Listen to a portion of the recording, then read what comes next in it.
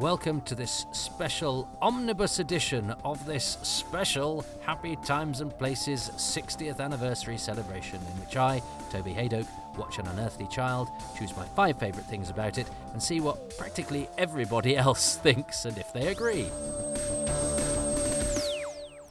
Now, normally, the guest will tell you what the story they have chosen is, but I've chosen the story this time. Well, the episode, the single episode, of course, the first episode of Doctor Who, as this podcast is released, broadcast 60 years ago exactly. You know what it is. It's An Unearthly Child. That's the introduction, but that's from me, which seems wrong, because we always start with a new voice, don't we, to herald it before you get my bloomin' monologue. So what can I do? Well, maybe it's the birthday, isn't it? So should we get some... How about if we try and get, I don't know, a birthday message from a companion from each era of Classic Who? Would that be a nice way to start? Yeah, that'd be a nice way to start. But I'm not going to be able to pull that off, am I? But isn't Doctor Who a show about pulling off the impossible? Hello, Peter Purvis here. I just want to wish all the listeners to the podcast Happy Times and Places, and to Doctor Who itself a very happy 60th birthday. I was lucky enough to work with William Hartnell 58 years ago, and I know none of us would have expected to be involved in such a celebration as this year. It's an amazing show. Happy times and places indeed. Hello, lovely people. Welcome to Happy Times and Places. And I hope you're going to enjoy talking to Toby.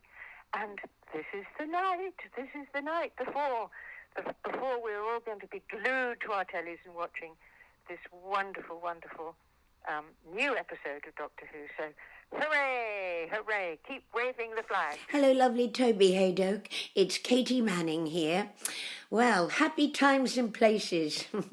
We've shared a few of those, haven't we, my darling? And I'm sure most of your listeners know that not only are you an incredible broadcaster, writer, actor, but you're also an amazing stand-up comedian, and I've seen a lot of your work, and you are brilliant. Happy times and places too with Doctor Who for me. Happy times, and many of them, but always in freezing cold places. And here we are, 60 years on, celebrating Doctor Who's long run, giving so much to so many, inspiring those to go into the arts and the sciences, and helping so many through difficult times. I am so grateful to have been part of this show, that I remember seeing an episode many years ago with William Hartnell, and I remember sitting down thinking, wow, this is a really cool show. And it still is, all these years later. It's a show that's been made constantly with total love and dedication from everyone involved. All the actors, all the technical people, well, what we used to call the producers and now the showrunners. And here we are, Russell T Davies is back again, and I know, giving it a big injection of Botox. Anyway, Toby, have a wonderful show, and hello to all your fabulous listeners. Big hugs, and let's have some more happy times in some wonderful places together again soon. Take care, my darling. Bye-bye. Wow, Doctor Who. It only seems like 5 minutes ago we were doing the 50th. And now it's the 60th. Anyway, love to everybody. Happy birthday, us. Hey, so proud to have been part of it. Hello, greetings to all the listeners of Happy Times and Places as we celebrate the 60th anniversary of the first episode of Classic Doctor Who. Well, isn't that exciting? So, happy birthday to the first Unearthly Child, Susan Foreman, from the second Unearthly Child, Adric, and all of you. Cheers. Bye. Hello, this is Nicola Bryant, and I'm saying welcome to Happy Times and Places with Toby Hadoke. How lovely that you are here. And happy birthday, Doctor Who. Now, Doctor, you can get a bus pass, and you won't need to take the TARDIS. You can travel for free on the Underground, and you won't need to worry if the TARDIS plays up. So I hope you'll enjoy that. And congratulations, you are now really old. Hello, all you merry listeners.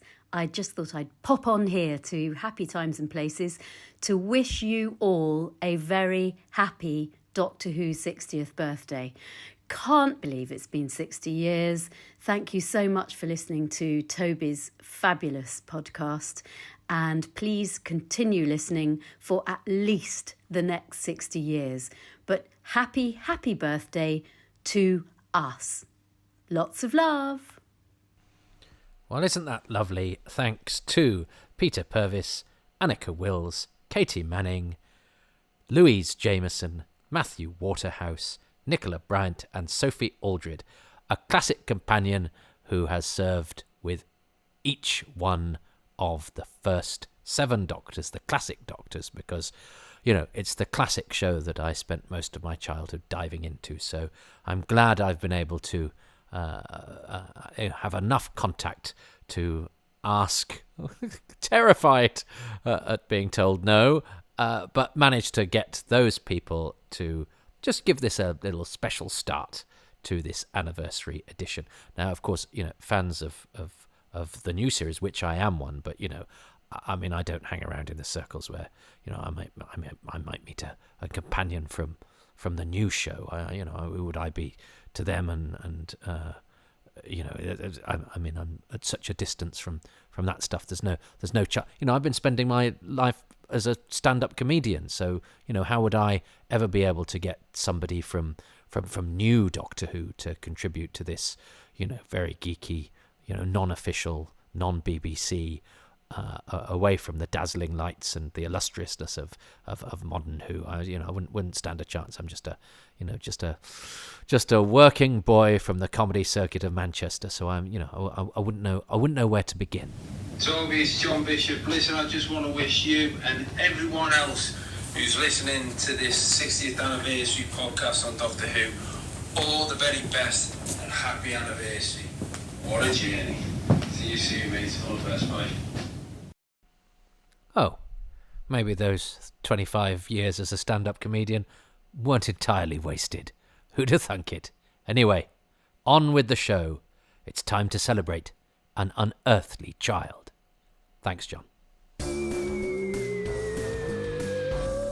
Well, thank you very much to all of those special guests who aren't the guests who have been watching An Unearthly Child for me. I just thought it would be nice if they said hello, so I asked around, which I still find a little bit terrifying. But anyway, I hope that was an enjoyable roster of folks to wish you all a happy Who Day, which is hopefully when you will be listening to this. I mean, it's almost when I'm recording it. I'd planned for my opening to be, well, I normally watch Doctor Who, An Unearthly Child, on the 23rd of November, actually at 5:15, and I'm doing it early for you guys in order to get this out on time. But actually, we had a visitor who I wasn't expecting tonight, so I made supper and was social and blah blah, and then had to do various home things as well. So it is now, as I record this, very nearly the 23rd of November. It's nowhere near 5:15, but by the time I finish recording this podcast, it will be the 23rd of November. So I suppose that's slightly better, that I will be partaking of it, or at least some of it, on the actual date itself. Depends how long this intro is, actually. If this intro goes on more than 3 minutes, I will just eat a little bit into the 23rd for my viewing of the episode. You don't know who the special guests are. Yes, there is more than one. I've sort of I wasn't sure what I was going to do with An Unearthly Child, but as the 60th approached, I thought, well, that's obviously going to be the episode to do. But how do I do it? Who do I get? Do I get somebody from Doctor Who? Then, of course, most people from Doctor Who don't necessarily know enough about An Unearthly Child. Do I get somebody who's been a guest before, or what? And anyway, you will hear who I've got. I think I've got an eclectic mix that is quite fun. So to introduce the show, I thought, well, let's get some people from Doctor Who who don't necessarily know the first episode. So anyway, there we go. This is my way of celebrating the 60th birthday of Doctor Who. It seems like only 10 minutes ago it was the 50th. On the 50th, I was at the XL Arena, or on my way to the XL Arena. No, I was at the XL Arena, interviewing people on stage, and God, I got to be in a green room with Tom Baker and Colin Baker, but chatting to me, all three of us, and there was somebody going around taking photos, and I was thinking in my head, take a photo of us, and they never did, so it'll have to be a memory. But wouldn't it be a nicer memory if I hadn't spent the whole thing going, I hope somebody preserves this for posterity? So there's a letter there, there's a lesson there. Live in the present, don't necessarily think about, but I need a memento of this for the future. That said, I'm glad that An Unearthly Child has been preserved for posterity, and in fact in more than one form. But we are going to be watching the first 25 minutes broadcast of Doctor Who. So we're not doing the pilot. I might do that for the 70th anniversary. Who knows? I've got that in my back pocket. Ha ha ha.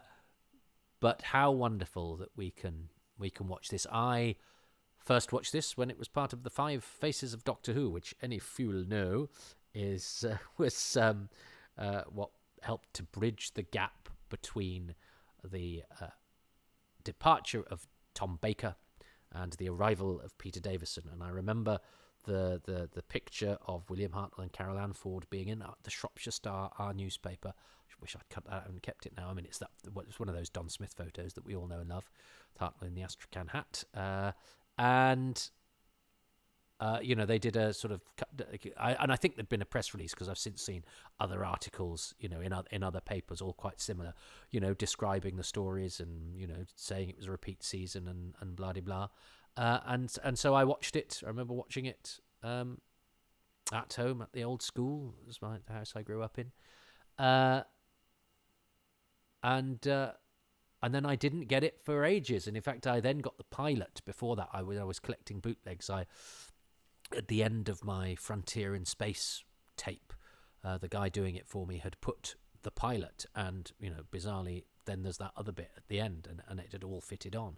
So I'd got both of those bits, which had made me realise I wasn't sure I knew it was the pilot initially, and I was like, oh, that's what that is. I hadn't asked for that, so that was a bonus surprise. So then, for ages, I wasn't that bothered about having An Unearthly Child, because, well, I'd seen it, I'd got the pilot, and I hadn't seen, Monster of Peladon or the Sea Devils or whatever. So I was busy getting ones I hadn't seen, even though I'd seen An Unearthly Child once ages and ages ago. And then I finally got it. I think I got it when B Sky B did that Doctor Who weekend, and a friend of my mum's, Sheila, bless her, without us asking, because I didn't know it was on, just used up all her spare tapes to tape the whole weekend for me. And I then replaced her tapes with new ones. But she just did that. She just put tape in, because she knew that her workmate's son loved Doctor Who and probably wouldn't have this thing. So that's how I got the B Sky B weekend and all of those black and white Hartnells, a lot of which I hadn't actually got. So that was really handy and nice for really beefed up my black and white collection. And she's dead now, bless her. I think I might even still have her original tape somewhere. And but then I've been watching it, obviously, I now watch it, every year. I try to watch it at 5:15. And I obviously have watched it over and over and over again for my Too Much Information podcast, in order to suck the minutiae out of it. And then I haven't seen it since then, and I started that a couple of years ago. So or apart from on the there's been an anniversary since when I've seen it.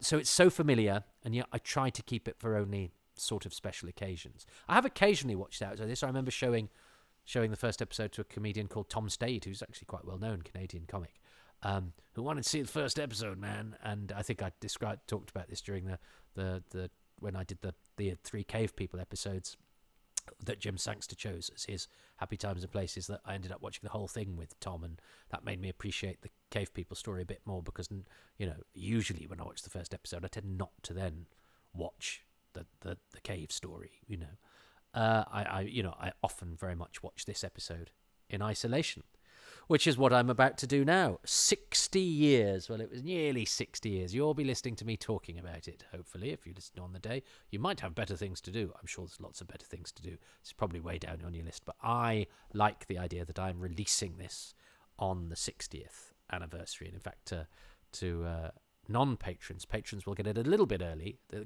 patrons will get it pretty much as soon as it's recorded. Non-patrons will get it. I'm going to see if I can release it at 16 minutes past 5. I'd love to release it 16 minutes past 5 in 20 seconds, but I don't think I can do that. So you can if you want to. I mean, you can't, because if I was really clever, what I'd do is I'd release it so that the commentary started at 16 minutes past 5 and all this nonsense beforehand played in before that. But I'm not going to do that. I'm going to release it at the same time as the episode itself dropped 60 years ago, which is extraordinary. And how lucky are we to have it? And how lucky are we, as we are soon going to discover, that the first episode of Doctor Who is a bit of a doozy.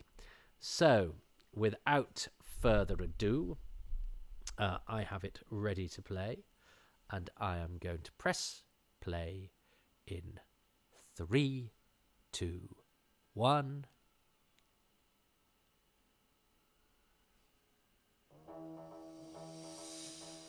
Well, this is the first time anybody saw this title sequence, and I think it's absolutely extraordinary. I mean, I said in Must Take My Doctor Who scarf when I was describing Doctor Who beginning, they just got everything right, and they did.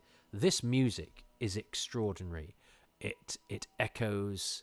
It is like the sort of, echoing void of time and space, and yet it is tuneful, yet discordant, And then here we have Reg Cranfield, who I don't know much about, but I know that in the latest Warp magazine, they found out some stuff about him, more than I could find out when I was doing it, when I was doing too much information. And Colin Rockhurst told me he'd found some stuff out, but I don't know yet because I haven't seen the magazine. So they've done a deep dive into the story. I was going to try and do a little bit for them, but I didn't have any luck with what I was looking for, and also I was swamped. But yes, Reg Cranfield, the first actor to ever appear in Doctor Who. He is not the guy who was the policeman in the pilot. Dear old Fred. Is it Fred Rawlings? It's not. Fred Rawlings was a character actor. And here we go through the gates, and the music carries on, which I had not realised until I sort of got this again on years later when I was collecting. It's not something I'd remembered from the first broadcast, but there are so many things that happened there that never happen again. The music the music does carry on in some of the Troughtons, actually, the music carries on over the opening action, but it doesn't carry on so that it gets into the it doesn't carry on quite as long as that. Never again in Doctor Who do we have a sort of camera going through mysteriously opening doors. And then, of course, that opening says, this is a police box, but the signal is through sound, and sound is so important in early Doctor Who that this is not just a police box. This is unusual. And so that is such a strange beginning. Here's Kenneth Williams' boy, who is Ian Wilson, later Richard Wilson. And the actor Richard Wilson is really called Ian Wilson, but it's not him, the Victor Meldrew, who also acted as Richard Alexander. But listen to my podcast, Far Too Much Information, where I'll tell you everything about the pupils of Coal Hill School. It's one of my proudest moments that I actually found out something about every single one of them. This is brilliantly written. I mean, and here's William Russell, who, as I record this, was 99 less than a week ago. I love Ian and Barbara. We love Ian and Barbara, don't we? Brilliantly conceived characters.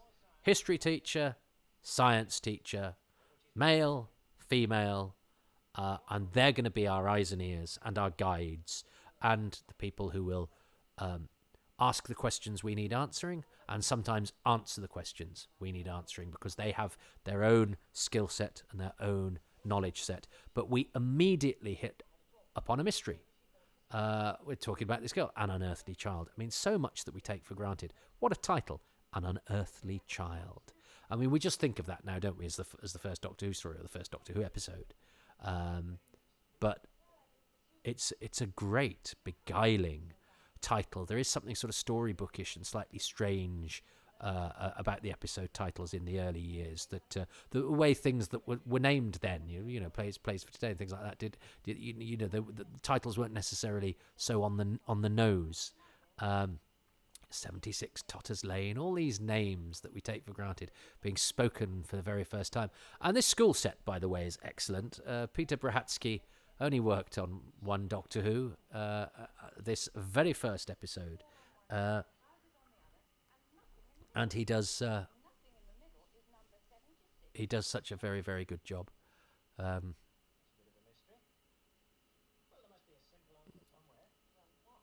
And it's having seen the development of this episode and what it could have been like. I mean, in one of the original draft scripts, Ian's a total prick.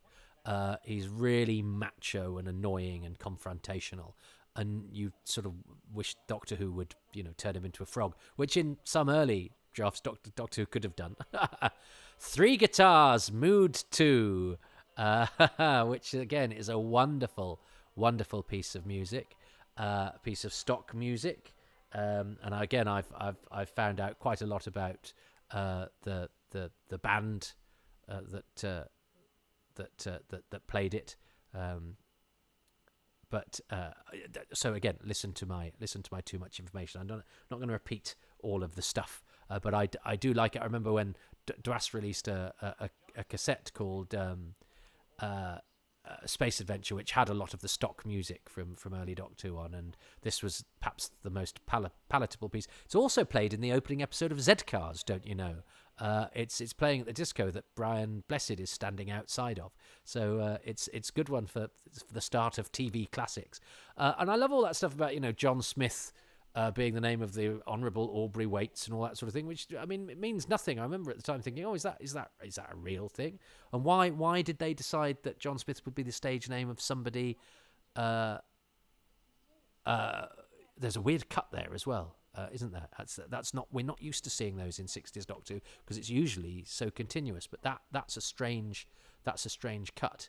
There's obviously been a break or a change, and she's great, isn't she? Her funny little dancing, and her strange misty-eyed sort of expression and the dancing that she was doing. Yeah, but I want to know about the Right Honourable Aubrey Waits, which of course makes him John Smith and the Common Men, which is a great name for a band, even though the Doctor Who Encyclopedia, to show that Doctor Who fans aren't necessarily that good at things outside of Doctor Who, thought it was called John Smith and the Coal Men, which doesn't mean... Reminds me of when I once told a journalist that my one-man show was called Moths Ate My Doctor Who Scarf, and they put it in the paper as Moths Saved My Doctor Who Scarf. And you go, why did you think that? That doesn't do it. And then I told another journalist, I said, it's Moths Ate My Doctor Who Scarf. And she said, Moths what? Moths ate my Doctor Who scarves. Well, they did what? And I went, well, what do moths eat? Just the fact that... And it's weird because nobody's ever had trouble with the title apart from journalists. I don't know what that says. But... yeah, and that track in on the French Revolution. I remember as a kid when I first watched it, that track in on the French Revolution and her going, oh no, that's wrong, is such a brilliant shorthand for saying she is a bit, she's a bit strange. And this is all clever. I remember thinking how brilliant this was when it's predicting the decimal system and telling it in flashback. It's such an economical way. And those close-ups of Carol Ann Ford, who has such a brilliant... She's so well cast because she has that strange sort of... She does have an alien, mysterious quality about her. I hope all these young people were happy that they'd been in Doctor Who. It's Brian Thomas behind Carol Ann there. And, Carol Clark leaning into shot there. She became a singer called Carol Friday. Again, it's all in my far too much information. But I think there's a wonderful alien quality to Carol Ann Ford. And I think those two flashbacks, one to a history class, one to a science class, that both just emphasise that this child is slightly weird, ahead of her. And and it's clever because they go, it's not that she's just ahead. She's massively ignorant of other things, as of course somebody from the future might be. Stuff that's really important to us will be totally forgotten in the future. And you know, it's really intelligently wrought. Space, weird, close up, and this is brilliantly shot. Waris Hussein is such a good director, and you know, he's with economy of camera. You've got one camera here, and he's pulling focus back and forth, and you know, this is all indoors. This set is fantastic. Peter Prohatsky's design work really is good, considering, you know, he was of legend, the one who couldn't give a monkeys. Well, he does good work, and I love it in black and white as well. I think it's so beautiful in black and white. I love the way that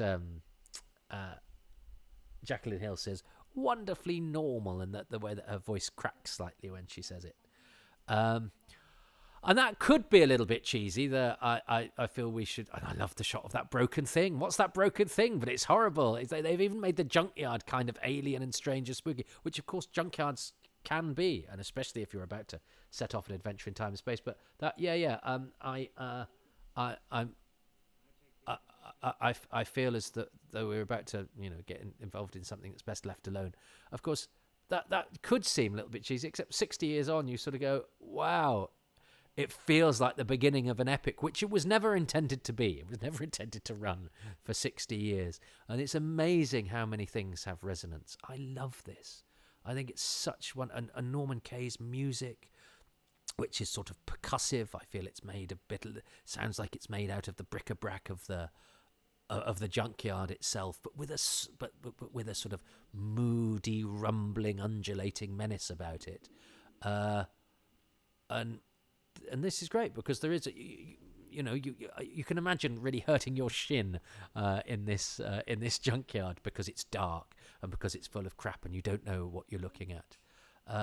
And you know, it's not a massive set, but look, it's got a little bit of nobody actually goes up that extra apart from that bit just to give this a little bit of extra height to that one part of the scene, so it feels like we're in a real place. And these two are great heroes, aren't they? And I love Waris Hussein's moving camera here. It's not always totally fluid, but I think what we gain, and again, this brilliant idea of they've gone. It's a TARDIS. It's a police box, but we have to emphasise that it's not just any old police box. It's got this hum. They feel it. It's alive. They have to, they walk all around. We sort of take the TARDIS for granted now, but it's actually rather an alien thing in this episode.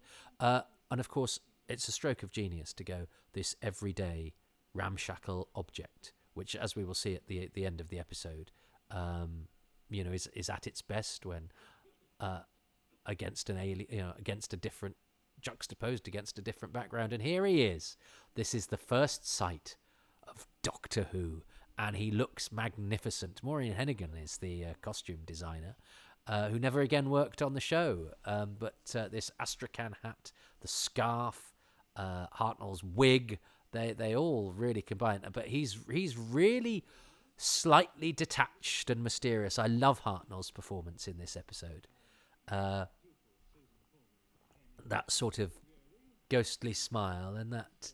The eyes darting around, and he has to do that quite difficult thing of talking to himself, going, one of them, not the police then, which is really hard, and again could be a little bit phony, but he does it very well, and you see his broken teeth here as well, and but he's actually quite amiable here, isn't he? He is quite sort of wizardy.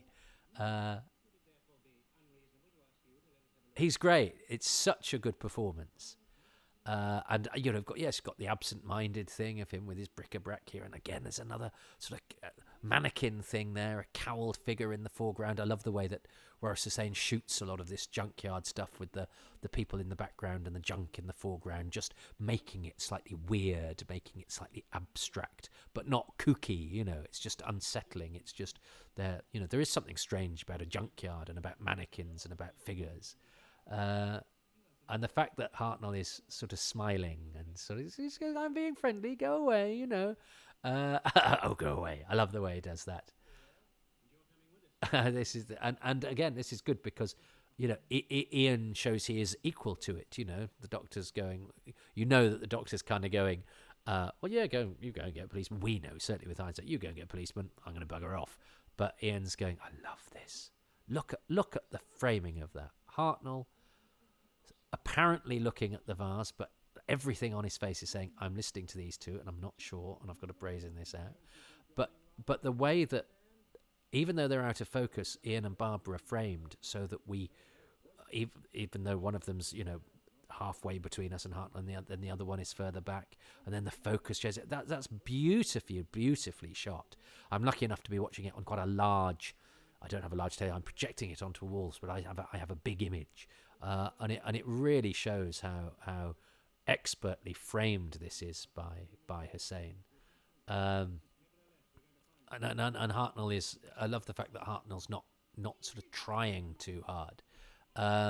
And here we have so that's the recording break. So where they have to get from one set to the other. It's a sort of a shame we come into Barbara when she's pretty much in. We don't actually get the full journey. There's if you examine it, there's a slight cut, but that I don't know. So we're missing fully entering. But never mind. This, I think this is Carol Ann Ford's own top, isn't it? She had a different top in the pilot, and this, I mean, it's. Again, we take the TARDIS sets over granted, but it seems massive, particularly in this episode, doesn't it? It takes up a lot of space, and of course, over the years, takes up different amounts of space depending on how much of the episode is going to be spent in it, and what the particular episode that week requires of studio floor space. But I love that, and I love it when the TARDIS has like a clock and a coat stand and a lectern and other bits and bobs, as you would in a room. It may be the control room, but if this is where they have to sit down and have a cup of coffee and do stuff, I miss in later TARDISes when there's not sort of furniture. I was brought up on the 80s TARDIS, where and Hartnell drops his scarf there, doesn't he? He looks great. But yeah, I love the fact that it's sort of it's dressed, and you can also see a bit of the light coming from the ceiling, which is quickly abandoned. But having a set with a ceiling was daring in those days. It was a hard build, that massive thing, which is why they abandoned it, the giant light. And I like the fact that they don't get too carried away or doing any sort of technical stuff. About the ship being inside and the outside, just saying, you could fit a television. Well, it's obviously not a television. They're actually physically in it, but he gives him a sort of abstract example. But that I knew you wouldn't understand, I think, is lovely. I think all of this stuff that they give the Doctor, it really feels like, even though they're a quartet and they're an important and well balanced quartet, the Doctor gets all of the best lines here. The point is not whether you understand what is going to happen to you, all of that stuff. And Hartnell, I think, does it beautifully. Time and relative dimension in space. And it's and as I say, they don't kind of get too carried away with the explanation. They give just enough. And there's no plot here other than introducing us to the characters and concept of the series, but it is so elegantly done.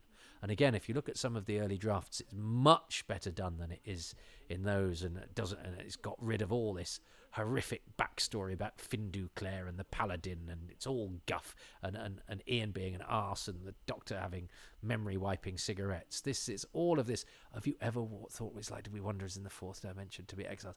Hartnell does that brilliantly. I love that line. I don't know why, because I have never thought what it's like to be wanderers without friends or protection. That's all you need to know.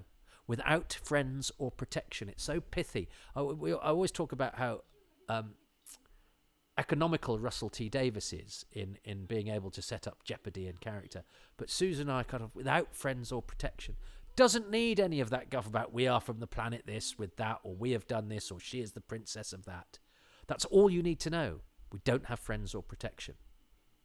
And he's fiercely protective of her, which is why he's being unreasonable, because it doesn't really make sense that he go, well, what? I could just let them go and we could bugger off. But he'd rather say, no, I'd rather take them with me so they don't tell anybody. You'd think, well, if you've gone, it doesn't matter, does it?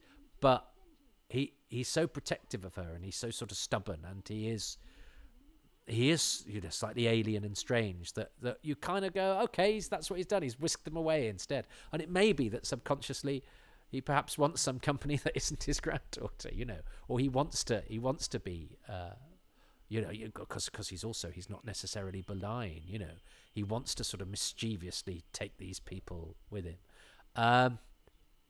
But it's good because he's not the hero really at the moment. He is the central figure. He is the lead for sure.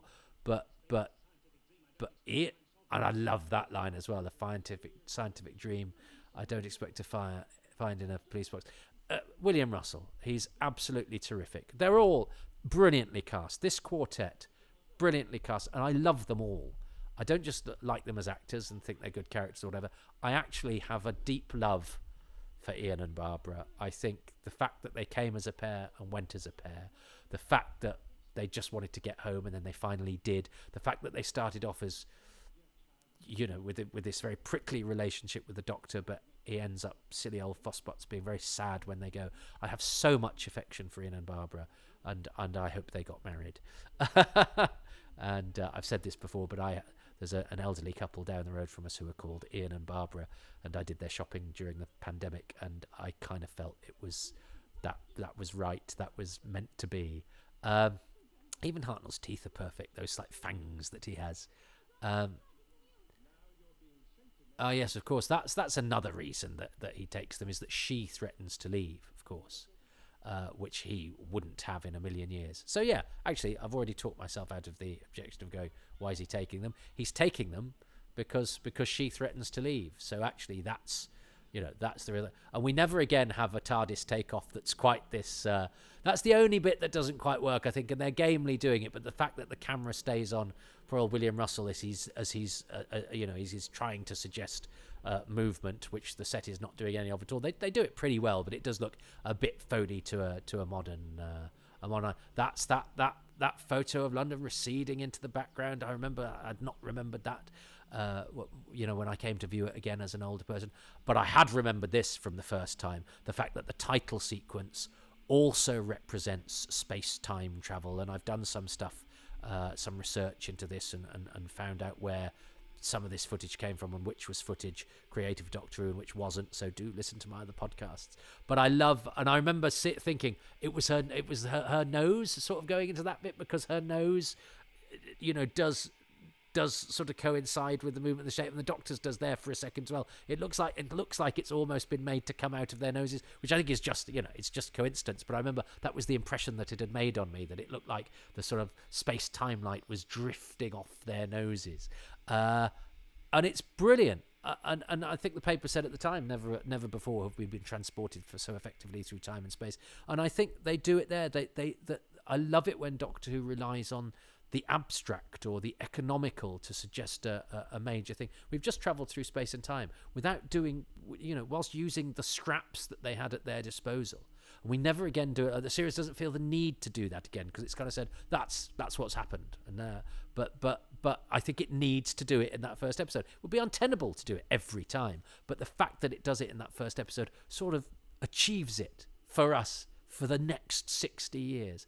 And is there a better image that sums up the whole of Doctor Who?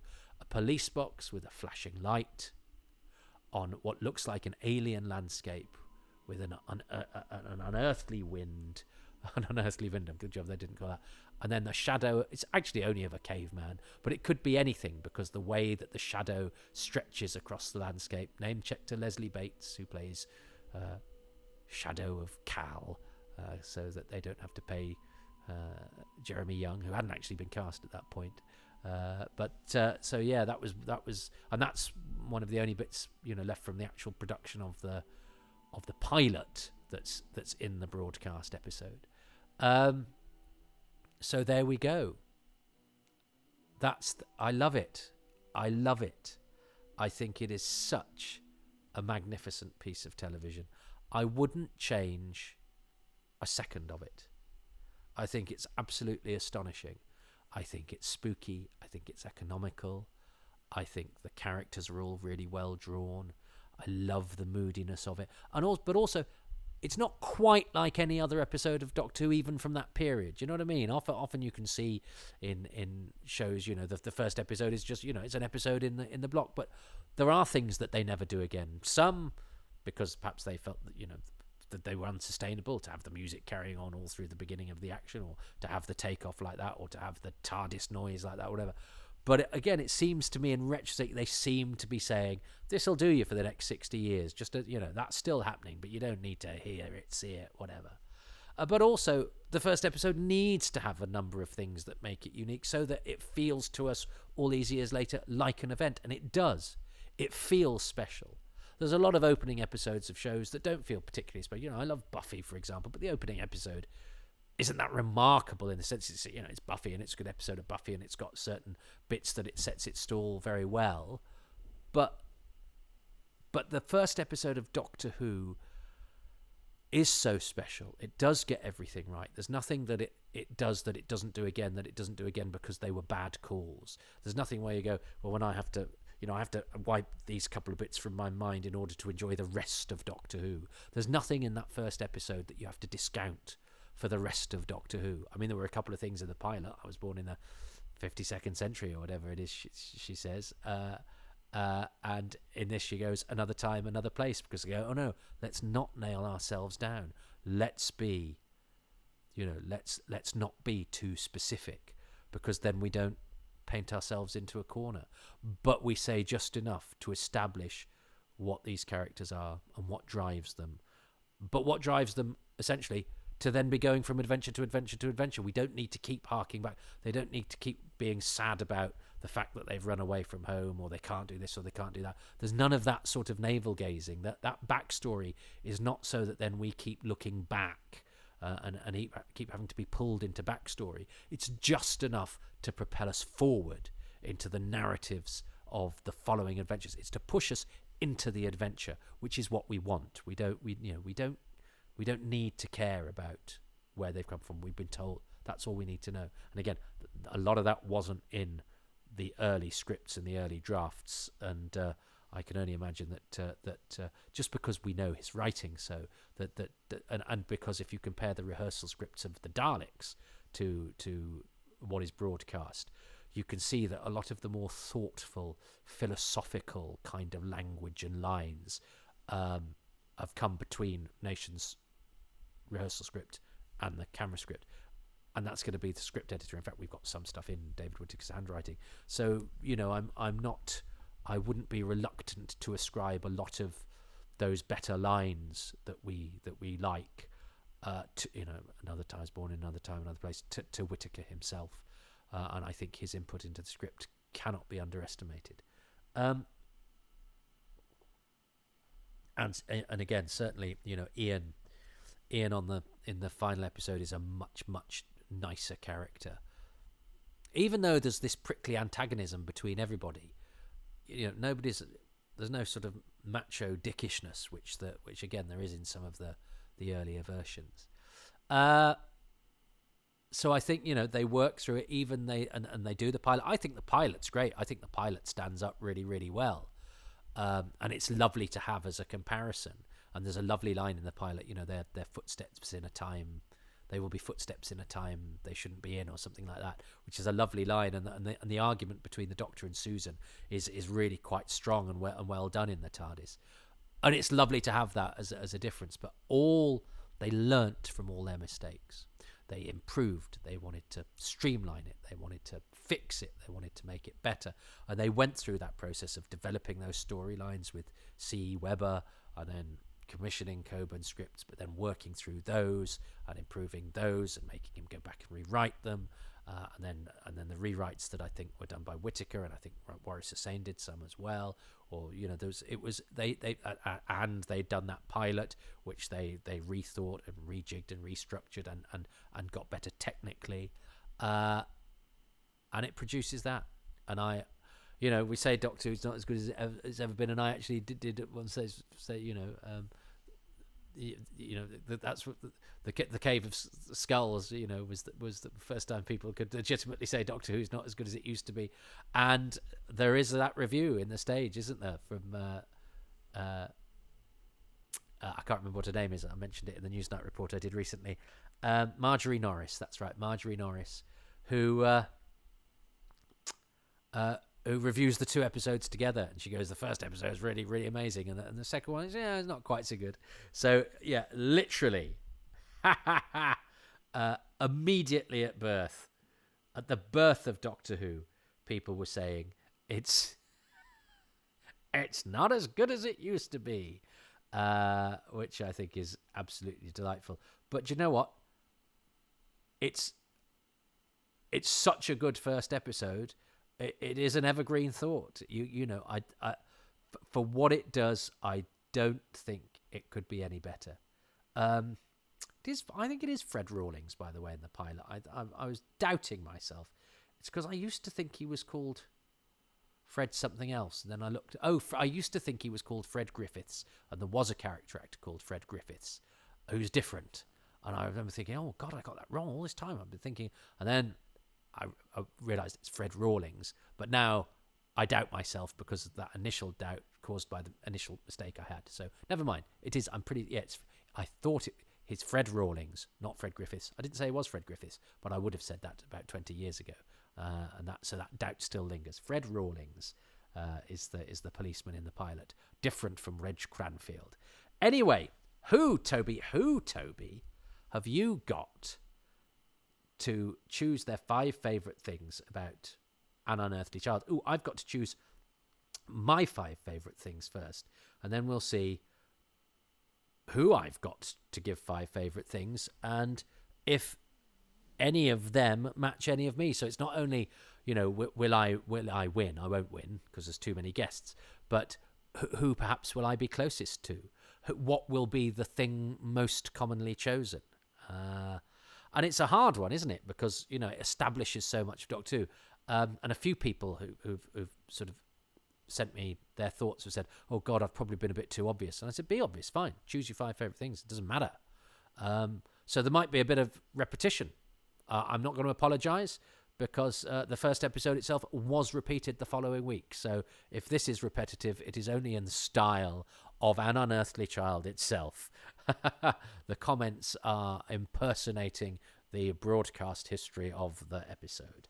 So I need to choose my 5 favourite things first. Oh, God. Well,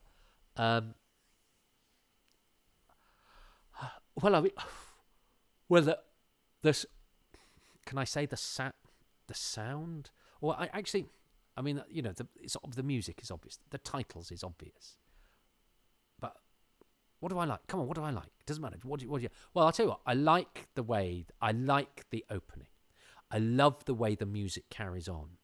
Now, of course, there's never been an episode of Doctor Who before, but we benefit from the fact that it doesn't really do that. Although I remember being weirded out the first time I watched episode 3 of The Underwater Menace, which was my first bootleg episode, and the music carries on into the action. I thought, oh God, did they used to do that in those days? And in fact, they don't. They didn't. They did sometimes, but not. It wasn't the house style necessarily. But if you were to watch in order, you might think, oh, they're establishing a house style. That the music carries on. If you watched the first episode and then The Underwater Menace Part 3, at that time, the earliest existing Troughton episode, you go, oh, yeah, did the music just carry on through the opening action every time? No, it didn't, is the answer. But nobody had seen the series then, so it wouldn't seem weird that the music carries on. But the fact that the show has lasted for 60 years, and we look back at that episode and go, oh, in the first episode, they let the music carry on all through the opening. So that gives this first episode a weird atmosphere of its own, especially as the music carries on, as a pair of gates open on their own, as if by magic. There's no magic in Doctor Who, and yet it gives it that sort of slightly strange fairy tale quality. It gives it that sense that we're at the start of a program that's going to last for 60 years, even though that's not what it meant at the time, and nobody could possibly have thought that at the time. But it helps us to feel like it was almost written in the stars that it would do that, because it feels like, and again, especially because of what we know has come afterwards, in that Doctor Who doesn't have doors that open on their own. There's usually a scientific explanation, or it's an all-powerful enemy who can make doors open and shut at will or whatever, but that still has a kind of sense within the show. These are magic doors that open to let the camera in, so that we are privy to whatever is within that junkyard that the policeman's just, picked out of the gloom for us with his torch. I am Foreman. Who was that? Oh. And I love the fact that we have names for people that we never see. And the fact that it then, goes into the TARDIS, and the TARDIS is this, natural shape for 1963, albeit not one that you'd find in a junkyard. And then it does that thing of going, oh, yeah, but listen, it's got a really weird sound. And that is the opening of the show. Here's a police box, but it's making a noise that police boxes don't make. And that's enough. And that's enough for it to say to the viewer, this is odd. This is an unusual situation that we've put a different spin on, which is totally Doctor Who. So I love that opening, and I don't like Doctor Who being magic. I don't like the bit in Ambassadors of Death, which is a story I adore, where the Doctor makes the tape disappear and says transmigration of objects. I don't want the Doctor to be able to actually do literal magic, if there's such a thing as literal. But I don't want us to believe that the Doctor has magic powers. But I love it when Doctor Who feels slightly magical, and that things like that those doors opening, that they give it that sort of fairy tale like quality that you can see where sort of Stephen Moffat got the feel of the sort of atmosphere he gave his early seasons, actually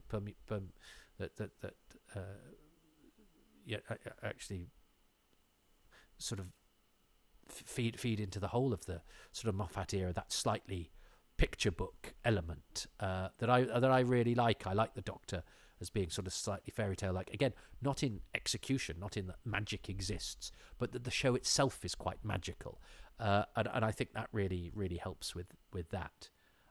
So yeah, that opening, which is the synthesis of, and let's not underestimate those opening titles, the music carrying on, even the bell in the background. It's the sound. Well, I might actually choose the sound as a separate thing, but the fact the music carries on, goes through the gates, that opening, beautiful, chef's kiss. Let's do the sound. I think the sound, I've said this before, is one of the unsung heroes of particularly 60s Doctor Who.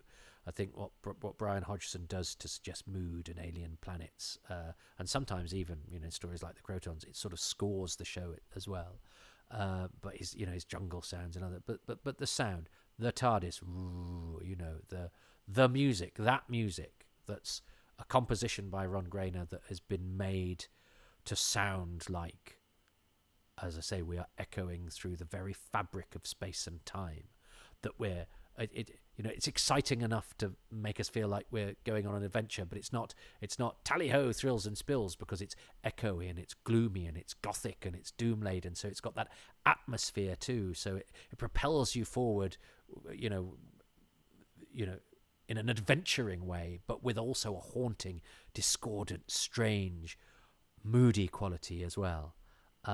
It's brilliant. But also Norman Kaye's incidental music, I think, is a fantastic score that really suits the rumbling menace, the strangeness, the discordance, the bric-a-brac nature of that first episode.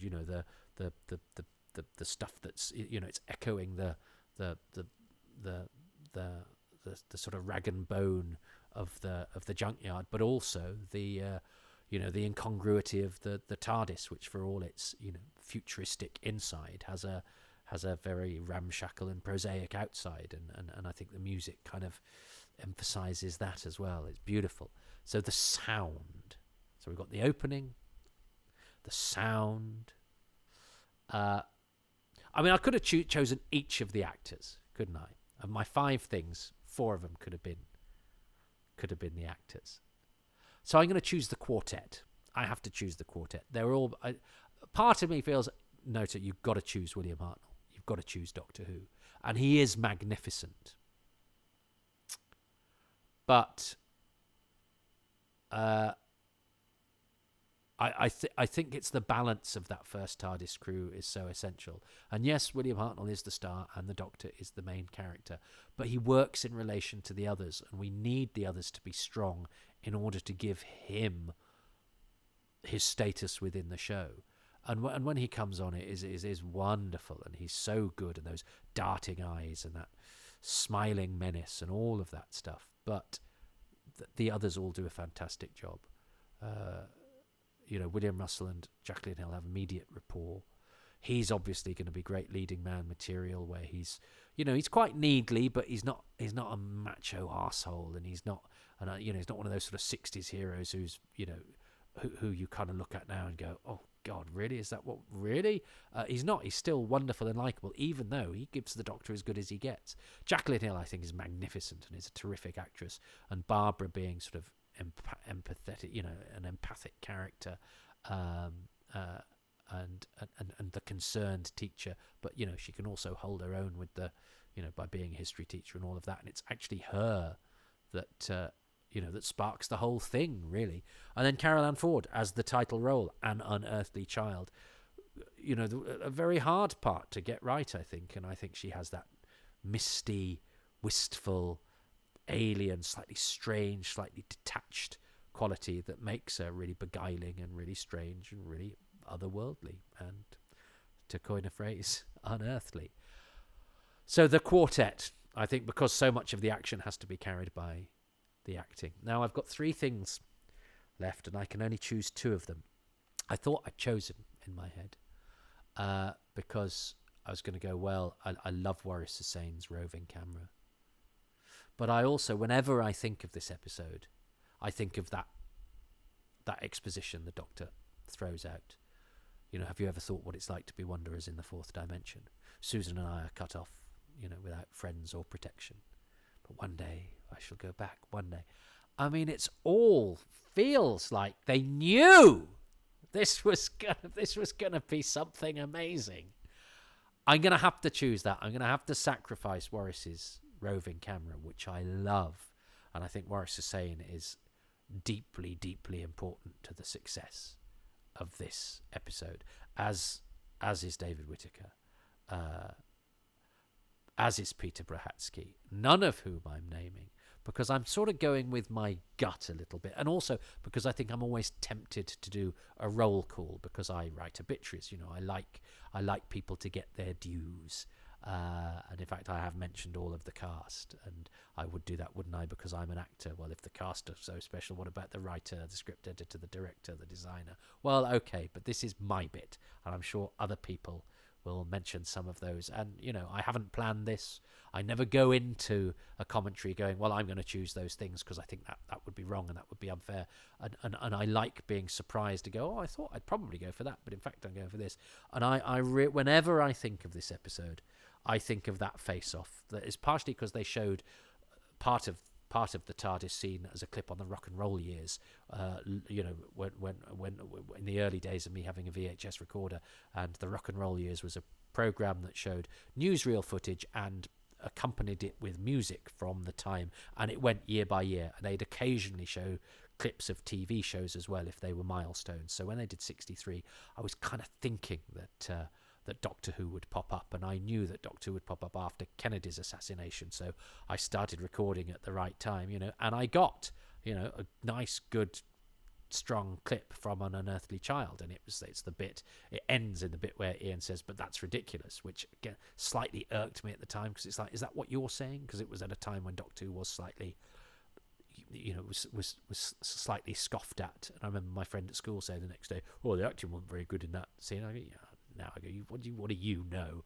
The acting's great, but it was when people were inclined to snark at Doctor Who. So I even thought the choice of where they cut the clip away was them subliminally taking the piss. But nonetheless, I had, God, I was so angry.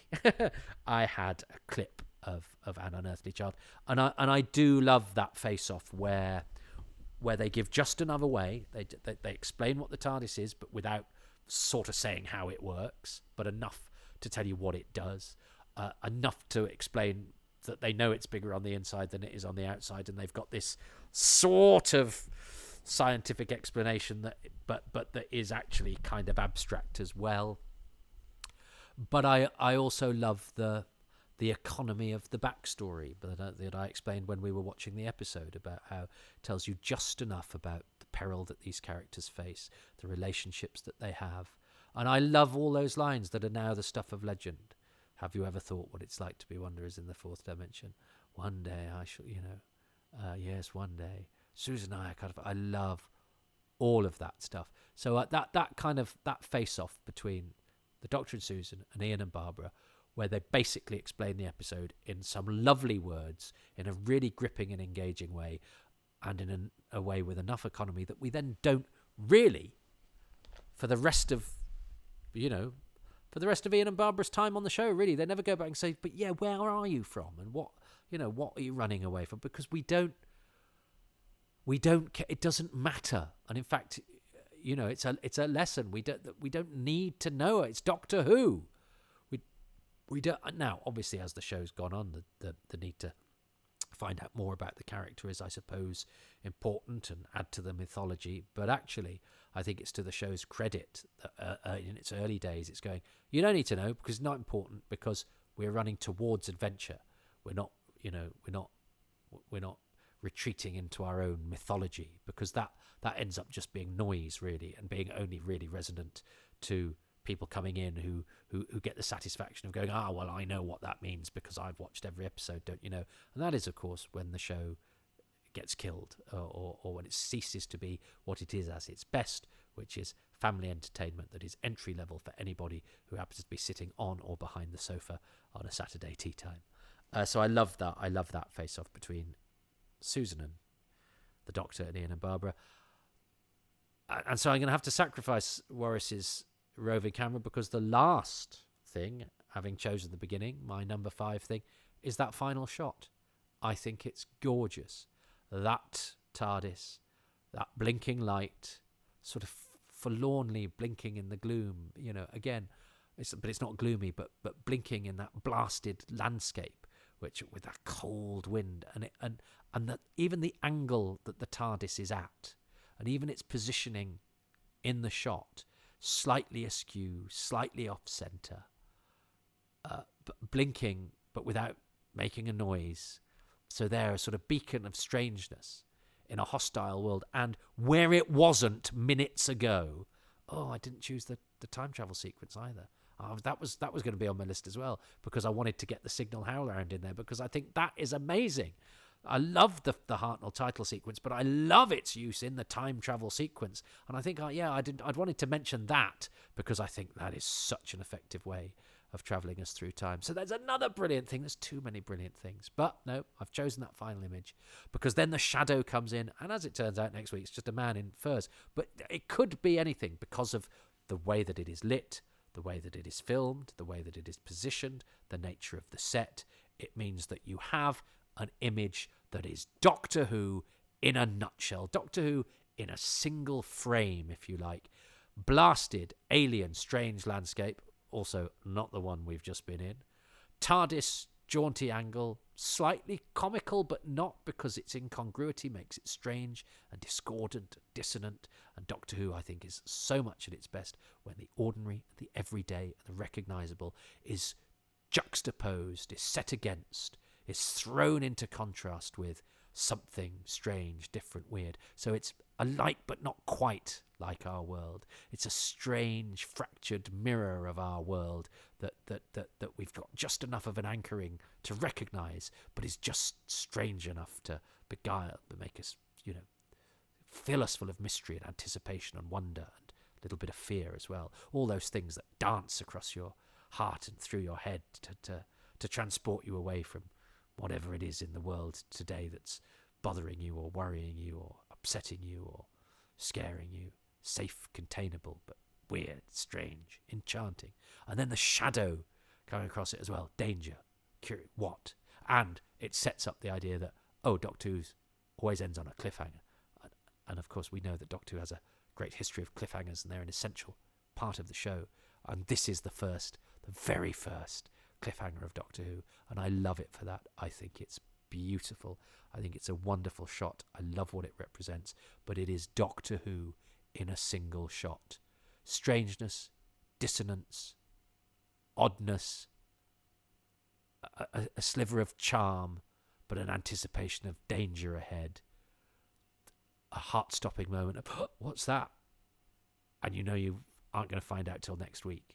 And it's going to dance in your head and fill you full of all sorts of questions and keep you engaged. Oh, yes. I love that cliffhanger. Yes, please. So, I have the opening and all of its strangeness and weirdness and the fact that it's unlike anything else, and yet it's so perfect for the first episode of Doctor Who. I have the sound, which I think has to include the music and what the Radiophonic Workshop and Delia Derbyshire did with Ron Grainer's theme, but also Norman Kaye's music, but also, crucially, Brian Hodgson's superb radiophonic weirdness noises, including the TARDIS takeoff, which is a work of genius. That quartet, I've cheated with the actors, I've chosen them all. But that is because the episode works on that. You know, I'd love to have chosen just Hartnell, but he's not in it for the first 12 minutes. That in itself is also brilliant because it builds up the mystery. The show's called Doctor Who. Well, oh, okay. He's the last person, he's the last speaking character to appear in the episode. That scene, I think that TARDIS scene is brilliant. There's so many choice and wonderful lines. I didn't expect free movement in time and space to be secret I find in a junkyard or whatever. Beautiful. And that last shot. I could have chosen any other number of things. Waris Hussein's roving camera, Peter Brahatsky's superb design, that brilliant, massive TARDIS interior with all its set dressing. The very concept of the unearthly child leading the teachers into the adventure. You know, that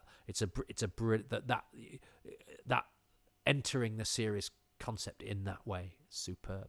That time travel sequence with the only time ever where the title sequence becomes part of the travelling through time and through sort of abstract images, we as a viewership are transported through space and time in that way for the first and only time.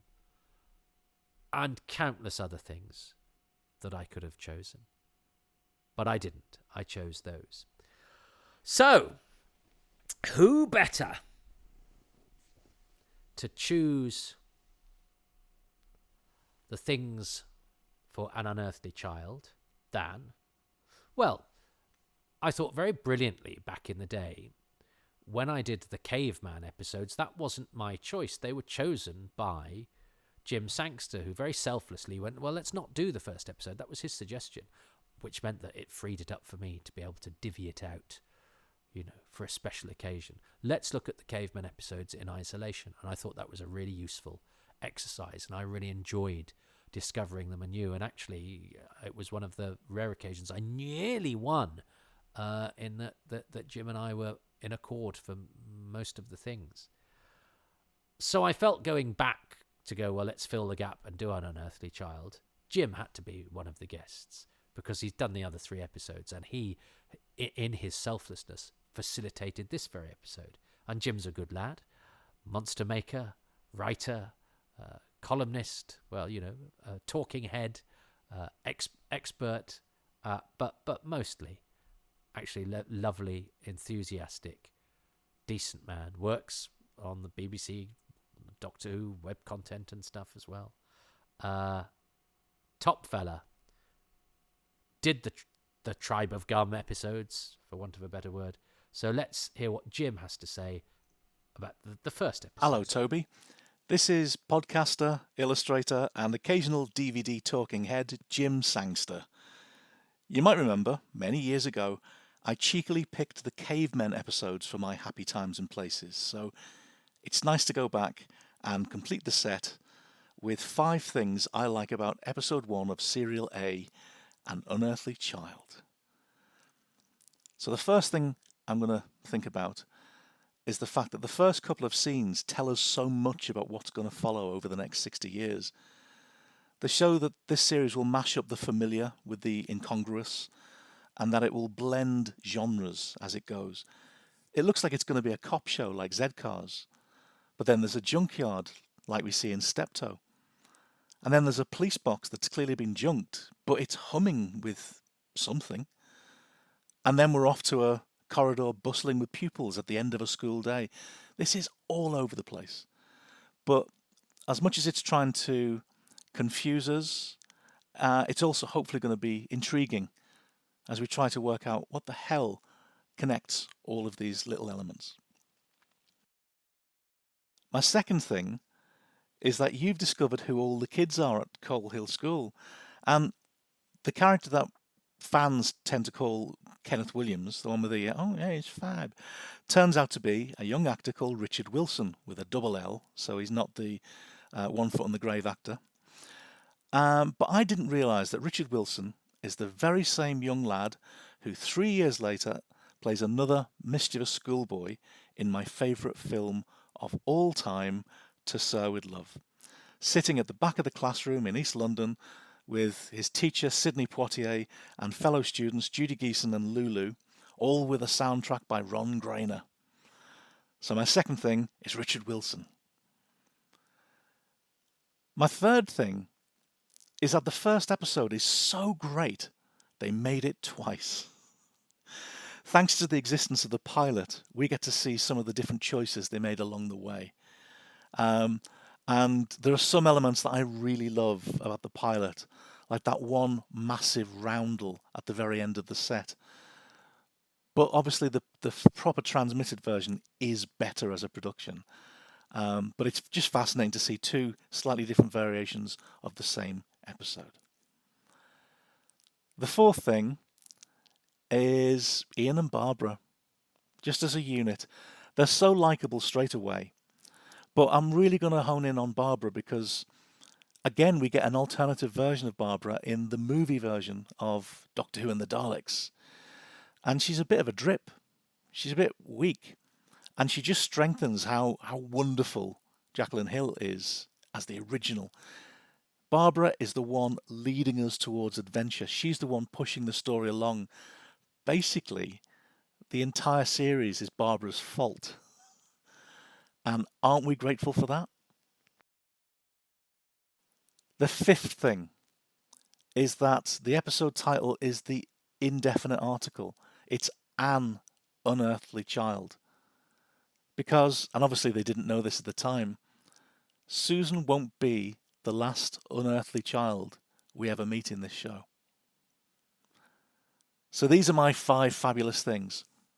As you know, I'm a co-producer for the Doctor Who Literature podcast, and we've got lots of exciting editions on the way, including our own milestone, which is when we hit book number 100, The Two Doctors. So do listen into that one, and hope to see you very soon. Bye. Oh, I love Jim. Now it's normal with these. Well, what I normally do is I'll stop after each thing and go, oh yes, well I agree or I disagree or whatever. And I didn't with that because I thought, well, we've got a few guests this time, and if I do that for everyone, and also because I think a few guests will choose the same thing, so I don't want to stop every time someone says William Hart and go, oh yes, I agree or whatever. But actually, each one of Jim's is worth considering. I love the fact that he invoked Zcars and Steptoe and other programs because I hadn't really thought of it in that way. But of course it has those echoes as well, and of course Ron Grainer did the music for Steptoe. Zcars, that first episode, has 3 guitars moved too. But you know, Jim sums up sort of what I said about that last image about you know, taking familiar things and twisting them and making them slightly strange or refracted or you know, abstractions of normality. And Doctor Who, the Yeti on the loo in Tooting Bec, you know, the throwing the everyday into some sort of cosmic turmoil, which is its beauty, but also it means that it is slightly homespun as well, which is again part of its appeal. Not, I don't mean you know, oh, it has poor production values, therefore we patronisingly like it. I don't buy that at all. But it does deliberately root itself in, you know, by having a ramshackle police box as the spaceship. It kind of says, you know, we are deliberately rooting ourselves not in the cheap, but in the charming and in the and again in the incongruous, and I love that. I love the fact that he chose Richard Wilson. We didn't know Richard Wilson was with 2 L's. I got that wrong, I think, in the thing, didn't I? Is that Richard Wilson is called Ian Wilson. Richard Wilson, Victor Meldrew, is really called Ian Wilson, and he had to change his name to Richard Wilson because there was an Ian. Let's not get into that. Anyway, but Richard Wilson, who plays the schoolboy, is double L, but he's not double L in the paperwork for An Unearthly Child. He's Richard Wilson. So if we hadn't got to that early, somebody would have written a book in which it says, and the guy who played Victor Meldrew, because that's already done with other Doctor Who actors like David Anderson, who even Doctor Who magazine relatively recently said that David Anderson from the Aztecs and the Time Meddler is the same as the Scottish actor David Anderson, and he can't be. In minutes checking would tell you that. But IMDb is now convinced of that as well. It's not true. But anyway, fortunately, nobody's ever written a book saying that Richard Wilson, Victor Meldrew, was in the first episode of Doctor Who. But when I was researching the school kids, he was one of 2 initially that I couldn't find. And I put that podcast out to, I think I had 75 patrons at that time, because I'm very much a niche market. And one of those 75 people, Rick Byatt, who is a policeman who I'd met before once when he'd stopped me in the street, got out of his police car and said, just want to thank you for your Doctor Who DVD things. I'm like, what? You've made my Christmas. It was just after my last gig before Christmas. He got in touch and said, oh no, the reason you haven't found that Richard Wilson is because it's double L. And I know this because my partner's in-laws know his wife or his widow, and so then I was put in touch with Sue, Richard Wilson's widow, and now I know everything about Richard. Although, as I say, I think I fouled it up in that description. He was never known as Ian Wilson. He was Richard Wilson, but then he became Richard Alexander when our Richard Wilson, who's originally called Ian Wilson, had become Richard Wilson. So then, when Richard Wilson from Doctor Who started getting credited in stuff. He is, I think, in To Sir with Love. Is he double L in that? But then he became Richard Alexander. But anyway, he's in To Sir with Love, which I don't know as well at all. But Jim does. But Jim didn't know that Richard Wilson was in To Sir with Love, and playing a schoolboy. Well, he explained it all there. But I love that, and the fact that came actually from this set of podcasts, which I love. I'm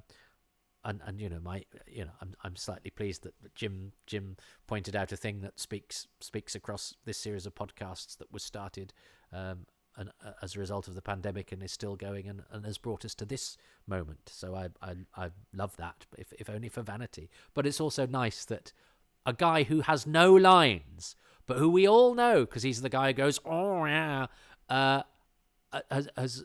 been part of my quest to find out stuff about Doctor Who, and was a dead end who, as a result of these podcasts, was a dead end I solved because of one of 75 people who were listening to who could listen to it, because it was a podcast I only released for patrons at that time, was actually somebody who had the answer to that question. And then since I found the last one as well, it was Mavis Ranson, who's one of the blonde girls in the background.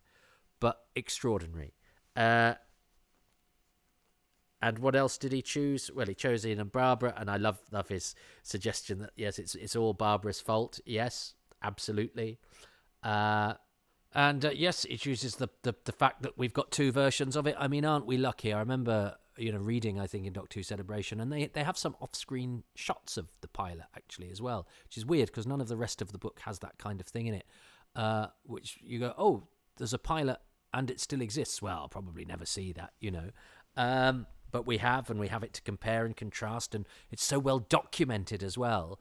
And yet there's so much. I mean, even, when I went back to it to take it apart minute by minute for too much information, and like when you can spot that cut here and this bit there, and you can compare and contrast the two, and there's so much. And I never get bored, even though there's actually not that much to look at, not that many people in it, and it's a school, a junkyard, and the TARDIS, and yet there's so much that we can dive into, and that we have those two versions, and those two versions tell us about how the show was developed, and we can actually see. We don't have to guess. There is still lots of stuff to guess, and that's exciting too. But the fact that they made it twice, the fact that even this extraordinary show didn't just have a straightforward beginning, it had one that went through development, went through changes, and that they were bothered about enough to make sure that if they didn't get it right first time, they had two first times, and that then for us as historians and fans and people interested in how the show develops is a beautiful thing. And I've never thought about that. This is why I love doing this. But what a choice. An Unearthly Child. And I love things like, I love that Gulliver in The Mind Robber is a stranger. I love that Pat Gorman in The Invisible Enemy is a medic, because it is like a dramatis personae in an old play text, a doctor, a peasant, or whatever. And it just makes it feel slightly more grand, but also slightly more formal, and therefore slightly more detached. And as Jim said, I hadn't thought of it along these lines. As Jim points out, well, we will meet other Unearthly Child, and The Unearthly Child wouldn't be as good a title. It wouldn't be quite so strange. It wouldn't be quite so mysterious or beguiling, or dare I say, or literary, if you like. An Unearthly Child. The indefinite article is actually the making of it, and I'd never really considered that before. So that is why Jim is chef's kiss. That is why I love doing this podcast. And that is why Doctor Who is the gift that keeps on giving, because it can give with somebody pointing out something that has been under my nose for 49 years that is so innocuous as to almost be inconsequential, and yet actually is the difference between it being a good title and it being a bloody extraordinary one. And it's Anne instead of the good one, Jim. So who better to have gone through An Unearthly Child with us than Jim Sangster, who's now completing the jigsaw of the first four-parter, the first full story of Doctor Who. Well, nobody better, but it's a special occasion, so we can't just have one person, can we? And this podcast has had several episodes now. I think for patrons, I've just recorded the 79th story. This episode isn't going to have an episode number. It's just a bonus, so I can just slot it into the schedule. Because even numbering your podcasts can get you into all sorts of trouble and make things very, very confusing. So I'm not doing that. This is the 60th anniversary special. You can give it your own production code. Special cutaway. But these podcasts started during the pandemic, and I asked, mates of mine, I asked people that, I thought could lend it some credibility, but, who were also chums who I thought would do it and not tell me to get lost. And actually, since this next person, who did the very first one to go out, I think my friend Chris Boyle did the first one I recorded, but then I think I swap the order when I put them out. I think I did when I put them out actually for public consumption. Maybe not. Maybe Chris and Day of the Daleks were first. I can't remember. And it's my own podcast. It is terrible. I think how come I'm expected to chronicle a television show I wasn't in when I can't even chronicle a podcast I've done everything for? But anyway, Tom Burgess and the Sontaran Experiment were very early, if not the first, entries into Happy Times and Places, this podcast, what you are listening to right now. And he since then, in fact, last night, as I record this, he did his own Doctor Who show. So I've just checked. No, the second Happy Times and Places was the Sontaran Experiment with Tom Burgess. I think maybe it was the first one I put out on video on YouTube because it was only a 2-parter. Anyway, who cares? It doesn't matter. You're just listening to this. You don't care how it balances out in terms of my podcast. I'm trying to make everything have a cause and reason. Why? It doesn't mean it's because I'm a Doctor Who fan and I need everything to fit into certain places and to have patterns. But Tom was a comic then and is a comic now, but he's since done his Doctor Who show with his character Peter Fleming, who is an old BBC producer, most of whose programmes have been lost.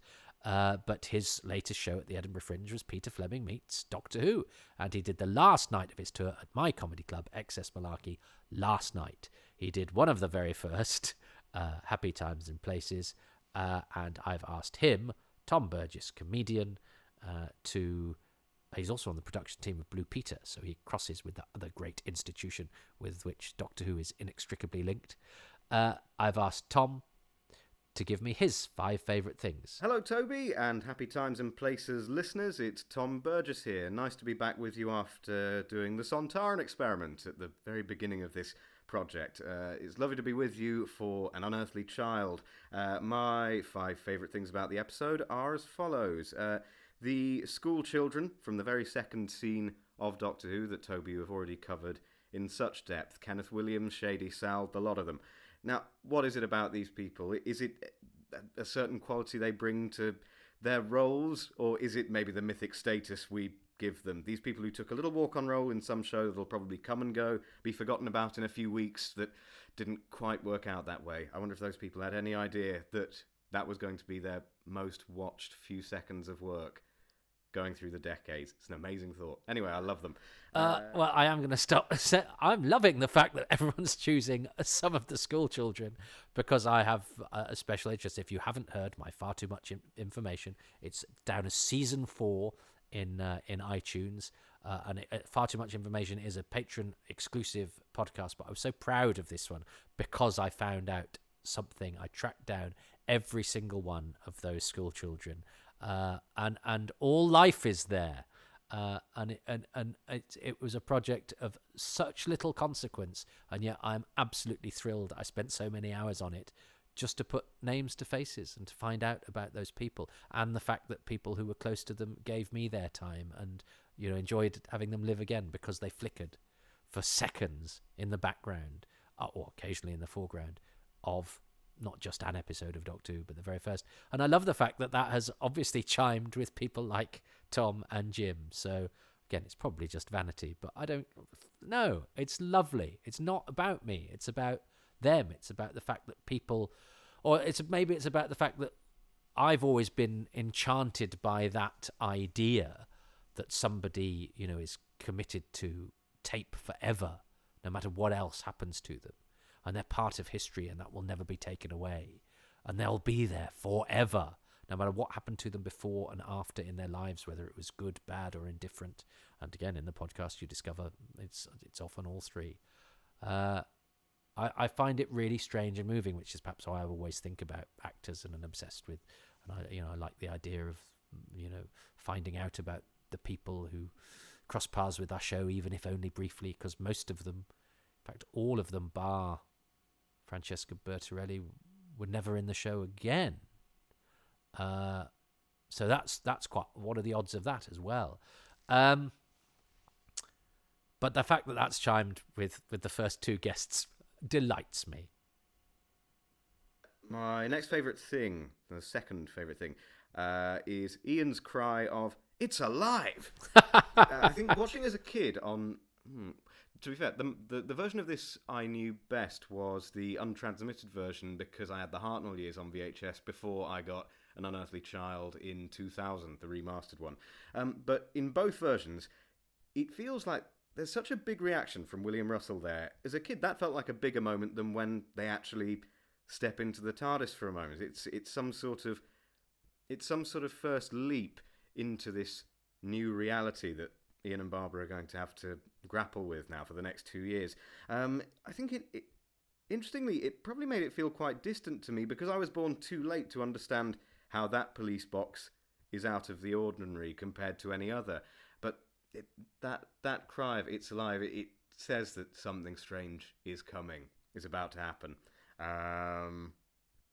My third favourite thing is a nice telly geek one. My third favourite thing is the as live setup that we see playing out over the course of this episode. I think the info text on the DVD is very good for drawing attention to this, and I think it's what first did it for me. The transition from Ian and Barbara talking to Susan in the classroom, saying goodnight, then them discussing her. So Susan reads the book about the French Revolution to give Ian and Barbara enough time to cross to the car set. The camera then dissolves and cuts between them and Susan back on the classroom set, those flashbacks happening in real time, then cuts back to Ian and Barbara for a slightly longer chat, which gives Carol Ann Ford enough time to put her coat on and head through the junkyard set. And that whole mystery that's lasted for weeks in Ian and Barbara's head, and it's played out in just a couple of minutes in Lime Grove Studio D. It's so theatrical. And I don't think there's any episode of Doctor Who that hammers home to me just how up against it that cast and crew were. The enormity of their achievement week upon week. There's a joke about it in my live show that I do as Peter Fleming, my comedy character. He's doing a show all about Doctor Who all of this year.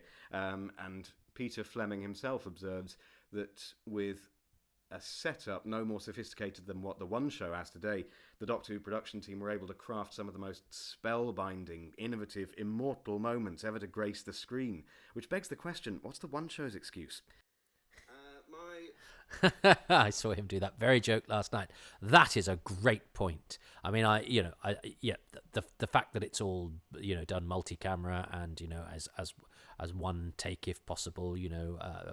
Recording breaks were few and far between. There is actually, as I say, that weird cut in the episode where in the scene with Susan and Barbara, but that's unusual. But yeah, those sequences are artfully crafted in order to make sure that they could do all the practical things and explain the backstory with the available cast, but one half of the cast were only available in one part of the set, whilst the other one had to be available in the other, and there had to be time to reposition and change and blah, blah, blah.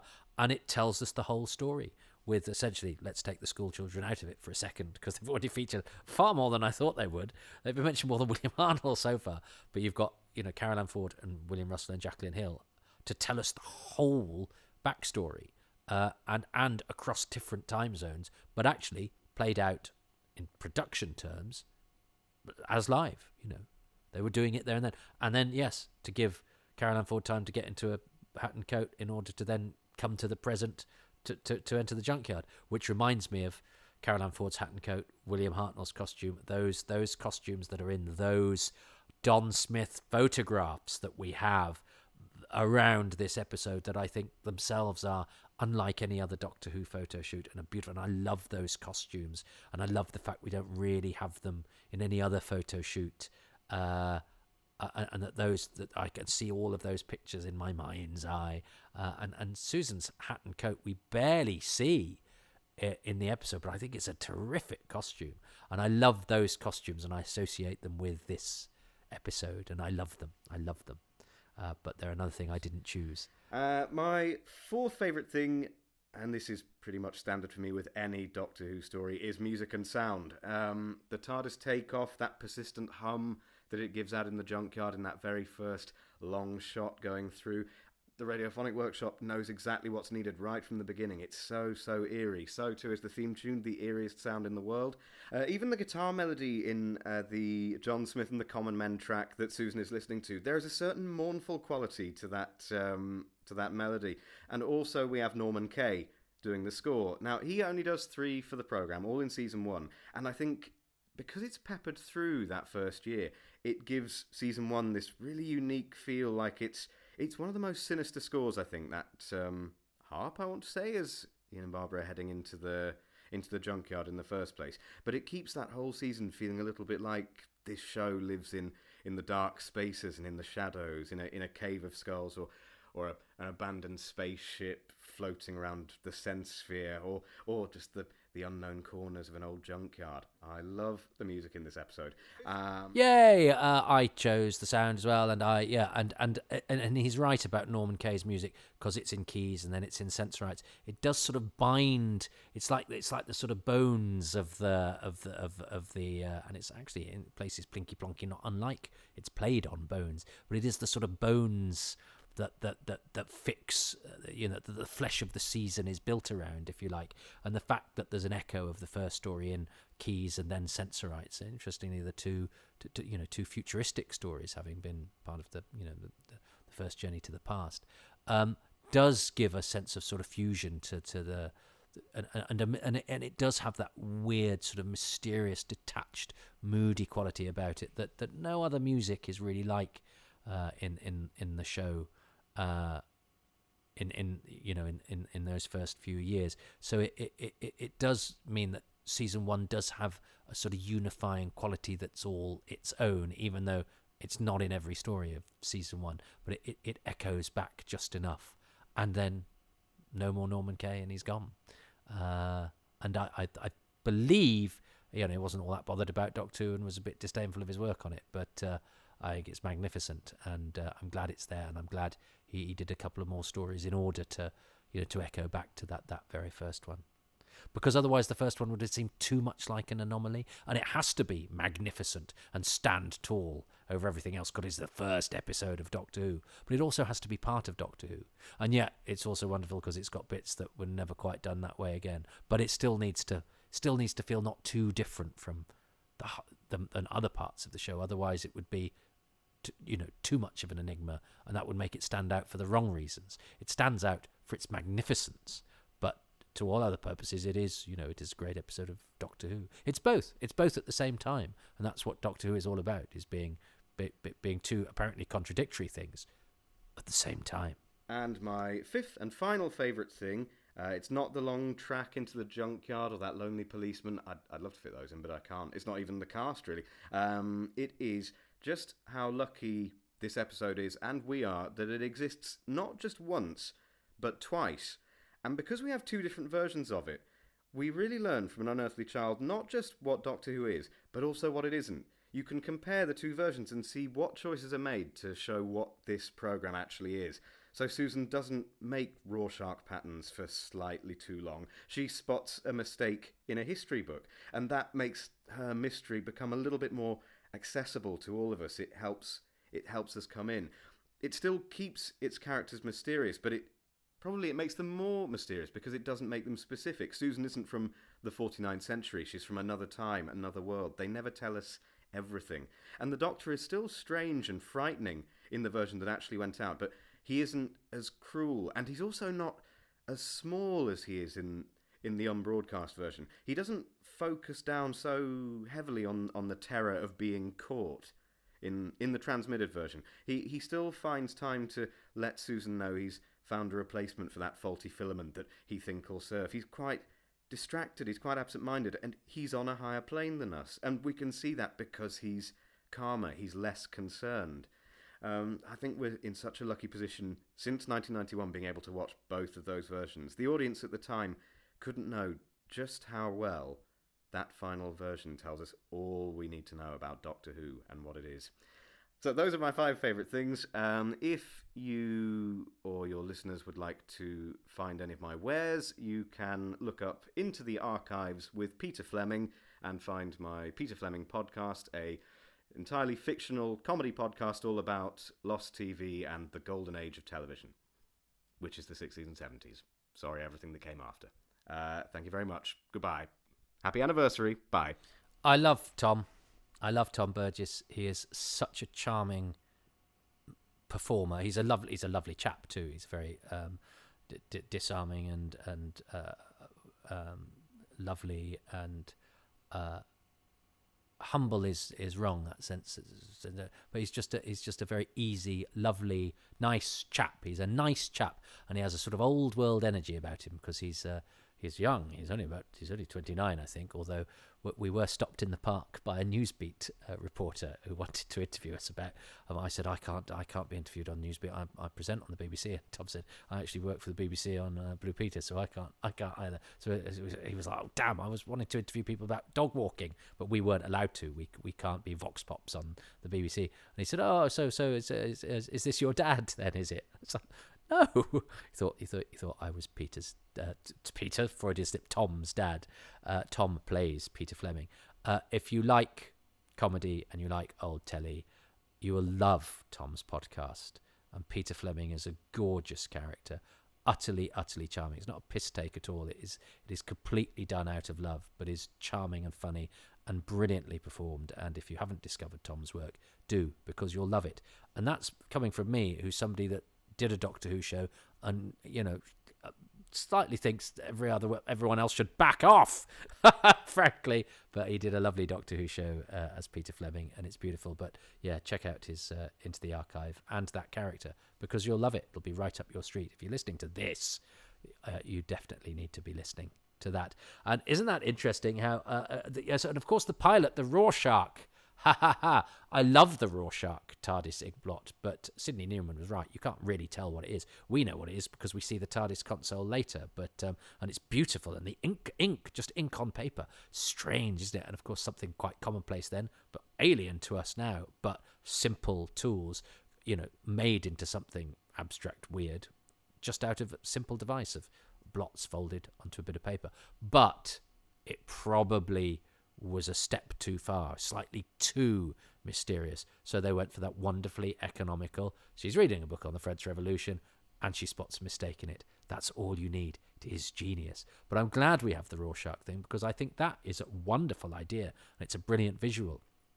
And they abandoned it, and it's never been in Doctor Who, but we can still see it and enjoy it. That's because we have the pilot, which has been chosen twice by Jim and by Tom, and wasn't chosen by me, as have the school children, which have been chosen. And neither of them have chosen William Hartnell. So at the moment, William Hartnell, Doctor Who, has scored less than the schoolboy who goes, and the episode that was never broadcast. You see, and people thought this was going to be repetitive. I thought everyone would choose William Hartnell. And he deserves to be chosen by everybody. But also, isn't it wonderful that he hasn't been? Because he's still always going to be the first Doctor Who, and he's still always going to be brilliant. But for the purposes of this podcast, some people are looking in slightly different directions. And I'm fine with that. Now then, who's next? Well, look, I mean, I'm getting Doctor Who fans to tell me their favourite things about the first episode of Doctor Who. So I should get, if we're talking about the original, you might say, I should get one of the original Doctor Who fans, shouldn't I? He did such a good job on the Happy Times and Places for Marco Polo, and he's such an erudite man, and he wrote the Bible on the first few years of the show, called The Early Years. He is J. Jeremy Bentham. He's an interesting, educated, charming, old school, old school in the best possible way. I've a lot of time for this man. I don't really know him that well. He wears it very lightly.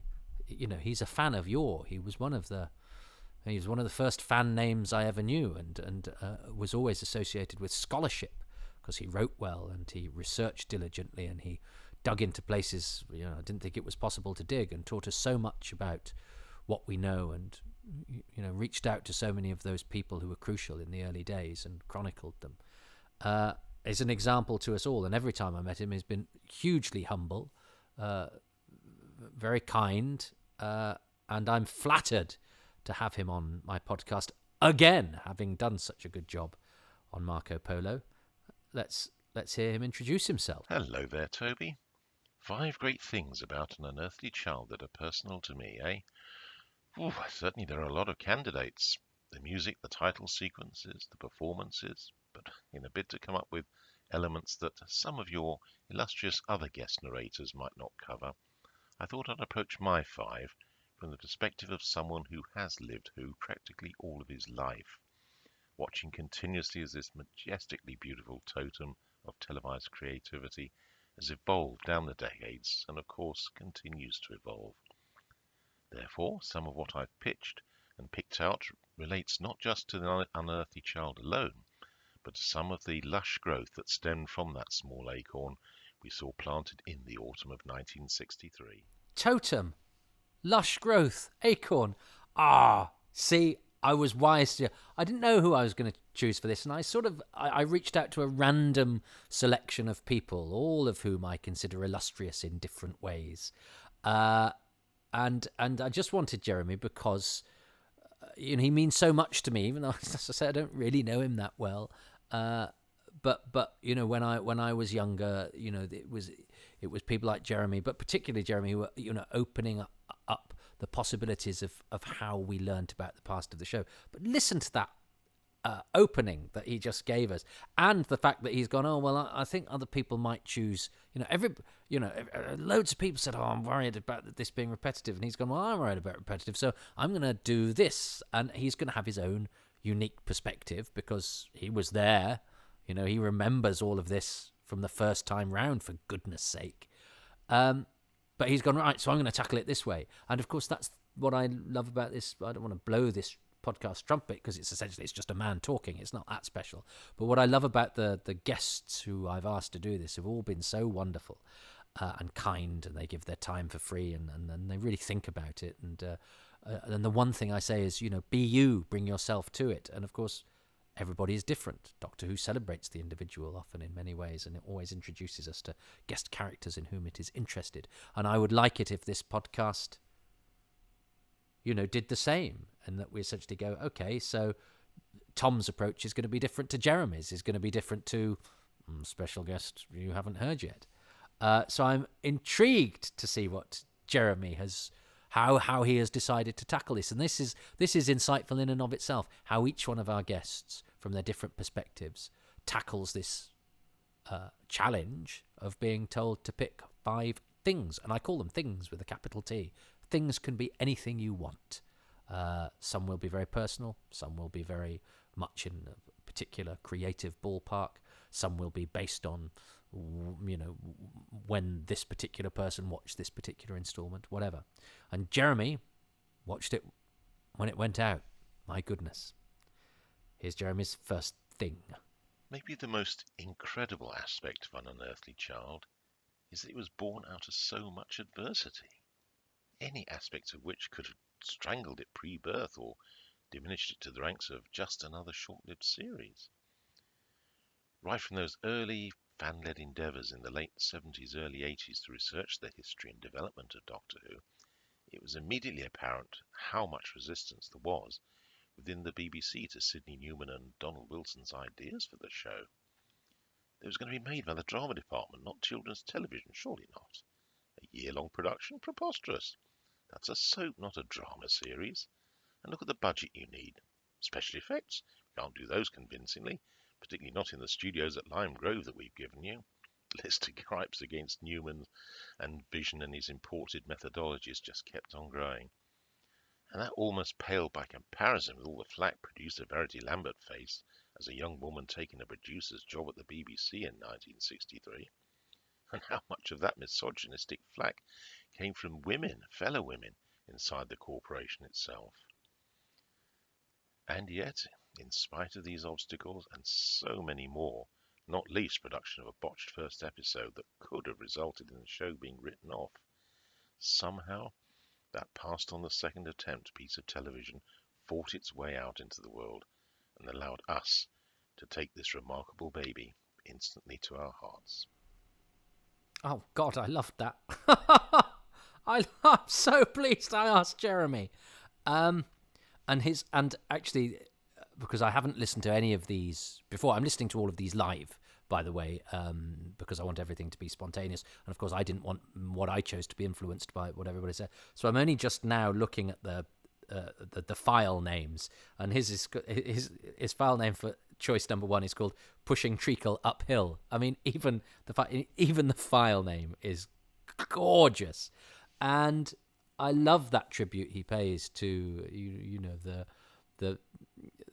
the opprobrium that was heaped upon these BBC employees who were trying to do this thing that, again, nobody knew was going to be this historical masterpiece. It was just another show, you know, that they were trying to make.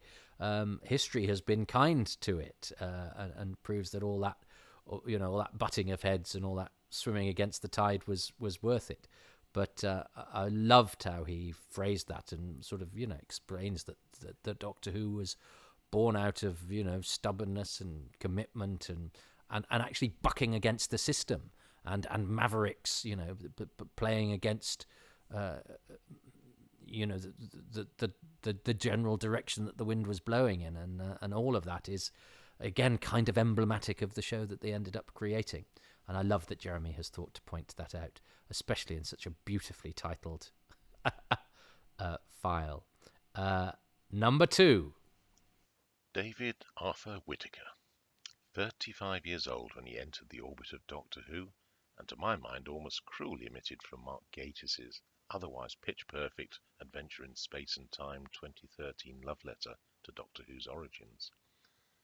But perhaps that was inevitable, given that so much of Whittaker's role in the development of An Unearthly Child, and all that followed, largely remains an enigma, if only because nobody in fandom ever got to meet him in person before his tragic and early death from cancer in 1980, aged just 51. Yet I am firmly of the belief you just cannot overstate what he brought to Doctor Who. Whittaker rounded out the Doctor's character, turning away from the condescending, vitriolic, and sometimes just unpleasant person witnessed in the pilot version of An Unearthly Child. The Hartnell Doctor we, the audiences, witnessed on the 23rd of November 1963 was already more thoughtful, less arrogant, while still commanding and willing to give only hints of his true and vast intellect. He wasn't yet overtly warm and affectionate, but Whittaker himself would work on that in subsequent episodes, and in the process begin the Doctor's evolution into the core central figure we recognise today. David Whittaker truly got Doctor Who from the off. That I firmly believe. I love to think that all he absorbed from his initial endeavours on the programme and the stories that followed fired his imagination so exponentially, enabling him to pen comic strips, novelizations, stories for children's annuals, movie scripts and stage plays, all based upon concepts, formats and ideas shaped during the evolution of the show's first 13 weeks. And if you'll allow me a personal memory here, I recall a genuine hair standing up on the back of my neck moment while interviewing June Barry, David Whittaker's first wife, in 1984 about her former husband. She spoke about how there was something quite old-fashioned, fastidious and punctilious in David's mannerisms, something slightly out of sync with the world of the 1960s. And I couldn't help but wonder to myself if perhaps we had glimpsed a little bit of the true David Whittaker in the character of Edward Waterfield that he wrote for his own scripts in The Evil of the Daleks. Oh, Jeremy, I am so pleased I asked you to do this. You've put that so beautifully. I love the people who made Doctor Who, and I do get a bit emotional about it because they were the names that illuminated my childhood, which was, you know, one of fearing my own shadow and worry and loneliness and all sorts of other things. And these names spoke of another world, an amazing world, and I never thought I'd get to be sort of part of it. And I know I'm only sort of peripheral. I'm a lovey with an iPhone, but I have got to.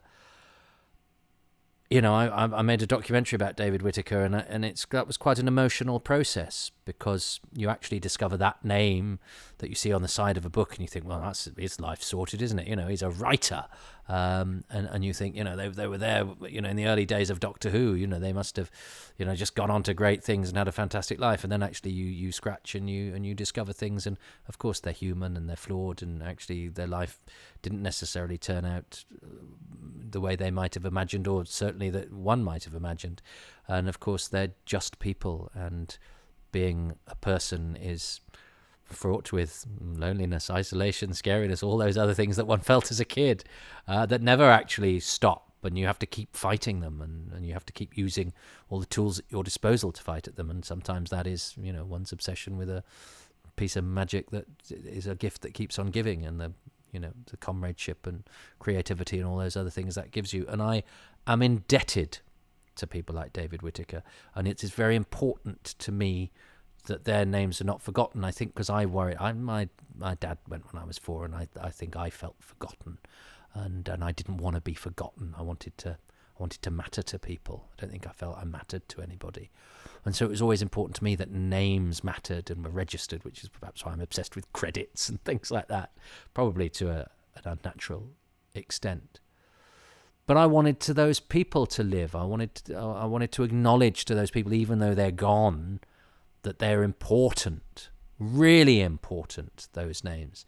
And David Whittaker, I think, is, because he's credited as story editor, obviously, but he is such an important architect of Doctor Who. And I mentioned about the additions to Terry Nation script. I think there's so much work that Whittaker does to shape the feel and the phraseology and the dialogue and the sort of slightly literary, slightly fairy tale in occasion qualities, especially of those early years of the show, those foundations upon which all our understanding is built of Doctor Who.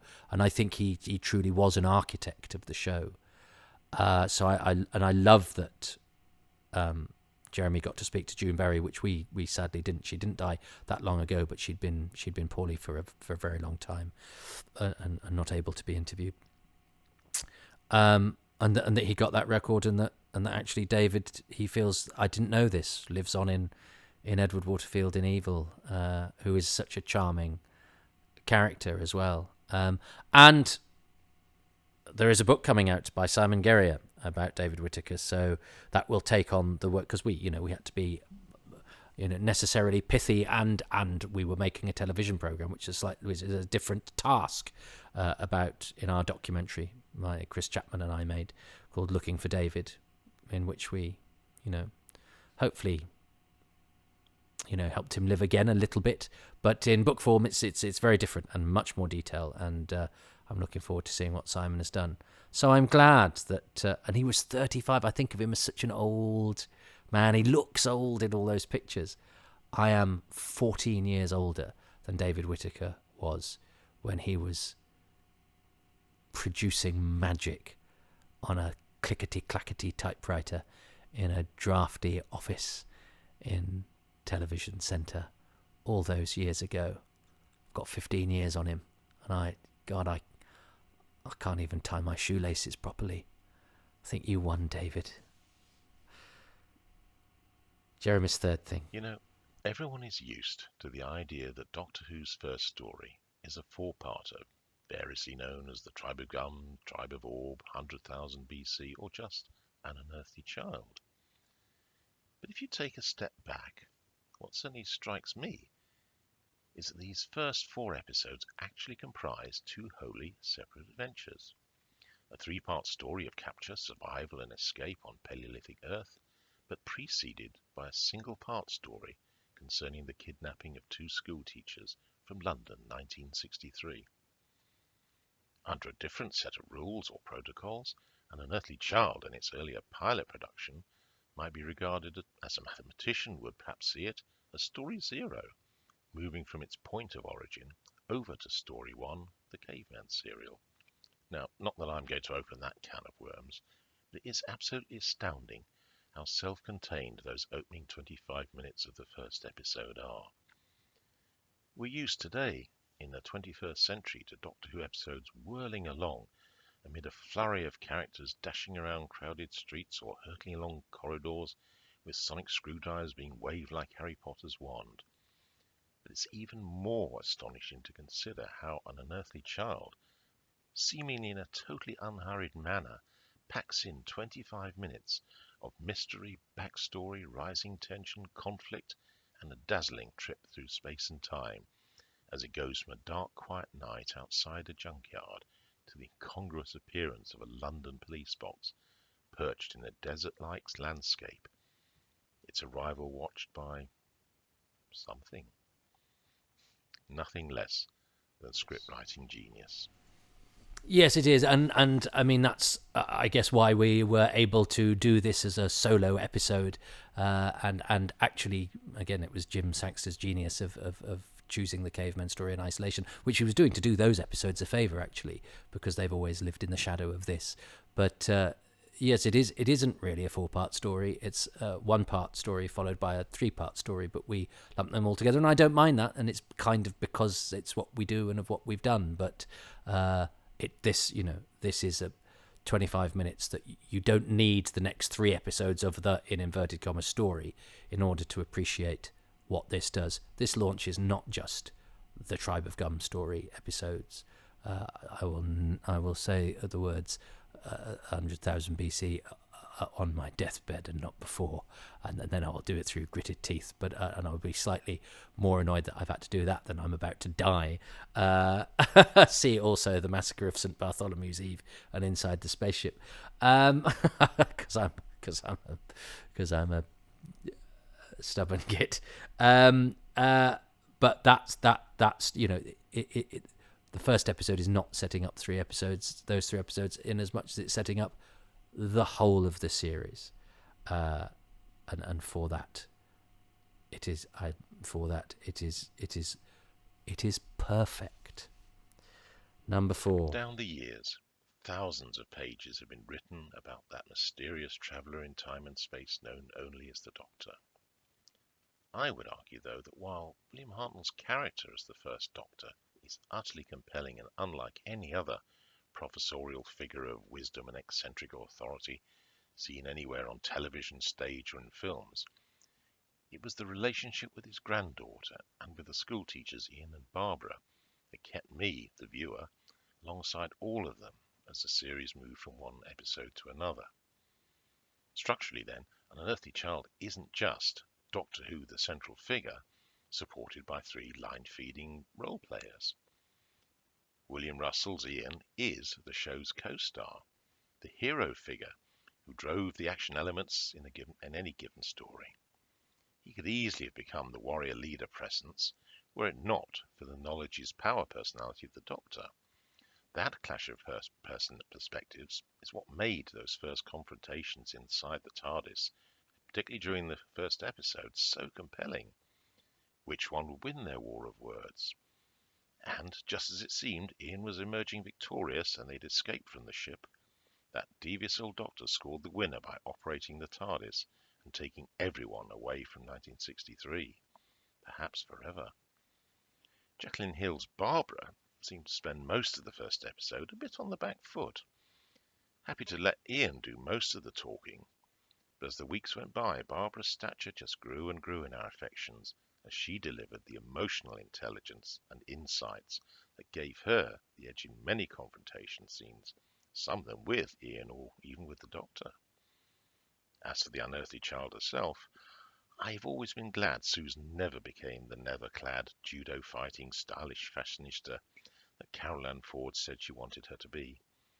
It was her combination of theoretical capability versus her vulnerability due to lack of practical experience that won this fantastic foursome some great cliffhangers, especially if they involved a sprained ankle or 2. Well, I chose the quartet as well, but I thought Jeremy enunciated that very well, and I have nothing to add, so I shouldn't, because this podcast is going to be about 100 years long. Nicely put, Jeremy, and I also chose the foursome. And Jeremy's 5th thing is... Maybe my favourite aspect of An Unearthly Child is the wording that appears right at the very beginning of the episode, principally because those words have come to define, I think, the very ethos of Doctor Who. They're right there in plain sight on the door of the police box. 5 little words that speak volumes. Advice and assistance obtainable immediately. They've come to mean what the fully rounded, multi-incarnation Doctor brings to almost every powerless situation. David Whittaker, that man again, was the first to offer hints that the TARDIS was far more than a mere machine, when the ship adamantly refused to let the Doctor pilot it to its own destruction in Story 3. Mind you, it took until Neil Gaiman's excellent The Doctor's Wife for the TARDIS to explicitly reveal that she, always took the craft and its passengers to where they were needed. So consider the events of An Unearthly Child and its subsequent episodes in the Stone Age. Here, the four unsuspecting travellers find themselves, like the alien monolith in Stanley Kubrick's 2001 movie, amidst a tribe of primitives, slowly dying of starvation and hypothermia, because they lack the one key bit of knowledge that will enable them not only to survive, but to ultimately thrive and begin what we might call the ascent of man, how to make and then use fire. And that's just what the TARDIS four, dare we call them passengers, bring to the tribe of Orb: immediate advice and assistance in the form of a burning fire, plus some self-interest in escaping the captivity as well. It's not in any Doctor Who series format guide or program Bible that I've ever read, and yet those 5 words remain as relevant to the Doctor's modus vivendi today as they did 60 years ago. No guns, no combat training, no warrior zeal, just advice and assistance given to those most in need of it. Oh, Jeremy, that's brilliant. Something so familiar that I haven't considered in that way at all. And, I mean, that's what Doctor Who does. It makes you consider something that you thought was familiar in different ways, and actually shows that they can be magical as well as frightening and strange and scary.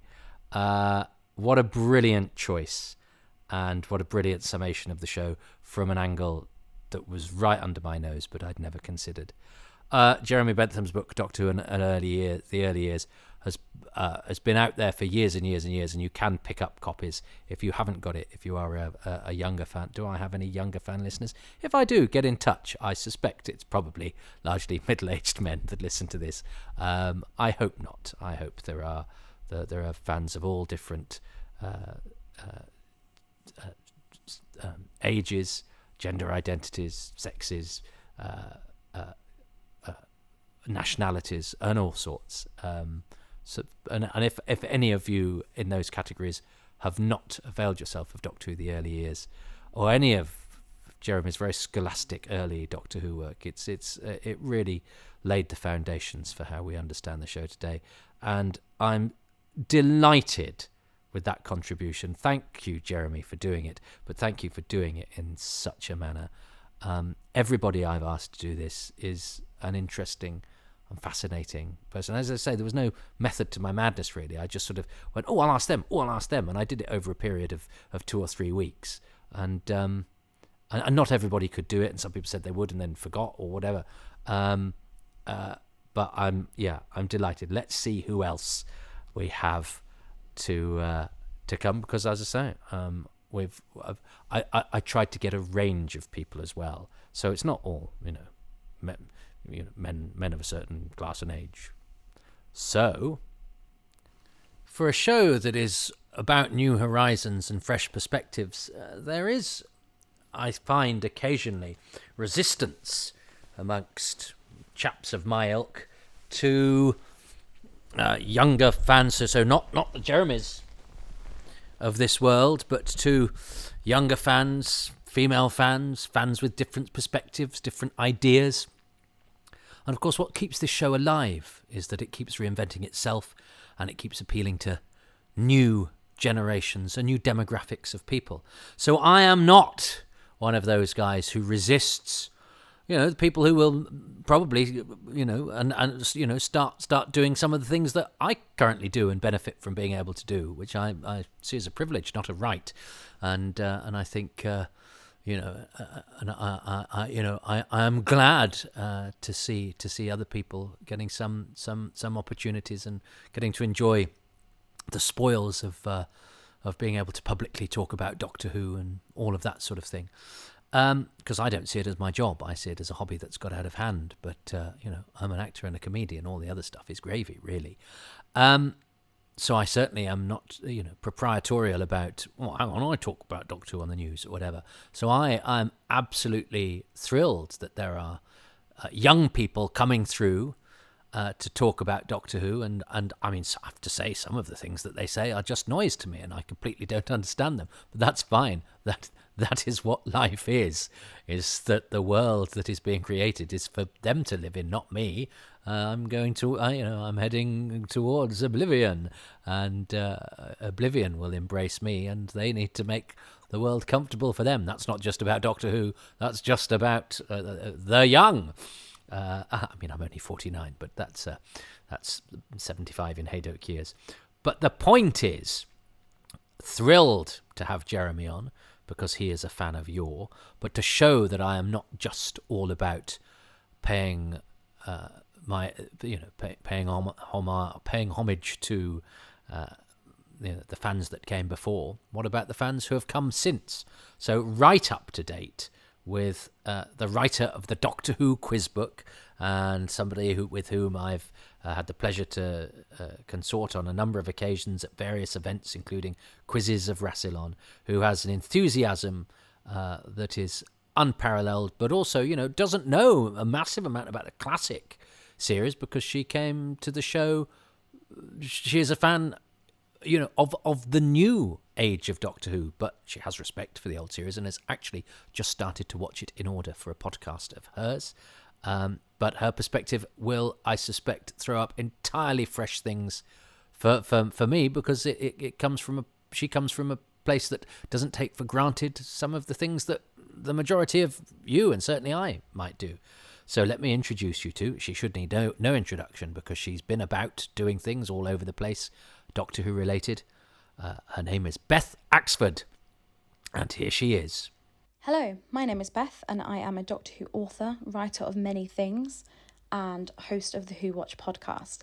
Toby has asked me to share my 5 favourite things from An Unearthly Child, my 5 favourite bits, concepts, lines, whatever, and I'm going to jump straight in with the very first shot, the very first scene with the Doctor Who theme tune music that plays over the scene as it pans around to the TARDIS. I think there is nothing more breathtaking than that first smoky black and white moment.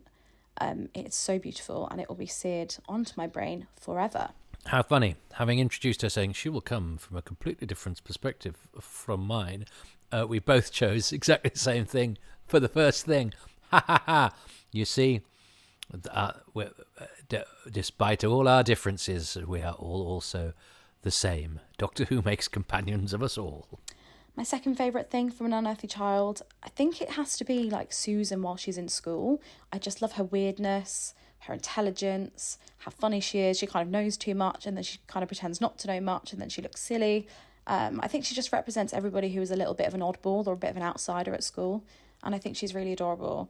And I think we can all kind of relate to that. I think a lot of Doctor Who fans can relate to being a bit of an outsider. I know I can, and I really love that about, the very first beginnings of Doctor Who, having like someone on Earth as a bit of an outsider. Now that is really interesting, because I think a lot of it, it's a commonality, isn't it, with Doctor Who fans? We say, we stuck out a little bit, and that's why, we identified with the Doctor. But of course, it's not the Doctor in that first episode. I mean, it's and we sort of talk about the Doctor in that way, sort of slightly metaphorically. But in that first episode, it is Susan literally being the weird kid in class. I hadn't really thought of it like that. But she's absolutely there for that, and almost prophesying what fans of this show, what the fan community of the show will in a large part be made up from. Isn't that interesting? I hadn't really thought about that before. Good spot, Beth, and again, Beth's experience and feelings, although the centuries that divide us, which clearly will not be undone, provide all sorts of differences. I think Beth speaks for certainly a lot of fans of my generation in to how they felt and why perhaps they were drawn to the show. Isn't that interesting? My third favourite Unearthly Child element is Ian and Barbara, because they're just classic characters for me, and it's their very first scene that I'm sort of picking, because I love that we are introduced to them as characters and then we follow them into the TARDIS. Like, they're the audience, we're going on the journey with them to the TARDIS to get kidnapped. Eek. And I just love that. I love that it begins that way, and I think it's really engaging, and no wonder it lasted so long.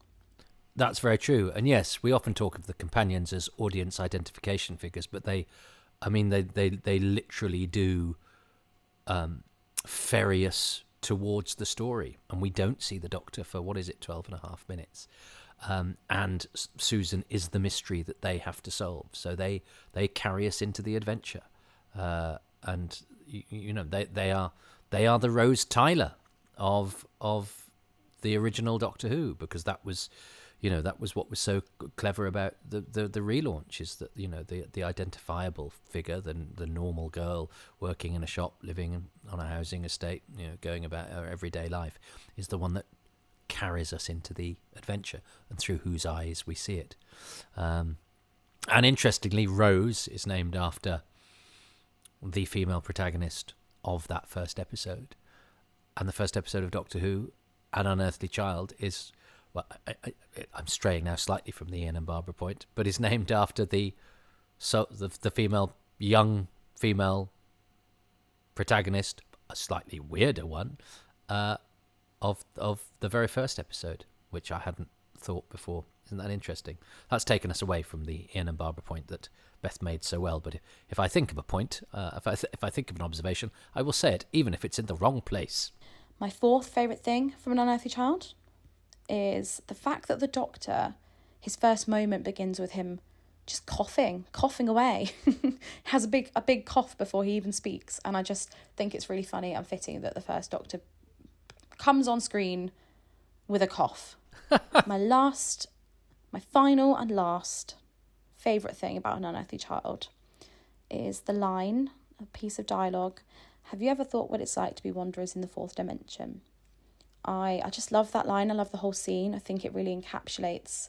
There's something really iconic about it. I don't know if it's sort of growing up, seeing those quotes and watching Adventure in Space and Time and An Unearthly Child when I was a kid, but I just think that piece of dialogue it really sticks in my brain as a really beautiful part of 60s Doctor Who, part of the beginning of Doctor Who, and to describe them as wanderers, I just think it's so beautiful and encapsulates the Doctor and Susan so well.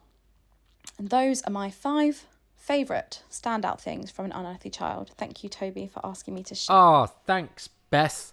And I love the fact that she loves the fact that the first thing the Doctor does is cough. There's nothing else to say about it. And that was a quote. That wasn't. I didn't deliberately cough then to illustrate the point. I love that. But there's nothing else to really say about that. But I do. I am pleased. Isn't that interesting though? That that her final thing that she chose, like her first thing that she chose, was something that I chose. She likes that Wanderers in the Fourth Dimension exchange, and I'm glad that speaks to her as profoundly as it speaks to me. So, I think sometimes there's certainly a way that social media conducts itself. There's there's a schism, there's a divide between older school Doctor Who fans like me and young, enthusiastic. Let people be young and enthusiastic, please, everybody. And we automatically, I think of the differences, don't we? But look, Beth just showed that she and I aren't so different. But I'll be dead first. That's the only thing. Thanks to Beth, and I'm really pleased to have met so many young. I keep saying young like I'm this antediluvian fogey, but there are younger people coming through, and we need them because they will watch Doctor Who and they will make Doctor Who in the future, and they will keep Doctor Who alive. And it has to appeal to people beyond people of my generation and beyond people who liked the show in the 70s, 80s, and 90s. I'm still lucky that I also like it now and love it now, and love New Who and very much see it as part of the same show. And I'm thrilled when people who came to Doctor Who through Russell T Davies and Stephen Moffat and Chris Chibnall go back and find that they like stuff about the older episodes, which is a hard... If you're somebody that brought up on 21st century television, it's a hard filter through which to watch stuff, which is why, as I record this, we're anticipating a colorized, cut-down version of the Daleks, which is an entirely legitimate thing to do. And as Russell said on the One Show the other day, a lot of young people won't watch black and white. It's too much of a barrier, and that is not their fault. You are a product of the stimuli that you have been poked by, and there's not much stimulating about grayscale images and multi-camera and the pace and all of that sort of thing. It's not a bad thing that's beyond the pale to some, and that they can't see past the production values in the same way that silent movies looked a bit sort of strange to me and a bit boring to me when I was very young. I then realised they were haunting and scary and terrifying and brilliant as well as I got older. But it took a while. So I am delighted, and I'm predisposed to, enjoy older stuff.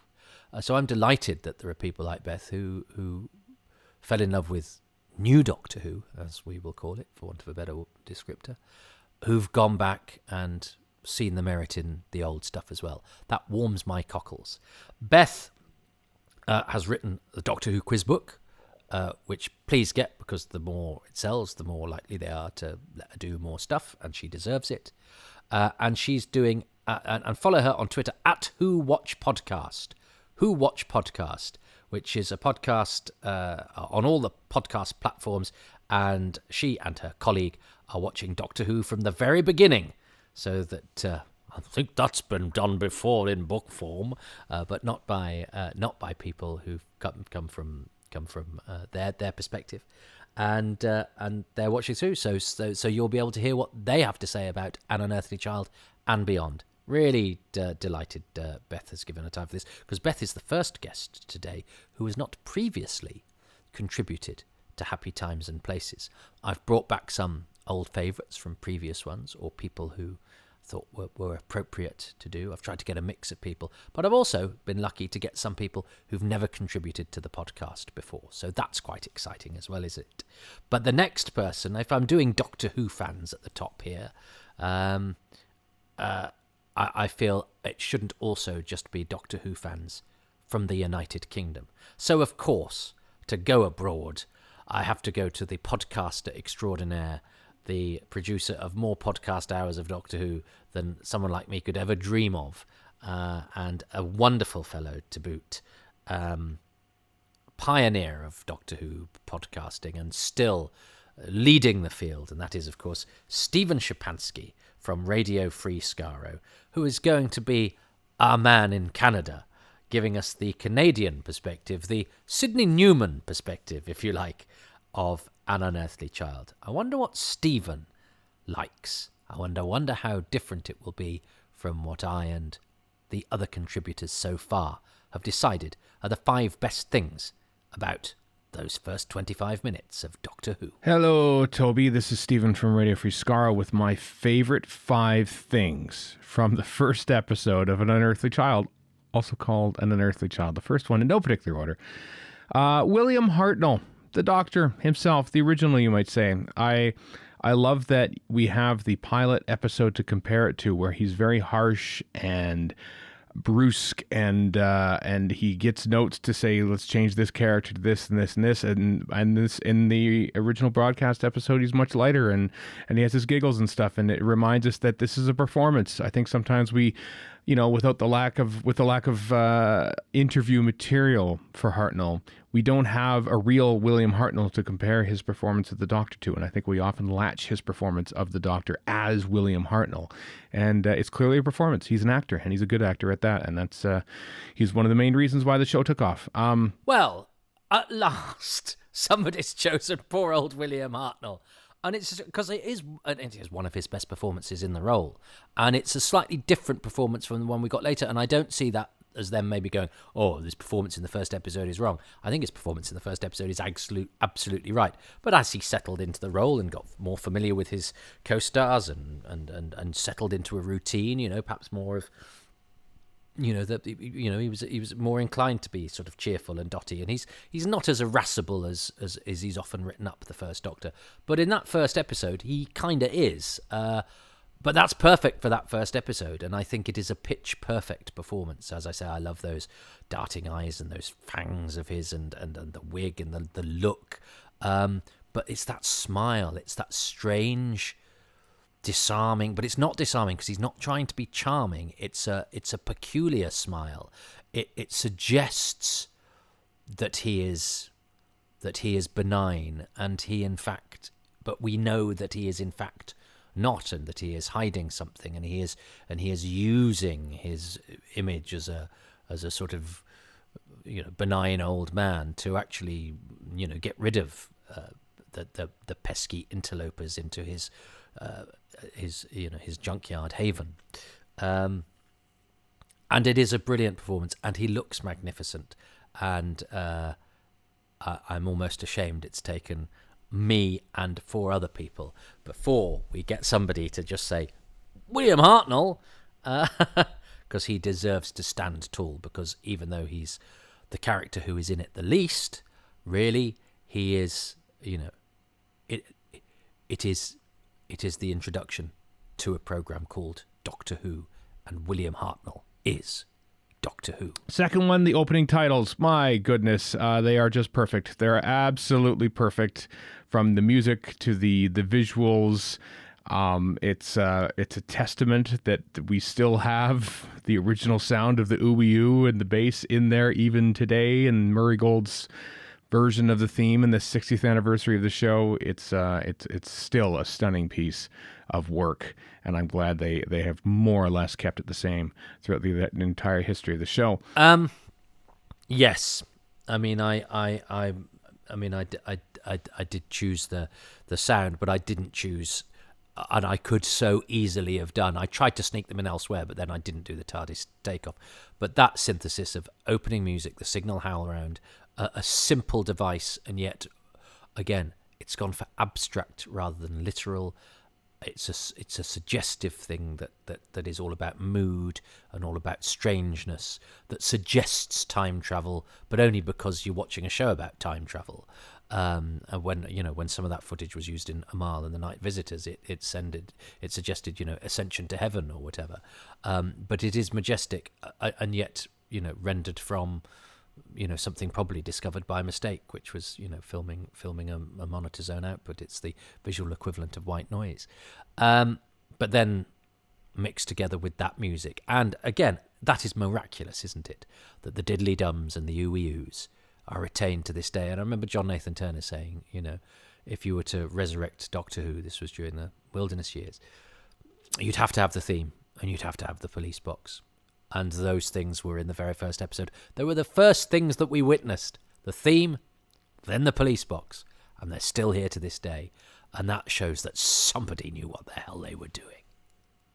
And it is a hell of a theme. Third favorite thing, the giant lighting fixture above the TARDIS console. Peter Brahatsky designed it. It was far too large to be used going forward. So we get one of its rare appearances in the very first episode, which I love. I love that it features so prominently in the Tales of the TARDIS set as well, and it really gives a sense of the scale of that whole set. That the fact that there's something actually above it too. A lot of times in the show's history, set designers don't usually put roofs and ceilings on because of the lighting grid. So the fact that they took the attention to do that the very first episode makes me happy. Yeah, that makes me happy too. And the fact that it's such a massive and impractical thing that they didn't... That again, it gives the first episode a feeling of, oh, okay, the TARDIS has that, but we just don't need to see it anymore. And you don't really see it that much in the episode, to be honest. But you can see it and he's sort of going, well, how's it lit? And in the future we just go, well, it's just lit. We don't need to see the light bulbs. It's lit. It's illuminated. It's an illuminated control room. But Peter Brahatsky's going, no, we need to see the big space light.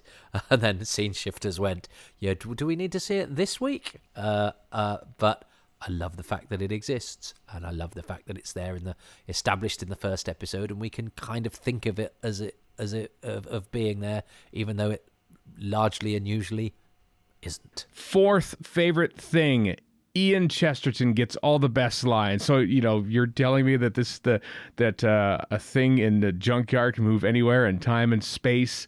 That's just unbelievable. He gets all these great lines to basically... He's kind of like Han Solo in Star Wars to me. He's a skeptic.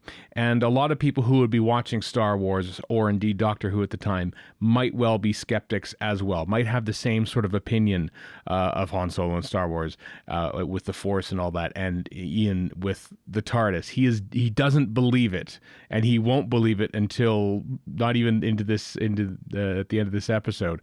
And I think his character is important, because if everyone was on board with believing that this time ship was bigger on the inside than the outside, then I don't think anybody would have everyone believing it doesn't make it believable. You know what I mean? And that's why I love that Ian is the skeptic. And of course, William Russell plays him brilliantly. Ian Chesterton is Han Solo.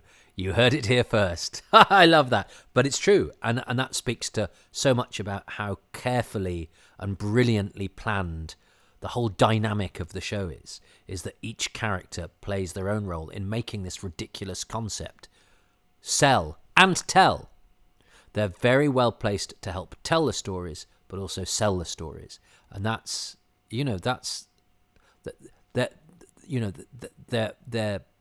their attributes. We need a young kid get into trouble. They've been chosen deliberately to make this format work as well as it can, and then within the choosing of those figureheads, they've then written them to fulfill certain functions whilst remaining characters. And it's deceptively simple, because it's actually not that simple, but they sort of keep it simple, but actually that enables it to be really complicated. It's brilliant.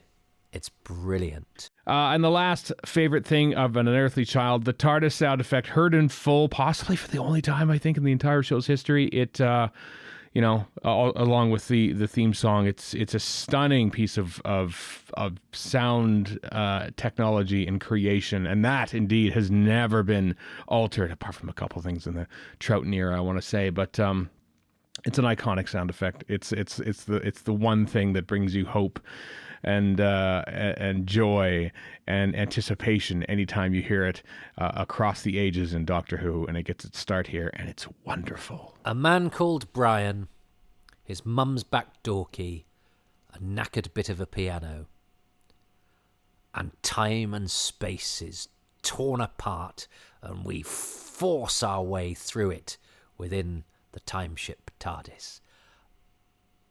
That's Doctor Who, isn't it? Brian Hodgson of the BBC Radiophonic Workshop.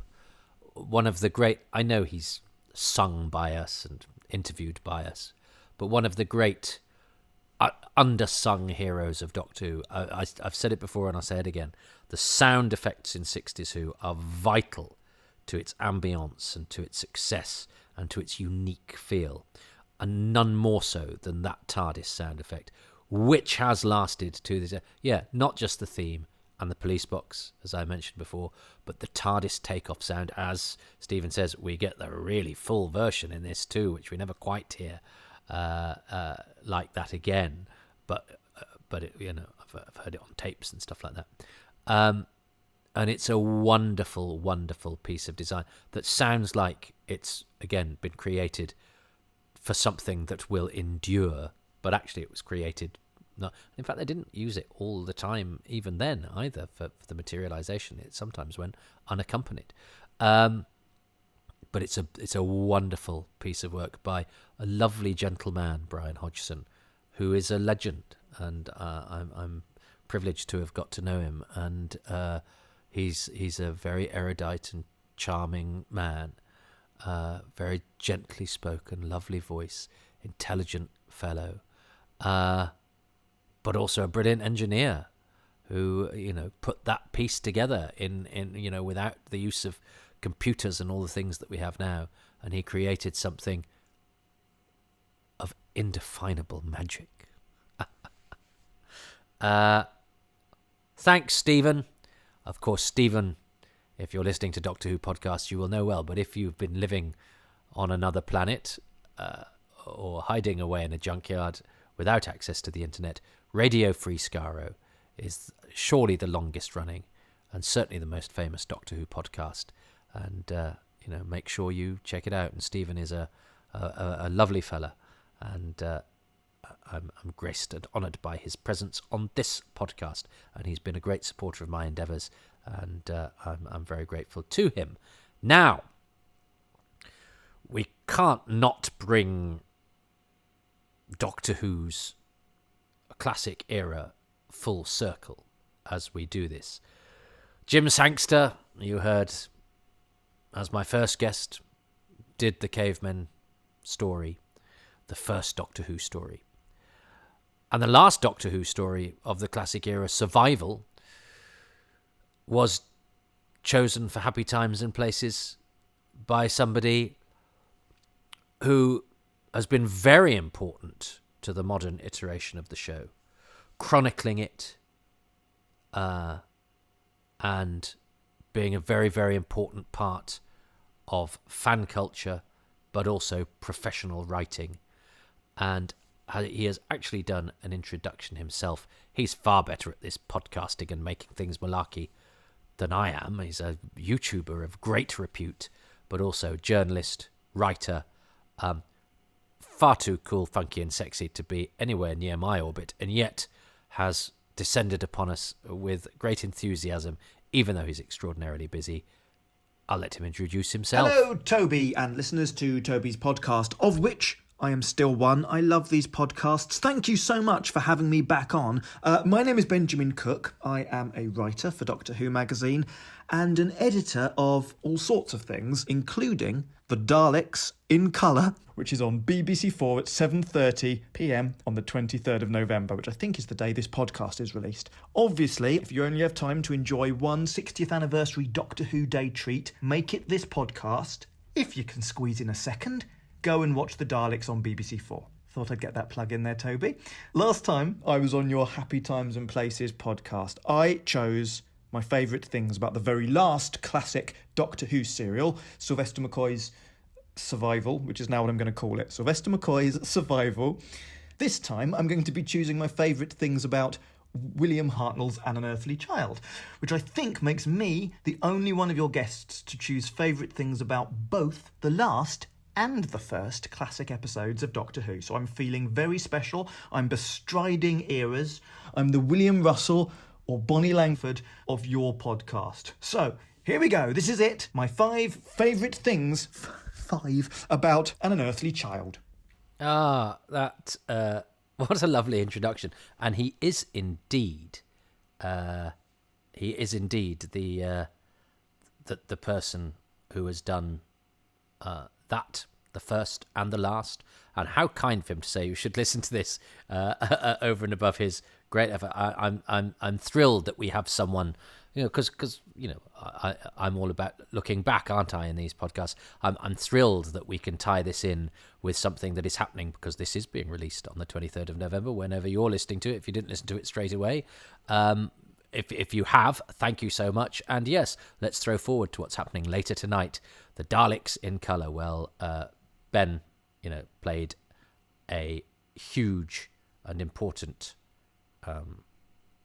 part of that. It's his baby. It's his project. And he also, wrote The Writer's Tale with Russell T Davies. So, that's 2 really important works that will stand the test of time. One of them that hasn't been on yet. I've seen a clip. It looks very exciting. I think it's an absolutely fantastic project, and I can't wait to see what they've done. And it's great that somebody as knowledgeable and smart as Ben has been the person who's been doing it. So, yeah, that's a plug for what's coming up. Now let's see what Ben has to say looking back. In at number 1, my first favourite thing.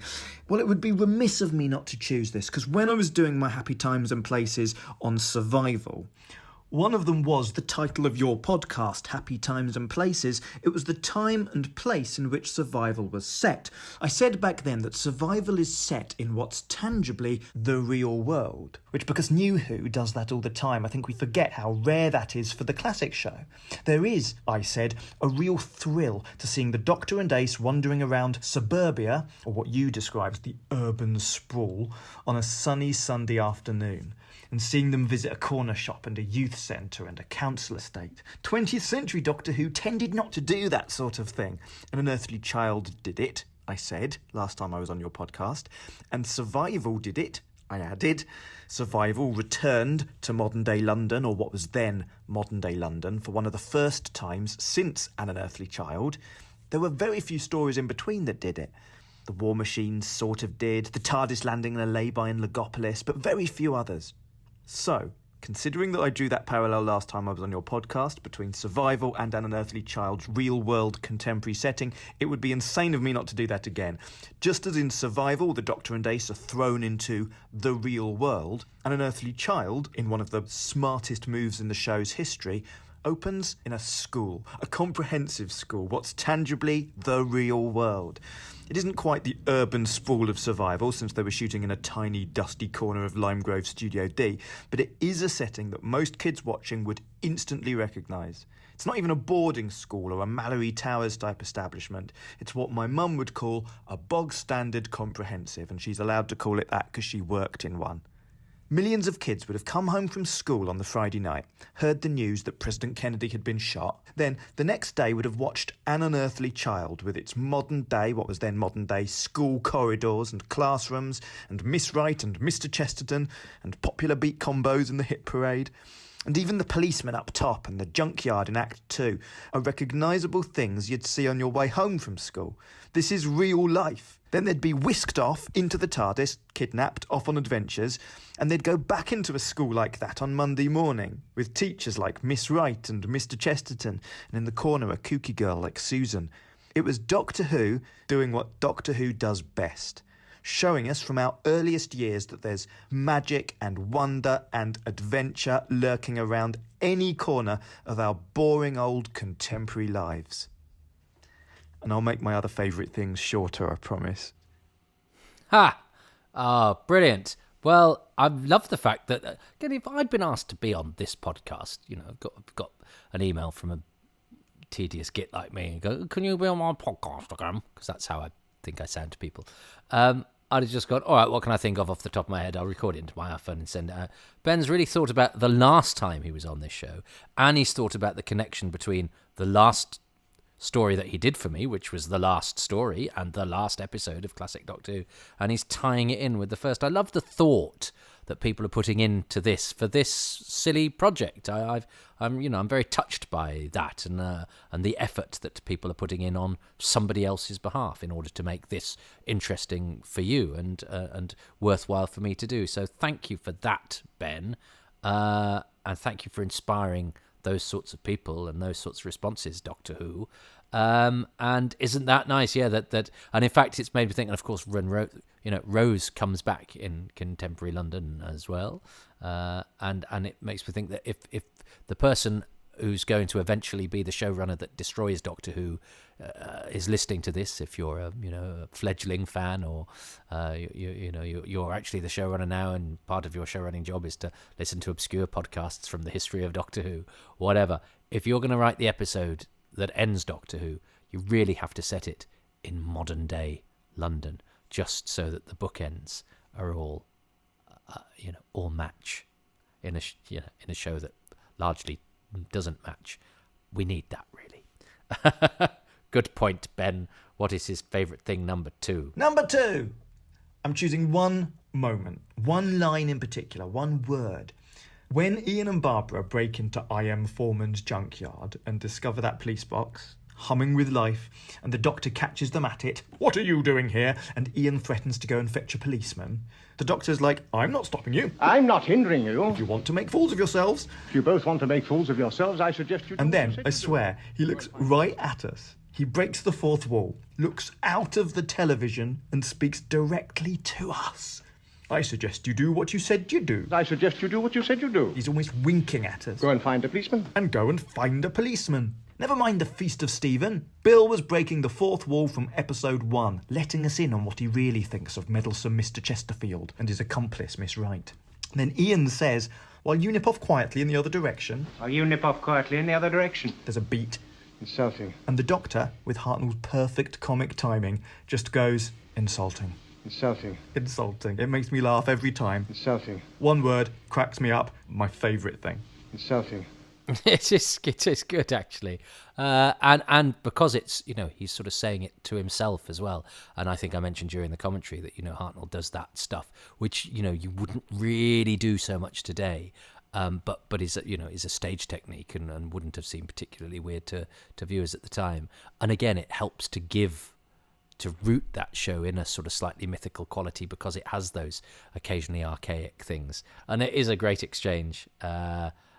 And I talked about it during the commentary, and Ben adds layers to it there, and I'm tickled by his repeated dropping of Hartnell saying insulting into his. He's put a lot of effort into this. I'm very grateful. In at number 3, the title, An Unearthly Child. I'm choosing, my third favourite thing is the title, because like us, Toby, it has aged like a fine wine. My theory about Doctor Who is, one of my theories, today's theory, is that there are only about a dozen or so really good Doctor Who episode titles, or story titles. Most of them are just okay.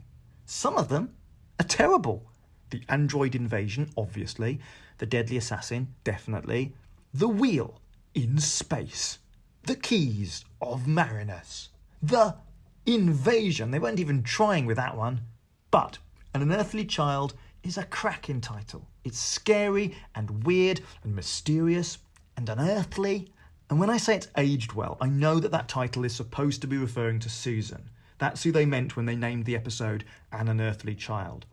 But watching it now, 60 years on, we know that the Doctor may look like an old man, but he is young. Younger than we'll ever see him again. Except for the fugitive Doctor, possibly, and that kid in Listen, and the fancy dress bonanza in The Brain of Morbius. The BBC costume department should have known better than to hire a photo booth for their 1975 Christmas party. But no, the Hartnell Doctor, it now turns out, was a young man, a young Time Lord. He's a kid. In those early years, the Doctor is but a child, who's not of this earth. He's an unearthly child. That titular character isn't Susan. The unearthly child of the title, it's the Doctor. That's my theory. I'm sticking to it. Next! Well, controversial, and wrong. But that's okay. And isn't it wonderful? Because there would have been a time when somebody advanced a theory like that. I'd have got really furious. And now it's fine. It doesn't affect the way I think about Doctor Who, and I know that Ben's not being entirely serious. I hope Ben is not being entirely serious. But of course, it's an amusing illustration of his real point, which is that it is a beautiful title. It is a beautiful title, and he's right. There aren't an awful lot of really good titles for Doctor Who stories, but An Unearthly Child is one of them. I like Jim's observation that it's the indefinite article that does it. Slightly more than Ben's massive fiction that it refers to the Doctor. But of course, if you want it to, it can. And it doesn't affect what any of us else do. And Ben is, of course, poking the tiger. Is it poke the tiger? And or he's just, trying to cork the fine wine that he suggested. And I don't mind being a fine wine. But he said both of us were like a fine wine. Ben is much younger than me and will, I suspect, age somewhat better. His genes are slightly better than mine. Anyway, number 4. Number 4. In at number 4. My favourite thing, Waris Hussein. The history of Doctor Who is littered with people who came in, did that job so well that they literally made TV history, and then they left. They moved on to other things. And Waris was one of the very first to do that. In Waris's long, illustrious career, Doctor Who is just 4 episodes. Bish, bash, bosh. Then 9 weeks off, then back on for 7 more. Marco Polo, whatever happened to that. And then that's it. Off he went again, but this time forever. Off to do other amazing things and to live a full, incredible life, but leaving in his wake some of the most important, influential television ever made. For 3 months in the 60s, that's what Waris did. Then he moved on. And I'm simplifying things a bit because I know there's a lot of pre-production and some post-production. And he was a staff director at the BBC, wasn't he? I think so. It's not as though he wasn't still in the building. But it's so easy, too easy, I think, to reduce the work and the lives of the people who make our favourite TV show to their contributions to that show only and nothing else. And to forget how lucky we are that so many of the people just passing through, working on Doctor Who for a few weeks or months, then moving on. It's easy to overlook how lucky we are that so many of them didn't treat Doctor Who like just another job, just another gig. They cared. They fought for the show. They gave it their everything. Warris shot An Unearthly Child twice. They made him go back and do it again. Lesser men would have quit. And his direction is first rate, genuinely dynamic. That opening shot of An Unearthly Child, which is still to this day one of Doctor Who's longest ever one-take continuous shots, is one of my absolute favourites. Warris is setting out his stall. He is not going to do things by halves on Doctor Who. Doctor Who is so lucky to have had Warris directing those first episodes, that first one in particular. We're so blessed that he cared so much. Yeah, we are. And what I like particularly about Warris, I mean, apart from his work, and also he still remains slightly mysterious, even though we're very familiar with him because he's given interviews and even been played on screen as part of Adventure in Space and Time and everything like that, is that we don't have Marco Polo. So we actually only have that first story. But, you know, he has the trademark revolving camera, and I think he's brilliant at menace and atmosphere and all of that stuff. And he then went, you know, when I was young, he was that one that went off to America. He was, you know, we'd probably never hear from him again because he went off, and then there was, they were going to ask him to, John Nathan Turner wanted to ask him to do the 5 Doctors, but there was no way he would do that. He was Warris Hussein, you know, so he was like, well, so then when Doctor Who magazine interviewed him, I was like, oh, wow, really? So he's prepared to talk about Doctor Who. He's Warris Hussein. Whereas now, of course, you know, we've been lucky enough to have many interviews with him, and I've been lucky enough to encounter him, and not just through Doctor Who stuff either. I once sat behind him at the Almeida Theatre. Yeah, it was in a production of Measure for Measure the day before Matt Smith made his debut. It was like Doctor Who follows me about, you know, it's all about me. But I'm really pleased that not just for Warris's place in the history of the show, but because he is an important ingredient to the success of that first episode. One of the main, and I didn't choose him because I was sort of choosing by instinct and as things came into my head. Warris is vital to the success of that first show. And if he hadn't directed that first episode, who knows what we would have got and what kind of show we would have got. And his legacy is the continued success of the show, and I'm glad that he's associated with it, and I'm glad that somebody in this podcast has chosen him because he's very special, he's very skilled, very gifted. But I also like the way that Ben has framed that yeah, and outside of those 3 months, he has had a life and a career and done loads of other really interesting things too. And we will know about those because of Doctor Who in a way. Now that's unfair and wrong in many ways, but that Doctor Who has probably outlasted in the public consciousness, you know, some of his better, in inverted commas, more illustrious work. But that doesn't matter. Actually, that doesn't matter because who says what's better anyway? You know, if you've made something that has had the effect on people that Doctor Who has had, oh boy, that's good. Even if Doctor Who was, you know, a silly kids program for a Saturday tea time, it has become more than that. But aside from all of that, he is a very, very talented director, and very, very lucky to have him as the first one. Ben's final thing. Number 5. My 5th final favourite thing, perhaps my most favourite thing about An Unearthly Child is that it exists. The BBC had an unfortunate habit of destroying a whole ton of 1960s Doctor Who. And quite understandably, we mourn the loss of some of the classics that we'll never get to see. The Power of the Daleks, Fury from the Deep, The Feast of Stephen, The 10th Planet Part 4. But just imagine if An Unearthly Child was a missing episode. It would be one of the most sought-after missing episodes of television ever. One of the most sought-after cultural artefacts ever. The Holy Grail. There would be an unearthly child-shaped hole in our shared cultural history. It'd be the stuff of legend. Would telesnaps exist? Let's say no. And no pilot recording either. For this hypothetical, the pilot doesn't exist either. The darkest timeline. But no, how fortunate are we that An Unearthly Child, one of the most significant pieces of television ever made, exists. We can watch it and watch it again whenever we like. We can find it.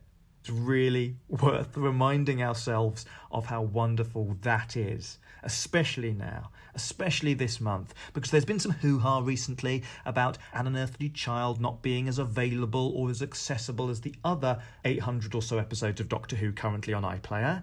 Understandably, some people are upset at An Unearthly Child's curious absence, and it is a shame. But don't be upset. It's out there. You can find it. An Unearthly Child is safe. Thank good God that the Doctor Who production team lent out the 10th Planet episode 4 to Blue Peter, who then mislaid it, instead of An Unearthly Child. Give me An Unearthly Child over the Mythmakers or the Macroterra any day of the week. How lucky are we? Toby, thank you for inviting me back onto your podcast to talk at you for what must seem like 60 years. I hope you can edit this down, or some of it's useful. Happy birthday, Doctor Who. Happy times and places, Toby. Goodbye.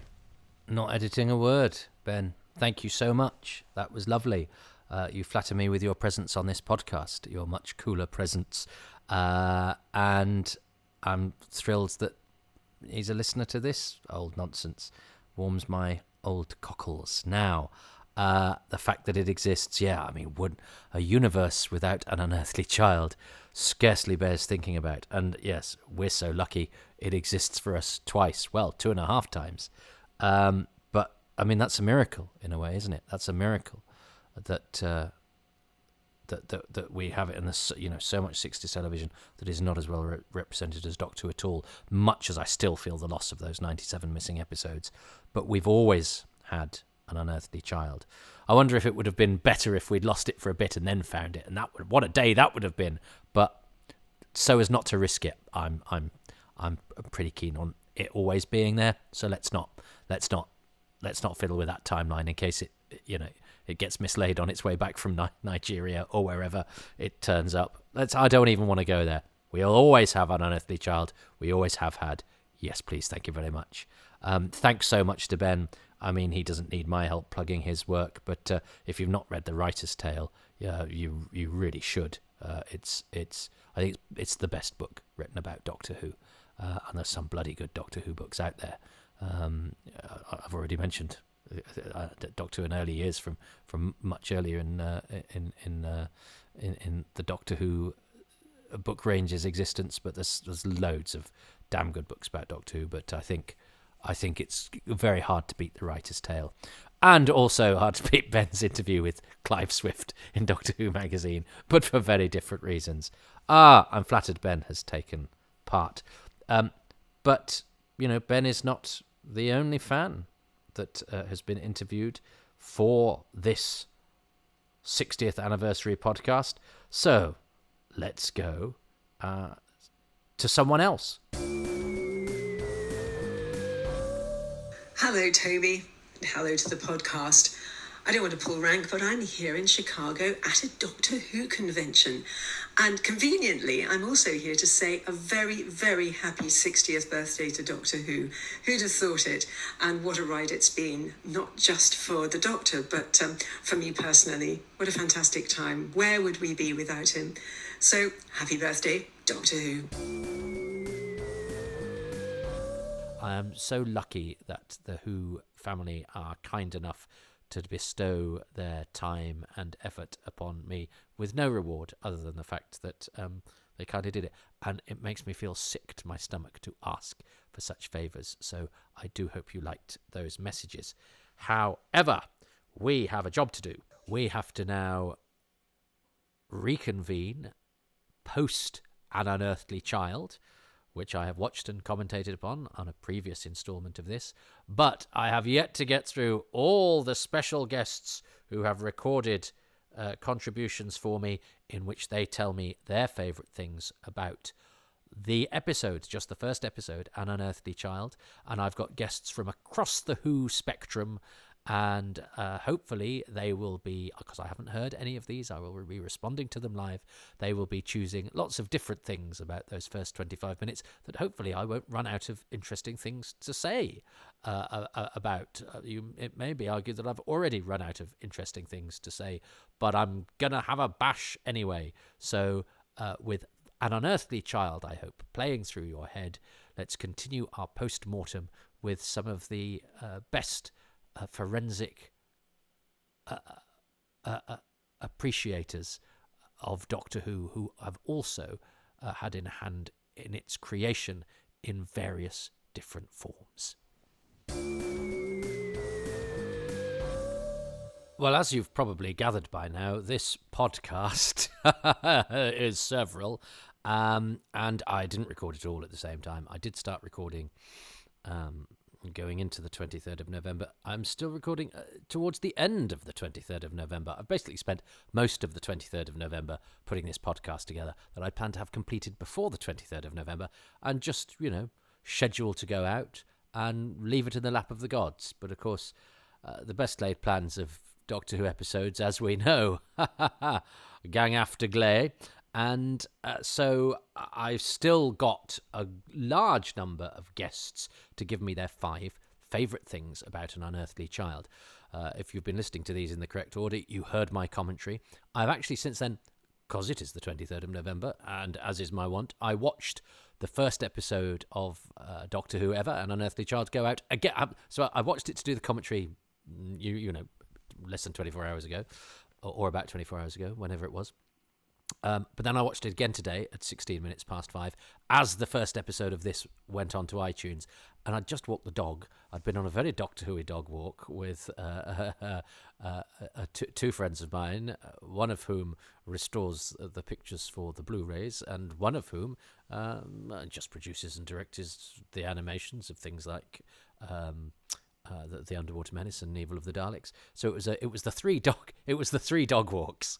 Ha ha ha! There was my dog, Peter's dog, and Anne Marie's dog. I won't tell you which one was just done on film at Ealing and slotted in later.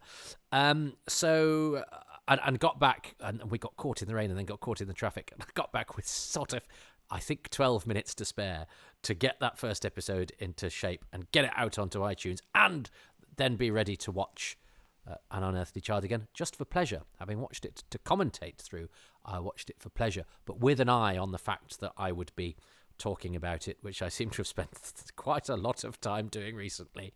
But I did notice things that I sort of didn't notice when I was talking all the way through it, as you do, of course. The bits of dialogue and little moments that are missed when one is, performing and recalling and trying to think of apposite or interesting or funny things to say. So, I mean, it's the gift that keeps on giving. I can't speak for this podcast, but the episode that this podcast is about. But anyway, on my quest, I have been blessed with, because, I know I'm not a draw, but I get some very interesting guests, and I have more interesting guests to come. And you've had a few fans, historians, writers, a comedian who does a Doctor Who show, a sitcom writer who's had great success on television and had a couple of lines in an episode of Doctor Who as an actor, some of the Doctor Who Renaissance people, a great Doctor Who historian, one of the early fans, one of the newer fans, an international fan, and even as a couple of people who've worked on the televised show, the old televised show back in the day. But I think, shall we move into more modern times? Well, actually, let's go first with someone who has a foot in both camps. Has not quite reached the current TV version of Doctor Who, New Who as it is called, but has written lots of Doctor Who fiction, but is also a very, very gifted historian and has been writing something of great relevance to An Unearthly Child. So I'm gonna assume that he will introduce himself and tell you why he is relevant, and hopefully tell us 5 very interesting things that he likes about An Unearthly Child. Hello, Toby. It's Simon Guerrier here. Thank you for inviting me to be part of this. What a joy to watch this first episode of Doctor Who. What a masterpiece it is. It's thrilling, atmospheric, compelling, strange, beautifully shot, beautifully framed. How in heaven am I going to choose 5 favourite things? Okay, here goes. My first favourite thing about An Unearthly Child is the opening theme tune and title sequence, which is absolutely perfect for grabbing the attention. It's so strange, it's so haunting, it's so unlike anything else. And then brilliantly, it bleeds into this rather spooky, foggy scene of a junkyard and a policeman and this police box standing there making a strange noise. So the radiophonic workshops work on the theme tune leads into a radiophonic sound effect. And I just love it. It's so odd and immediately just grabs the attention without a word being spoken. How clever. Well, yes, and isn't that... Some people have gone, I mean, I went the sound, didn't I, which sort of encapsulated the theme tune. And I was going to do the TARDIS takeoff because that then encapsulates those graphics. And then actually I got waylaid. So I'm glad that Simon has put them front and centre as his first thing, because they are magnificent. I like all the first 4 title sequences. But I think, I know there's a couple of different variations of the Pertwee one, but that's a bit like the Baker one. And all of the, up till the Starfield. I like the Starfield, but the Starfield to me is new. It's the newfangled title sequence. Pre-Starfield, I think all vie with me very, very strongly. But I think for my favourite, much as I love that first Pertwee one, but I think battles between the classic Tom Baker Time Tunnel, which I think is a work of genius, and the Hartnell one, which is, much simpler in a way, but I think is so spooky and moody and evocative, and it speaks of Doctor Who in the way that it was conceived and put together. And isn't it amazing that we have all those title sequence tests as well? It also feeds into the sort of history and the archaeology that we've had to do, and the fact that various people have claimed to have been there when that title sequence was being done. We actually got the name of the guy wrong. Everyone thinks it was Tony Halfpenny. Bernard Lodge said that, I think, whose face was fed into the system. Actually, it turns out that it wasn't. So the bits that we found out, we go, oh, there's a bit of history. We found out the guy's name, and then you go, actually, that's not him. And so then you get new layers and new bits of archaeology, and you must never take anything for granted, because when I heard it was Tony Halfpenny, you go, oh yeah, okay then. And it's only when somebody goes, no, that doesn't look like him, and then I think it's this, and you go, oh. So Jim Stevens, I think he was called. Anyway, again, this is something I've put in my podcast and then promptly forgotten. I have it all written down, so if I need to put it in anything, I can consult it, but it's not necessarily in my head. Jim, he's called Jim something. I'm going to say Jim Stevens, but it's not Tony Halfpenny, which was a fact that we found out and took close to our hearts, and then it was, oh no, might not be, which means you always have to double check and you always have to keep looking. But anyway, that's an aside. But it is, it is part of the mythology. But amazing again that we have that stuff that we can find out and then refute and then dig deeper and find out new things. And we have not only the title sequence, but we've got the rejected bits as well. And in fact, I've just watched An Adventure in Space and Time because it's Doctor Who Day today, and it was a brand new Daleks in colour made by a contributor to this particular series of editions of Happy Times and Places, Ben Cook. And the opening titles of Adventure in Space and Time use some of the rejected opening title sequence material from that session. So amazing that it could still pass muster in a 21st century television program 50 years after it was done in an experimental session that nobody thought they might ever remember being part of, and then loads of people like Woodstock claim to have been at. Yeah, that title sequence really is the Woodstock of Doctor Who. And it was probably attended by that stormtrooper who banged his head, because I've met about 7 people who've claimed to be him as well. Right, second one of Simon Garrett. Simon, by the way, hasn't introduced what he does. I'm sure he needs no introduction. He's written some wonderful Big Finish work. Some of his he did a particular companion chronicles that I think is so special. Lots of great novelizations as well. Novels of original Doctor Who novels for the BBC, and he's also just released a book about David Whittaker, the script editor of An Unearthly Child, and I think a major part of its success and the success of a lot of the script elements and shaping of the show of early Doctor Who, and could easily have been one of my 5 favourite things about An Unearthly Child, and indeed was one of Jeremy Bentham's in an earlier episode. Hope that's not a spoiler. I hope you're listening to these episodes in order.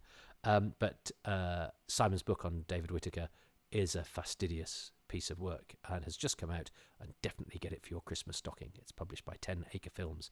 Now I've said that, he's going to say that at the end, I bet you. Then my second favourite thing about An Unearthly Child is how brilliantly it grounds the reality of the London setting. I remember when I interviewed the designer Michael Pickwoad for Doctor Who magazine, he said that what he felt he brought to Doctor Who in 2010 was that the sci-fi bits had been done to look very, very spectacular, but he could bring a bit of the contemporary reality and make the ground the reality so that everything became more convincing. I think a good example of this is the moment at which Ian drops his torch in the junkyard at Totters Lane, and we see the cobble floor of the junkyard very briefly. It may just be a pattern painted on the floor, but it's a level of detail that really grounds, that really sells the space we're in, the dirtiness of it, the uneven texture of it.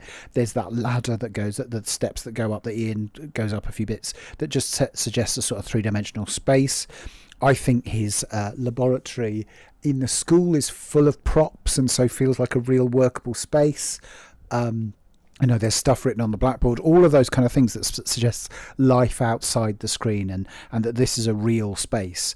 I just found absolutely brilliant in selling the story and the setting and the reality of it, which makes my third favourite thing really work. I don't want to hear your third favourite thing yet, Simon, so we may hear that bit of your dialogue twice. Because I don't think there's a very good edit point there. Who knows what magic I will have to weave as I put this podcast together through increasingly sleepy eyes. Now, listen, there is something. I think it's one of the grimiest episodes of Doctor Who. In fact, the whole 4-part, I love it at the end of the Firemaker when they've done the chase through the jungle and all those, and they took their publicity photos then, didn't they? And it's like, here are the stars of your show, knackered, sweaty, and covered in grime, and I don't think they ever get quite as grimy ever again. There's a real sort of attention to the physical reality of time travel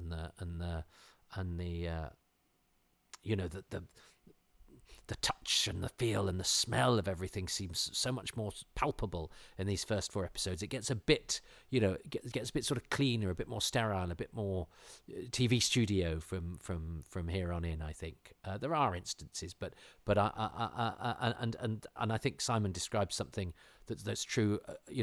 Even of this first episode, is you can kind of feel it, and the must and the smell, and there's a It's something to do with the print that we've got, where the contrast, the inky blacks, are inkier than in some of the sort of more grayscale later episodes. And I don't know if that's because of the lighting or what Waris Hussein is trying to achieve, or whether that's just an accident of the print that we've got. But I always think of these as being rather more black and white. And that adds to what Simon's sort of talking about. And yes, he's right about those cobbles and the fact that it's a junkyard and the fact that a lot of those props will have been pretty musty and cobwebby. I bet if somebody had slapped some of them, load of dust would have flown out. But yeah, nice. Not and also nicer than the cut is going to be between your bits 2 and 3, Simon. It was a very clever segue, but I don't need a clever segue. I need a clean edit point.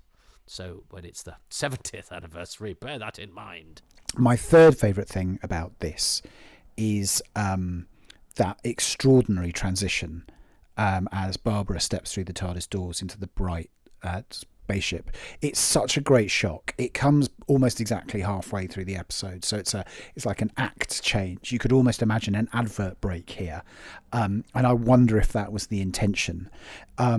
Even now, even though we know the history of Doctor Who, even though we know what's involved, it's still a shock. And it's such a great gag that there's this huge futuristic space inside this incongruous box in a junkyard. It is, and we take it for granted these days, of course, because all of us, apart from the very lucky, well, but not lucky in some ways, come to Doctor Who knowing that the TARDIS is bigger on the inside than it is on the outside. I certainly, knew the TARDIS was bigger on the inside than it was on the outside. That was never a moment of great revelation to me. It was just something I sort of took for granted.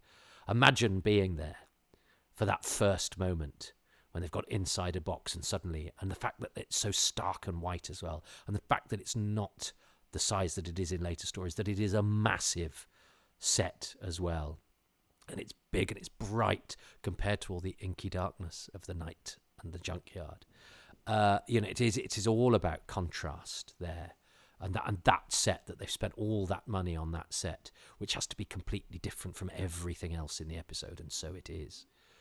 Particularly its immediate surroundings, the junkyard, which is old and knackered and fusty and cobwebby and dark and broken.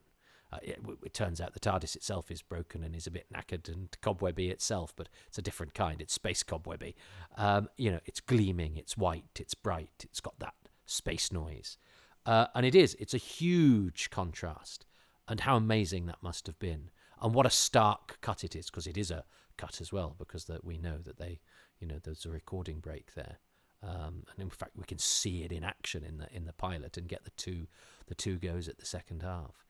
And so we've sort of got that moment, that transitional moment. We've almost got the sort of behind the scenes of it, and the two aborted attempts at that scene in the pilot. And I know there are some people, and I've had a little bit of feedback because obviously the earlier installment of this has been out as I'm recording this.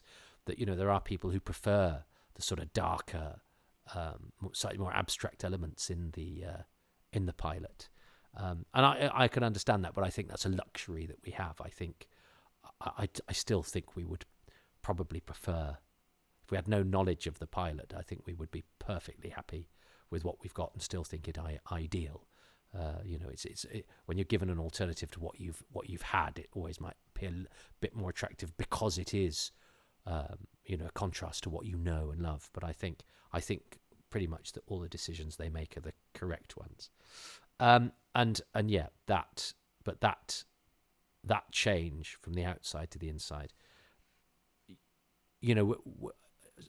nobody of my generation will really have got to have that heart in the mouth moment.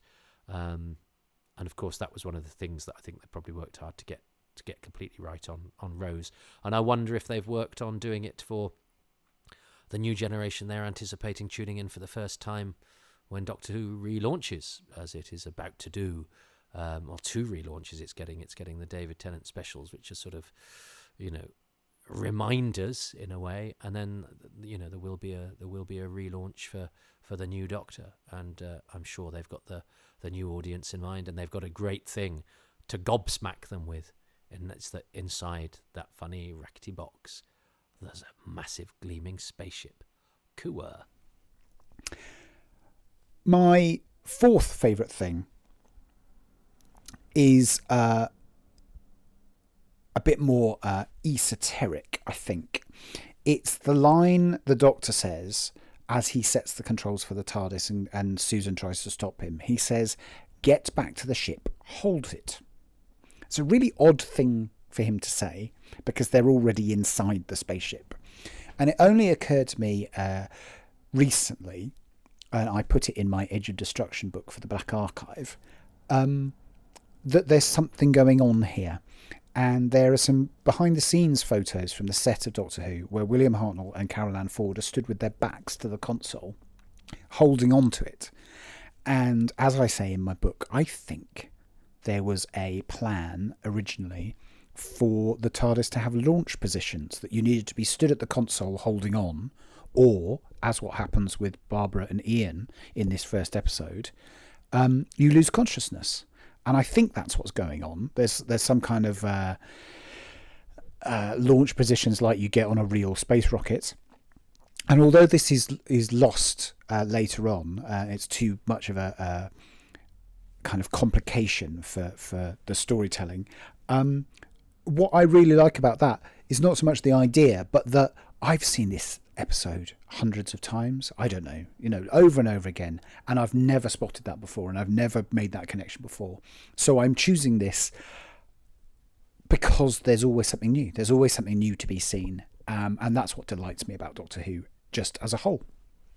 Yeah, me too. And that's a very good postulation, because they do deliberately hold it, and they have their back to the scanner, which makes for the sort of beautiful shot where the camera can go through them and they're standing, flanking it in a way. But yeah, they have assumed the position, and that makes absolute sense. And it makes sense of the fact that the TARDIS knocks the other two unconscious, which seems like a design flaw. That makes absolute sense. But yes, I also love the greater point of you can be watching an episode you've seen a gazillion times before and find and see something new, and it opens up all sorts of possibilities. And then we might find a scrap of paper that backs up what Simon has said, or there might be a bit in a rehearsal script somewhere else that refers back to it or something. And the always new bits and bobs to find out. And I totally buy that. I think that's a good theory. Simon's final thing? I was torn about what my fifth favourite thing is. I think William Hartnell's Twinkly performance is amazing. It's such an improvement on how he's written and therefore played in the pilot episode. I think that's a marked benefit for this broadcast version. And I also note, watching it again for you all, for this, that Hartnell's really good on his marks. He's always in the right position for the camera. He's always in the right position for the close-ups. He's playing to the camera extremely well. There's even a sequence in the junkyard where he seems to look at the camera directly at us, as if he's joking with us, and we're sharing in the mischief, which is just such a brilliant performance. But much as I'd like to choose that, much as there are a whole load of other things I'd love to say, the regulars are brilliant. They're brilliantly written. We get a real sense of their different characters. We get a real sense of the emotional conflict. The tone of this episode is amazing. Norman Kay's music is brilliant. It's all just great. But my fifth favourite thing is the final shot of the TARDIS slightly askew on what is in effect an alien landscape, a landscape from prehistory, as the shadow falls upon it of a caveman. Now, I remember that vividly from the first time I saw this episode when I was 5 years old, and it was shown in 1981 as part of the Five Faces of Doctor Who. In fact, I didn't see the episode again until 1991, when the pilot was shown in the summer of 1991. And I remember watching that pilot amazed by... I didn't quite realise that it was a slightly different version, but I remember being amazed by how vividly I remembered this episode that I'd seen when I was 5. More than half my life before.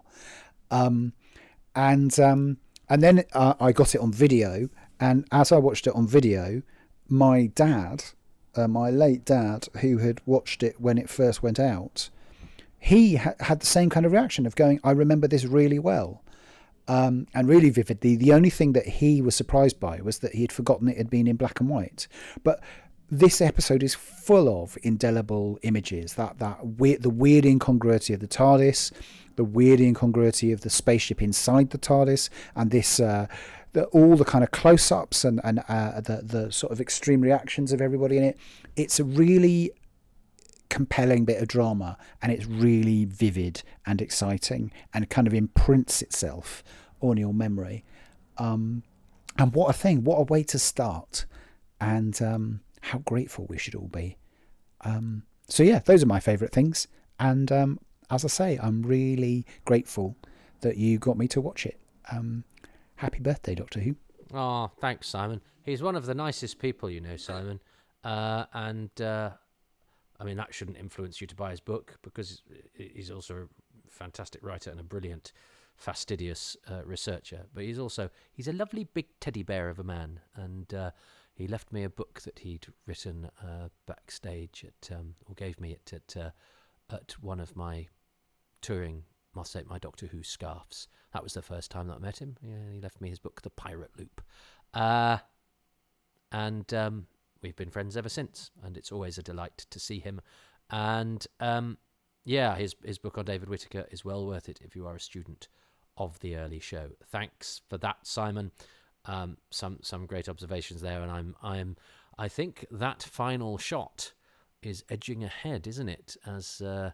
As the thing that most people are choosing. 3 Guitars Mood 2 is doing quite well. So are the school children. Think they might all be doing better than William Hartnell. But that's because I think people are trying to think outside the box as well and not go for the thing that everybody else is going for, which weirdly then means that perhaps nobody will choose the obvious things. Anyway, let's move on to another guest. Right, well, we are going to go on to the new series of Doctor Who, because I'm not all old school, you know, but we still have one more link with Classic Who.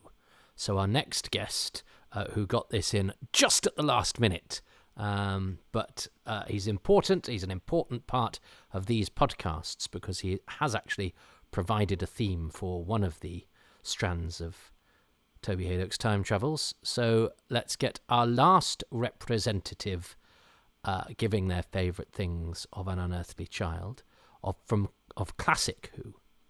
And I'm hoping he will give you all the relevant information. Hi, I'm Dominic Glynn, and I was a composer on Doctor Who in the late 80s with Colin Baker and Sylvester McCoy. And here I am with my 5 favourite things about An Unearthly Child, Episode 1. So, number 1, I have to go for the theme music. Heard for the very first time, almost in its entirety in this episode. I really can't imagine how an audience would have felt hearing this otherworldly, mysterious, alien piece of music that genuinely sounds like nothing anyone had ever heard before. I was lucky enough to get the chance to rearrange the theme 23 years later, but I was fully aware that nobody would ever be able to repeat the innovation that this music represented. Created without synthesizers, just using oscillators, loops of tape, and incredible ingenuity, Delia Derbyshire and Dick Mills managed to, quite ironically really, create music that was timeless. It was very weird and yet totally accessible. Well, I'm glad. I mean, I should have expected Dominic to choose the theme. He's done his own version of it for the Trial of a Time Lord season, which I remember being thrilled because I noticed. I went, oh, that's new, and I loved that, and I bought the single. I bought the 12-inch, actually. But he also has now done some really sexy remixes of that and reversions of that, which I have just recently bought from the internet. And I'm sure you know how to buy things, and where to find them better than me just going, I went to that place called the cyberspace that you kids hang about in, and I managed to bag myself some bargains. But anyway, and I'm sure Dominic will plug, but I really like his Gallifrey remixes, and I like his theme very much. And I like his theme for Indefinable Magic, which he composed for me, very kindly offered his services, which is really nice.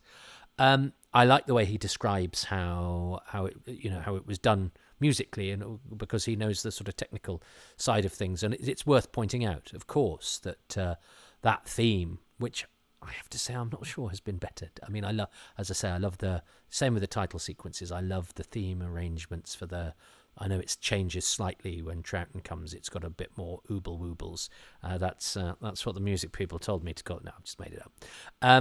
But I do love that original one. I find it so haunting, and I find it suits the title sequence so well as well. But also, I was it cut to picture? I don't know that it was. You know, these days you can cut music to picture really, really well. In fact, I remember when I went in to do some ADR on an episode of Holby City I was in, and they'd had to change the storyline quite hugely because there'd been a mistake, and they only realised when they edited it together, which meant I had to lose a couple of scenes, unfortunately, and my storyline had to be wrapped up in ADR. And I said to the sound guy, I said, that's a bit of a shame, that's a bit of a disaster. He said, oh, that's nothing, you know, we've got a new exec, and she's commissioned a theme tune, but she sent the composer the wrong titles, so that they actually, he fitted the theme tune to cut to pictures that the theme tune, his composition didn't end up going on, because obviously you can do this stuff, to the millisecond, which you certainly couldn't then. But I was going to say, when Dominic was saying that, how I envied so the people who got to see it for the first time. Imagine being there and for the first time hearing that theme and going, what is that?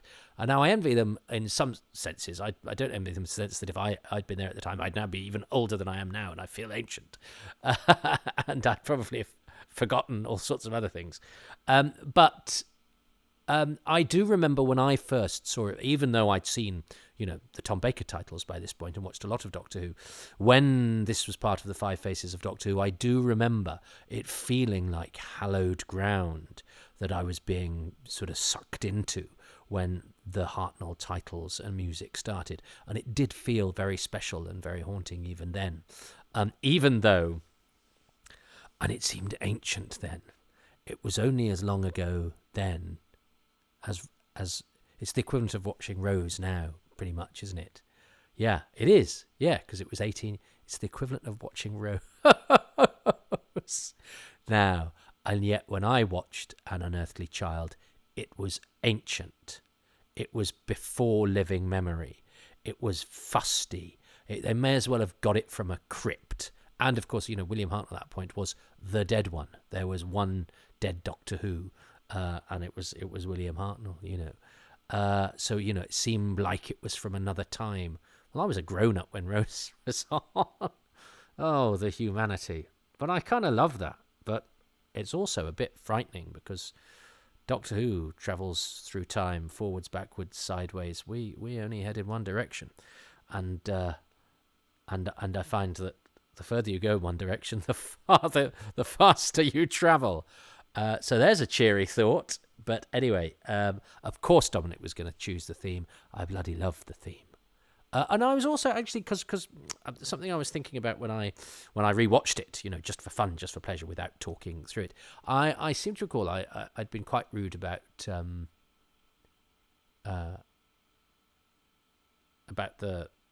live switch and saying that I didn't think that sound worked as well as good. Well, of course, having said that, I then looked at it this time and looked out for it and went, yeah, because I'm glad I picked up on that. So actually that sound is not bad. I seem to think in my head, in my memory of it, it doesn't feel quite there, and it doesn't really sound like an electric shock, but it was much better than I thought. And also, of course, it's played in live, and it's pretty much bang on, it's bang on when it should be played in, and it cuts out quicker than I'd imagined, and it is actually more organic than I thought it was. But for some reason, I've always thought of that as a bit that was never quite right. And then, of course, as soon as I watch it this time around, having finally said that out loud, you go, oh, actually, no, it's fine. There's nothing wrong with it at all. But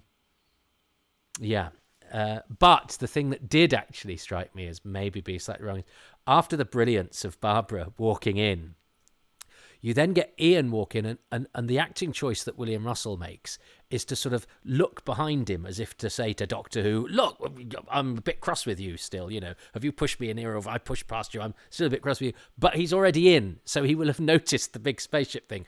But he's decided to go, no, I'm still going to play this as though I'm annoyed with Doctor Who, even though I'm now in a massive spaceship, and then I shall notice the massive spaceship. But he needs to get that sort of reprimanding look behind him in first, which I do think is quite amusing. It doesn't quite work. I mean, it's tiny and it doesn't matter at all. But to reset that karmic balance is that watching that first scene between Ian and Barbara, they are so likeable and they are so good and they are so perky. She is so empathic. And he's got so many wonderful lines as well when he's in the junkyard and he says, oh, just before they enter, and she's going, oh, I'm full of foreboding. He goes, I just take things as they come. And it's worth keep saying this. The Ian in Coburn scripts is a dick. He's like, oh God, women bloomin' drivers, and I should smack you on the nose, Dr. Space. I mean, he's really unpleasant, and sort of his wisecracky always sort of has an edge to it, or sort of macho belligerence that's really horrible. And thank God we have William Russell being, so perky and so likable, and so.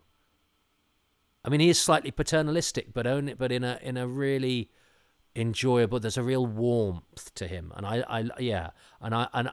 and it reminded me, because there's so many bits of Hartnell that I was noticing and going, oh yeah, I still feel bad for not choosing Hartnell but choosing the quartet. But then looking at William Russell without the need to be talking all the way through it, you're going, no, I was right to choose the quartet because it really does require all four of them to be firing on all cylinders, and they really all absolutely are. That was nothing to do with what Dominic said, but it's just jumped into my head. He'll probably now say, and the thing I really like William Russell's warmth. Let's see what he says now. What's Dominic Lynn's number 2? Number 2, the nostalgia. Although I was actually too young to have seen this episode, I was alive, but more than likely on the potty or strapped to my high chair, drooling baby food. But it's very much representative of my memories of how I felt my 1960s childhood seemed to be. Everything was in black and white. The 60s were in black and white, as you probably know. Saturday nights, which for me were Doctor Who, Dixon and Doc Green, the Telegoons, toasting crumpets on an open fire. It was always cold, it was always dark, so it seemed. This is what TV was like to me as a small boy. 405 lines in 4:3 ratio, coppers in helmets, pop music on tinny transistor radios. It's just so 60s. Now, I obviously come from a slightly different angle because I wasn't alive during the 1960s, but I absolutely agree with the sentiment, and can see that through my own lens, in the sense that, unlike going, I was sort of there, it makes me nostalgic for it. I'm nostalgic for the sort of memory of it. I was born in 74, but so the 60s were far away, but they seemed, they were a time that we looked back on, and they seemed like such an exciting time. And obviously my parents were relatively young in the 60s. My mum was born in 43, so yeah, my mum was 20 when Doctor Who went out, and it seemed like such a time of change and interest, and actually anything but black and white. But I like the fact that the telly is in black and white, because it gives us that slight distance from it, and I don't mind that. I totally get. One of the guests of this podcast, Ben Cook, has just done a brilliant job recolorizing the Daleks and reinventing that and cutting it and making it, giving a gateway to young viewers into it. I have no objection to that at all. I actually thought it was really nicely done, and in places, certainly the jumping of the ravine and the final scene with lasers flying about, I thought were actually much better, and much, because I think that final episode of the Daleks climax isn't brilliantly directed in the original, and they tightened it up and really made it work. And the other thing is, even if it had been, it wouldn't matter, because we still have those 7 episodes, and nobody's saying that those 7 episodes are bad or there's anything wrong with them. And I love watching them black and white. I like the longer pace. I like spending more time with the characters and the little subplots of Antidus being fearful and Ganatus flirting with Barbara and all. I like all that. I find it charming, and the ways that they use to tell the story and let it sort of tell itself over quite a long period of time, and the fact that they all that all that. But I also get the need to draw younger people in, because there's a lot of time between the 60s and kids now, much more than there was between the 60s and me when I was younger. And even it took me a while to get used to, the different pace of old stories, and black and white seemed, quite distant. Silent seemed like, I remember thinking, I can't watch silent movies, they're too old. Well, they're now old Doctor Who is the sort of equivalent of silent movies for this generation. So absolutely. But I do like the black and white, and I also like the fact that, and this does sadden me about today. I think that I think in our zeal to make this world a better place, and certainly I hear it in my kids, and obviously I observe the young on the social medias and all of that. There is a tendency to scold the past and to be cross with the past and to think that everything that happened in the old days was done by either idiots or bad people. And we look back on the past with a certain sort of reverence that that they were the pathfinders to what we have today. And I'm sure they made mistakes along the way or whatever, but that they'd created many of the good things about the world that we had, rather than they were responsible for all the bad ones. And I thought that was a sort of, that's a more humble way to be, really, to me, that you appreciate the things that you've got were built on foundations laid by others. Now, of course, that also means that the bad things you've got were perhaps responsible for people outside of were outside of our control. So we should be cross with the people that were the cause of them. But I always think that's a bit like throwing stones, shaking your fist at the clouds or whatever. And I looked back at old stuff as though it was a sort of dusty, venerable tome, and I like that, and that's my equivalent of Dominic's nostalgia. For Dominic, it was something he sort of vaguely remembered and lived through. For me, it was something that I couldn't quite touch because it was just separate from me, but because of that, it had a sort of hallowed aspect to it, and I rather liked feeling like that there was something that I could never touch or be a part of, but could now see and at least sort of relive or live, vicariously, if you like. But I had a sort of insight into it without ever having been able to touch it or walk through it, and that felt like a privilege, to have a lens into history, to understand it and to appreciate it, not to sort of go, oh yeah, we're all better than all the people in that, because that's not, to me, a way to be. I like nostalgia. I like looking back to things that are, because I find it quite humbling as well that it's gone. The only thing that keeps the past alive, really, is us, and we can take the lessons from it and try to put them into our own lives and be better ourselves. Well, yeah, that's what we should do with the past. But what we can also do is appreciate it on its own terms, and sort of I think it's quite humbling to keep all those. This is why I love the people from Doctor Who, because we kind of keep them alive, and I find it moving that those moments in time that were as real to them as they were doing them as this moment is to me now, and I can see the colours that I can see, and I can smell the smells I can see, and when I'm talking to the people I'm talking to, they're there with me and present, and we have that energy, and all that was happening in those black and white pictures that we see now. But the moment is gone. The actual reality of that moment is gone, but what that moment created and what those people created is still ever present. And those people are either dead or now old. William Russell was 99 the other week, but there he is, aged 39, 40, being brilliant and charming and lovable, and always will be. But he was there and doing it, and I find it a real privilege that the modern age has enabled us to watch those moments captured. And I think it's even more so when it's something like a 60s television production, because it was sort of put together as you were seeing it. Anything made now, yes, the scenes you see were live and present where they were shot, but actually they're probably made up of various different takes, lots of post-production. Sometimes people weren't there on the same. Well, a prime example is the ending to An Adventure in Space and Time that we've just seen. It was beautiful. David Bradley as William Hartnell seeing Ncuti Gatwa, who we still haven't properly seen as Doctor Who, and I thought that was lovely. But also, I know they weren't there in the same room. Do you know what I mean? That's because we can do it all by magic now. They had a different kind of magic in the 60s, and the magic is that we are kind of there with them doing it. And what we see is what they did, pretty much unaltered, because there weren't any ways to alter it. And I find that rather magical as well. So my nostalgia is different from Dominic's, but I think nostalgia is extremely powerful.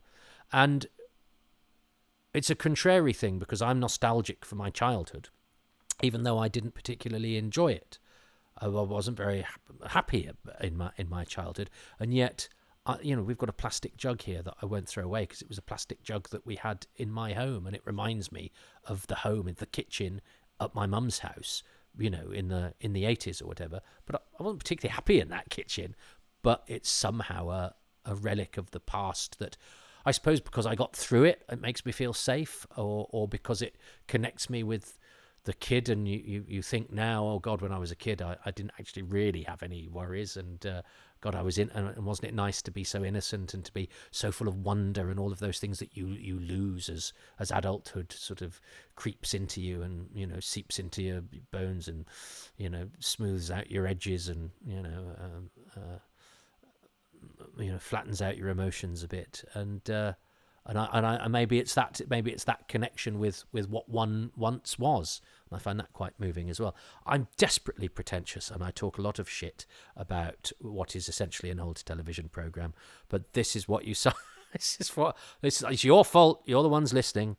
However many of you there are, this is what you saw. I've got the man who rearranged the Doctor Who theme for the Trial of a Time Lord season. What a special guest, giving us his personal and professional insight, and you've got me wanging on about a plastic jug that I can't throw away. Oh God, anyway, right. Dominic's third thing. Number 3, the atmosphere. Director Waris Hussein managed to create the most incredible spookiness on a budget of 5 guineas and sixpence or thereabouts. It's just so dark, foggy and oppressive. The entire episode feels ominous and scary without there being any monsters or alien threat. It's simply the unease that we feel at the juxtaposition of 2 ordinary English teachers from 1963 and the 2 weird and mysterious travellers from who knows where and when. It really is atmospheric. And I funny, going into this, I was thinking of Waris's roving camera, Waris Hussein's roving camera, that was going to be one of my stars as well. Because, and again, looking at it again without talking through it, it's that inky blackness and the black and white. It is more black and white, and it is beautiful, and it really is atmospheric. All of that stuff, because it's at night. We don't often get Doctor Who. We don't get Doctor Who at night as often as we should, really, because night filming was really hard. It's not so hard in a studio, which this episode entirely is.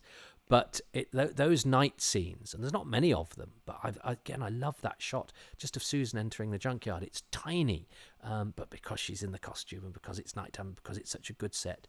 And it's a moment that you don't really think about because there's so many other sort of hugely iconic moments in it. And I use iconic in the proper sense of the word, not throw it about willy-nilly. So it's as, in sentences and television shows these days, it's as ubiquitous as salted caramel and pulled pork on menus. You'll be able to date anything from 2022, 2023 for pulled pork, salted caramel, the use of the word iconic, and drone shots in documentaries. Anyway, I think it is truly atmospheric. And I love it when Doctor Who does drippy atmosphere, and there aren't many installments of Doctor Who as atmospheric as that first one, and all it is some people, looking around a junkyard. It's or hanging outside of one in a car. Yeah, it's got a great atmosphere.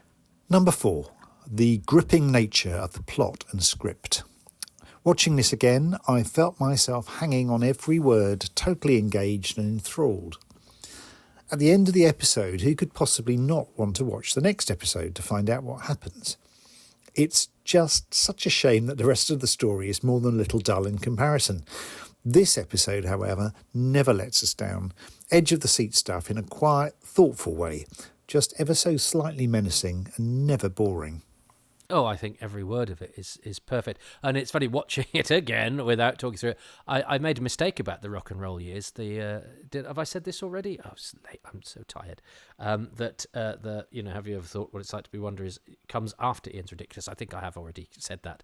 Oh no, I'm being repetitive. But if I've said it once, I'll say it again. The episode was repeated, so I'm only being appropriate.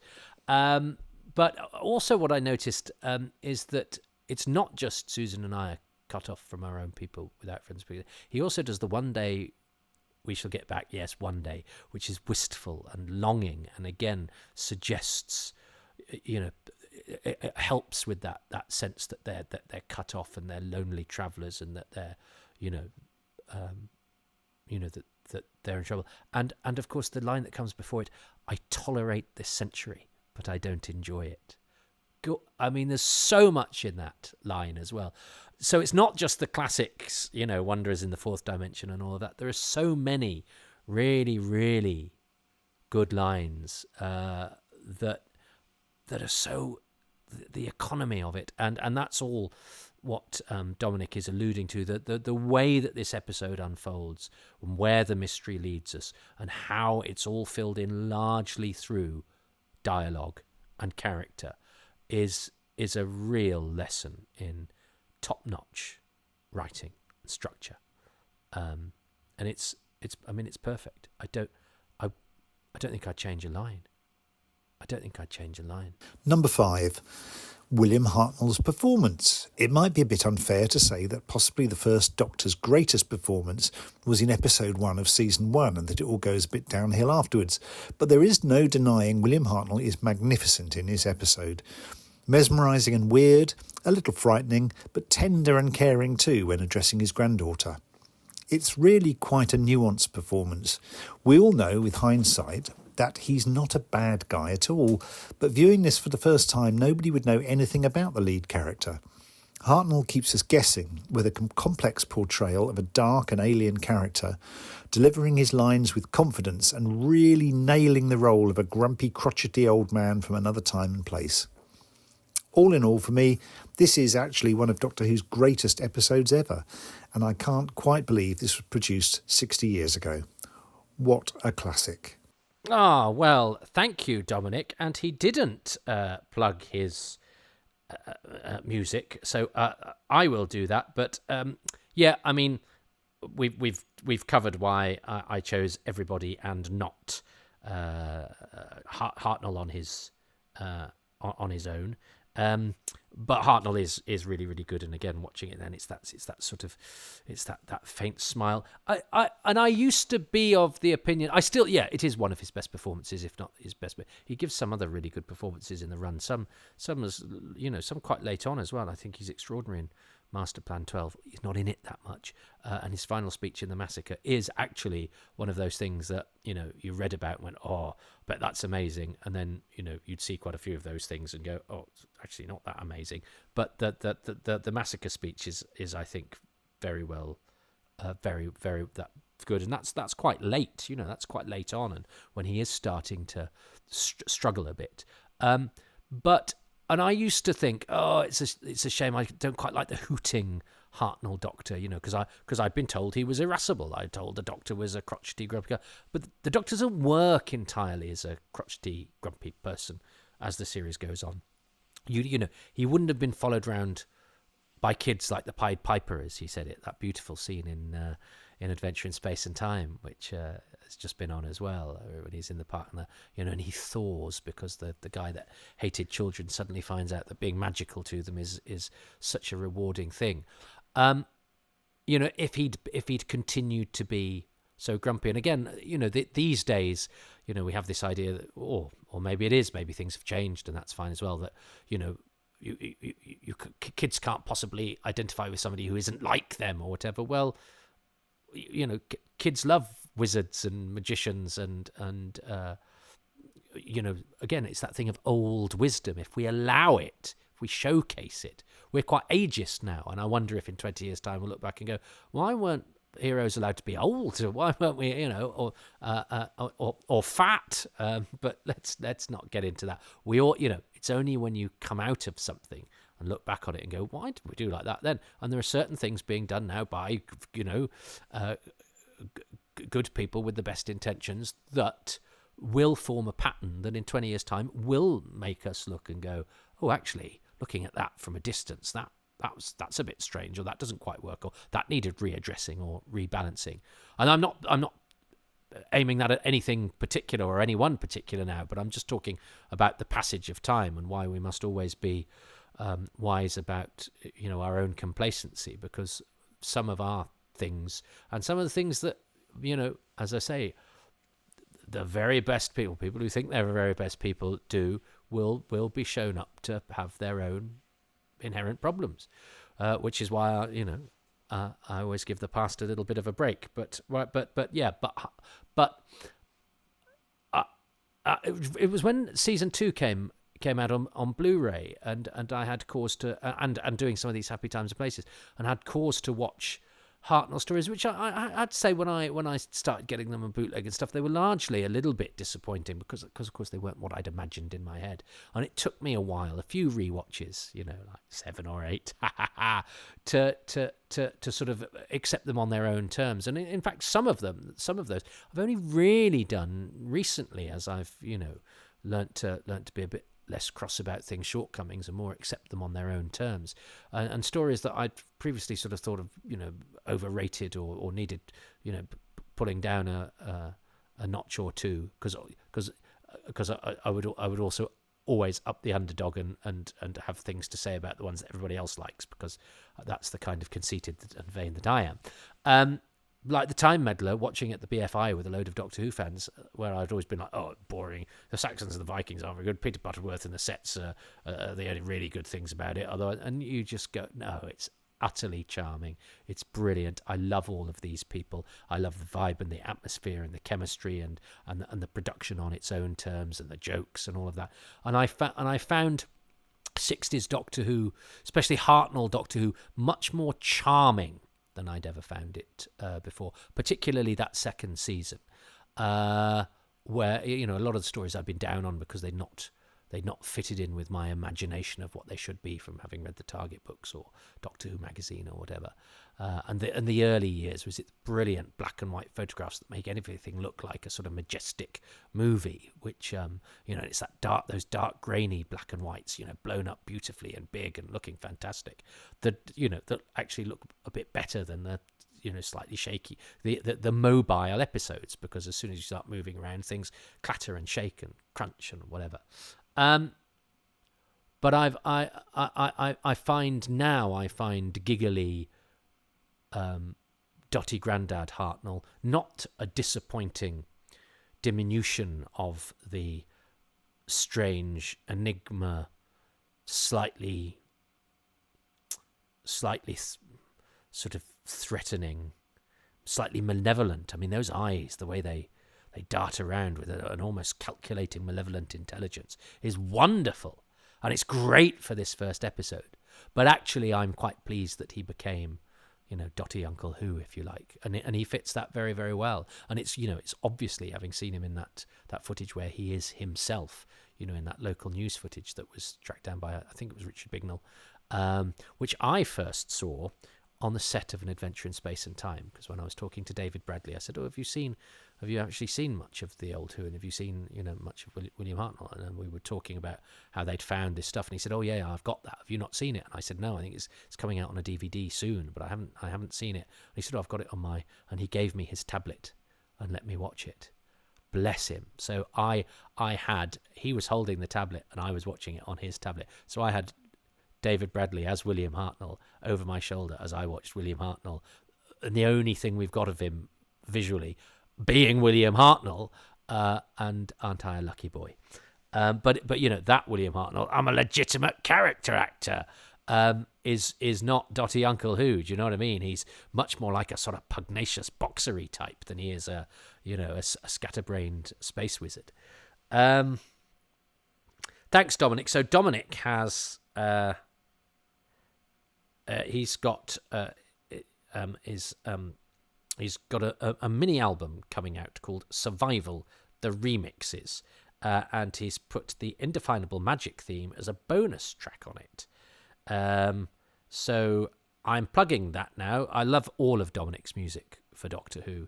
I think his Survival music is fantastic. I think his Dragonfire music is fantastic. I think his Trial music is gorgeous. So I think his scores are frequently the strongest in the strongest things, among the strongest things about his stories, and what have I done? I've done Survival, haven't I? And I've done Dragonfire, and I think I nominated his scores as the best things in both of those, and I suspect I will in Mysterious Planet as well, because I think his music is really, really terrific, and so I'm happy to plug that, whether he's been on this or not, and also, which he hasn't asked me to plug, the Gallifrey remixes, which have been out a while, but I had cause to get them the other day, not long before he emailed me. I just heard them on something, thought, oh, I've never bought those, and they're terrific. So, before we go into New Who, because I have people from New Who, I've got some illustrious people from New Who, which I'm quite pleased about. I mean, obviously my childhood self is, oh God, I've got all these people from Doctor Who in the olden days, and that's where my heart lies. But I would feel sad if I was not remote. I see New Who as equally sort of out of my reach, because it's made by big movers and shakers and blah blah. And I can understand if Katie Manning and Nicola Bryant are nice to me, because I've met them loads, and we've been at the same things and in the same green rooms. But people from New Who and modern television, and they're a bit there, and yet a lot of them have been very kind and contributed. But before that, this chap bridges the gap between those, because he is an incredibly experienced and illustrious writer of modern television, but has not written a modern Doctor Who, but has written for the modern Doctor Who universe, but is a prolific TV writer, and also has done some groundbreaking Big Finish stuff, not just Doctor Who. He's also a delightful mind, funny chap, great company, and is responsible for a connection that I have with this episode that I wonder if he will bring up in his choice of 5 things.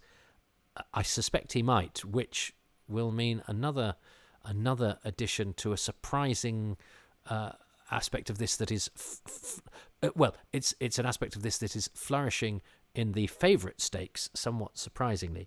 But let's see if, one, he says who he is and what he's done, and 2, if one of the things he chooses is the thing that I'm alluding to.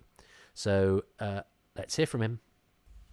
Hi Toby, Joe Lidster here, and here are my top 5 things about episode 1 of Doctor Who and An Unearthly Child. Number 1 is William Russell. Jacqueline Hill is obviously amazing, and we all love Barbara, but I think William Russell's performance can sometimes be overlooked. It's just so good. He takes a character who has the potential to be sexist or at least misogynistic, mocking Barbara for her fears. He's the square-jawed hero, but he plays it so jokily. He's really funny and charming. Barbara's a little bit colder at the moment. She doesn't know who John Smith and the Comapanion are, but he's so much fun and so curious, and I want to spend time with him. And I think that sets up the blueprint for what a Doctor Who companion should be, someone we want to spend time with. So there we are. Isn't that... So, well, 1, he didn't say what he does, and 2, he gave me the perfect point to discuss how warm and twinkly and brilliant William Russell is, but I did that after Dominic Glynn had chosen the theme tune, so that means I should learn to shut up sometimes. So imagine I said all that about Ian just now as a response to Joe's point. That would have been effective, wouldn't it? Joe, I'm sure you know him. He wrote the breakthrough Big Finish, The Rapture, that's just seemed like the coolest thing ever when I was a kid listening to Big Finish. It seemed like it was thoroughly modern. And he's also wrote Master, which is one of the very best big finishes. But of course, he's done so much television: The Demon Head Master and Wizards vs. Aliens, as well as Torchwood, as well as the Sarah Jane Adventures. He's very much steeped in Doctor Who mythology, but also steeped in the world of professional television writing, and is very skilled. But he's also a hoot and good company, and I concur with his choice of William Russell. But of course, I cheated because I have him as part of the quartet. What is Joe's second thing? Number 2, I love the fact that we follow the teachers. that they're our identification characters. If it was being made now, we'd absolutely get the note, make Susan the main character, make her feisty. I think it helps confirm that it's not just a show for children, but for the whole family. And it's just a bit cleverer. I think it's a really interesting choice, because it's, imagine your teacher having lives or interests and jokes and then getting into adventures. That's really unearthly. Very good. And that's interesting, coming from somebody who writes a lot of modern television, saying that your note, if you were to write this today, would actually ruin it. Which and I find this a lot where I'll talk to somebody who's written something and go, I didn't quite like that, and they go, yeah, well, we didn't have it like that, but then we were told from on high to do that because that's how we do things these days. Not because it will make the story better, almost, but it actually sometimes makes the storytelling a lot harder, because somebody's gone, no, you've got to do this instead. You go, but hang on, that doesn't just change this; it unravels everything I've carefully put in place.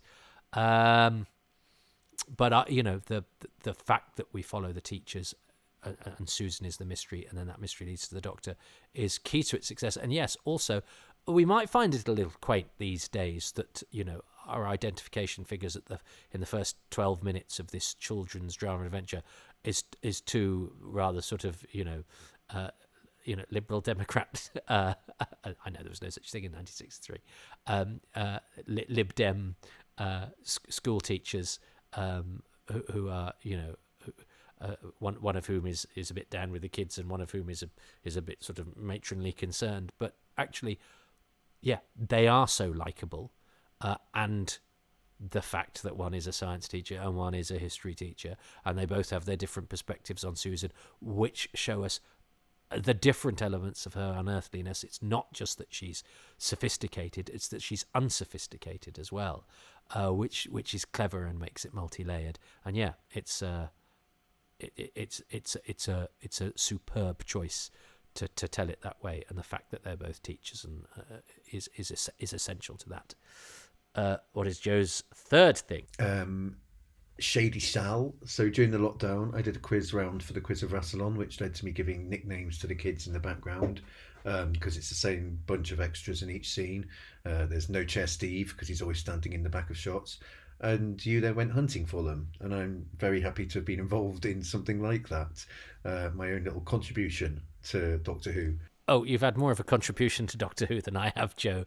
But we did this quiz, and Joe did a load of questions about An Unearthly Child, and one of the questions was, how many people do we see in the story, in the episode? And of course, it's the policeman, and then the four main characters, and the shadow, and then the school kids, and there are 7 of them. And to illustrate the fact that there are 7 of them, and it's the same 7 in every scene, he named them all. And Shady Sal is the one who sort of whispers about Kenneth Williams and raises her eyebrow in a very sexy way. That's Carol Clark, aka Carol Friday, aka Caroline Villiers. She worked under a lot of different names. She's in the video for Gypsies, Tramps and Thieves by Cher, and had a recording deal, and played at the West End. Kenneth Williams, I've told you a bit about. Richard Wilson, later Richard Alexander. Double L Wilson, not Victor Meldrew, Richard Wilson. Ended up being a pub landlord, but kept his hand in with theatre, is in To Sir With Love. Heather Lyons, who's the first one, who's pretty much the first one we see coming out of the corridor, with those amazing eyes. I've seen a picture of her today, and she's still got those, sparkling eyes. And she was interviewed a few years ago. I couldn't get an interview out of her, but she's still around. And No Chair Steve is actually Cedric Schumann, who is still about as well, but he lives in Zambia or South Africa or somewhere. And I emailed back and forth with Cedric and with his sons, and he's No Chair Steve. And that was pretty much one of the few things he did in this country before hopping back, and so he didn't really know anything about Doctor Who or its place in the pantheon or anything like that, and he's lived a long and interesting life that has nothing to do with theatre or television or any of that stuff. So, but look, there's more of that in my, if you haven't heard it, my Far Too Much Information podcast, which is available for all to hear on iTunes. It's part of Season 4, Class of 63 Revisited. And yeah, it was. I think Clayton Hickman had tweeted, you should try and find them or something, and I hadn't really taken it seriously. And then a few years later, this Joe did this quiz, and then I was thinking of something to do for the 58th anniversary, and I thought, well, let's see if I can find them. And at that point, I found them all bar Kenneth Williams and the Lonely Blonde, who you don't see that much, but she's in the standing up at the back with no chair, Steve, when everyone's laughing at Susan. And then I found out about Kenneth Williams through the chants that I've told you about earlier. And then I finally found the Lonely Blonde by a bit of dogginess, with a little help from Richard Bignell, who had a suggestion as to somebody who might be her sister. So I wrote to her sister, and then she finally got in touch with me, and she has a completely different name now. So it's no wonder I couldn't find her. But we've exchanged back and forths. So, yeah, and I mean, a totally daft and irrelevant endeavour, but I do have a sense of achievement for having done that, even though it's completely pointless. The fact was, I set myself a task and I completed it, and that I don't always complete or succeed in all of the things I do. In fact, I have a great sense of a lack of succeeding in most areas, but that one I can say I pulled off. So thanks, Joe, and I'm glad that it tickles you, because if it didn't tickle you, I mean, it really was a completely pointless endeavour. Number 4, I love the opening. The fog, the policeman, the junkyard, humming police box. It's just really atmospheric, and I just think being a kid in 1963 and sitting down to watch that, it must have been amazing. And what I really love about the police box is that it's so subtle as well.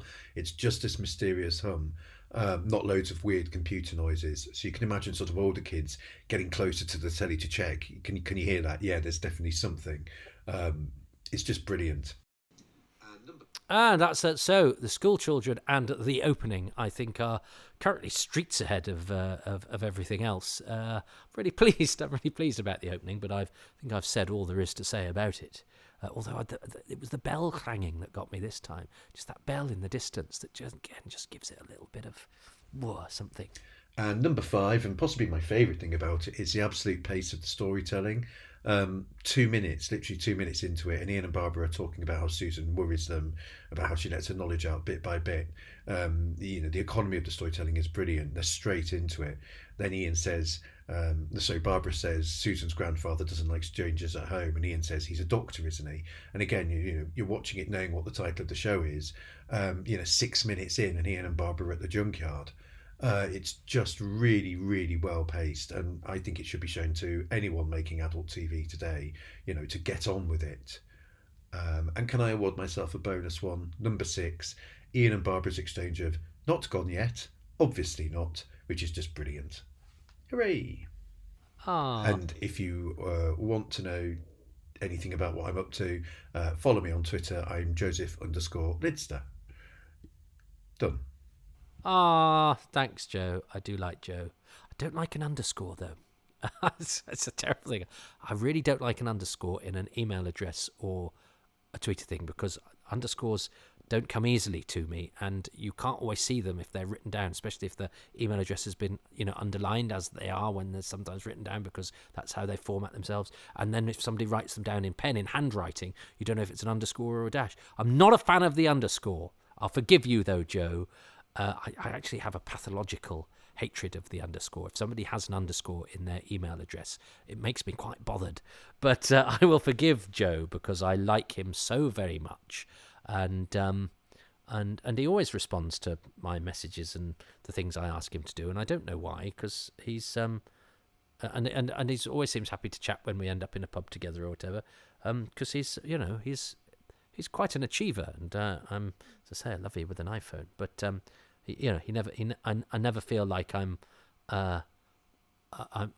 being sort of put up with, which I sometimes feel when people who've done things are talking to me, but he always makes me feel like he doesn't really mind. It's probably because he's usually smashed. And it probably makes me more interesting than I actually am. But I'm genuinely fond of Joe, and I'm really pleased he did that. And I knew he'd give us good insight, and he is responsible for that far too much information. And I'm glad he enjoys that association. Right. it's about time we moved on to New Who. I am not just a lover of Old Who, even though that's the one I've delved into the minutiae of, and I'm sure it will be left to others to, cover New Who in the sort of detail that I and many others, and proper researchers too. I'm not singling myself out here, but I'm talking about where I put my energies tend to be, into those old actors, partially because time is running out, but also partially because they're from the times that I was growing up in, so I think I've got a bit of an angle, and I remember spotting them in things when I was a kid, so that helps with my any sort of research or touch points that I have.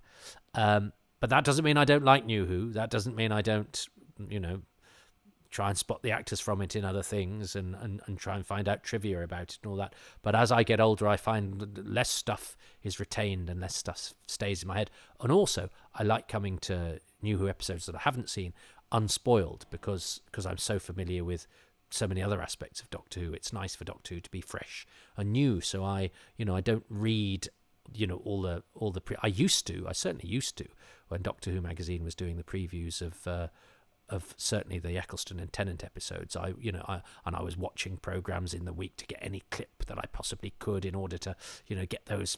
I mean, I used to watch Totally Doctor Who. My friend John was chortling the other day because he didn't watch Totally Doctor Who because, as he said, it's for kids. Yeah, it was for kids, but it would always have a clip of the episode coming up in the week. So I would tape it. I've got them all on VHS upstairs, home taped, Totally Doctor Who, because I knew I'd get a clip. I'd get a sort of preview of Saturday's episode. Whereas now I tend to sort of go, actually, I might stay fresh. Actually, I quite like. I'll watch the next time trailer if it's part of the episode, but I don't have a hankering to see exclusive clips on the One Show or anything like that, because I feel I quite like to come to them fresh.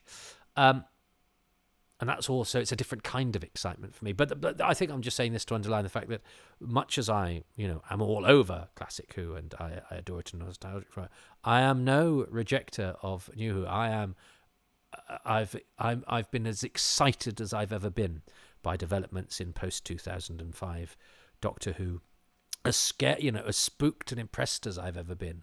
I don't think I've ever been quite as spooked or as thrilled at how spooky a Doctor Who scene was as I was by the Don't Turn Around Toby. And it's not just because it's not just because he's called Toby, not at all that he's called Toby in The Impossible Planet, and the thrill of David Tennant's fake teased regeneration at the end of The Stolen Earth, the Bad Wolf reveal in Turn Left. There's so many moments like that in New Who. The Daleks appearing at the end of Army of Ghosts that have got me, even the macro in Gridlock, that have got me sort of punching the air and really thrilled and excited. And I think what I love about New Who is it sort of keeps me in touch with that kid who was, who's now completely vanished, but perhaps his DNA or a little bit of his essence is in that plastic jug. So maybe it's a way of keeping me in touch with him as well. So New Who is perhaps my plastic jug, but it's rather more exciting. So I just wanted, so I'm thrilled that I've been able to reach out to some people with an association with New who are of course fans themselves and who have their own take on An Unearthly Child, one of whom actually was going to do this and then said, look, I've thought about it. I haven't got anything original. I said, I don't care if it's original.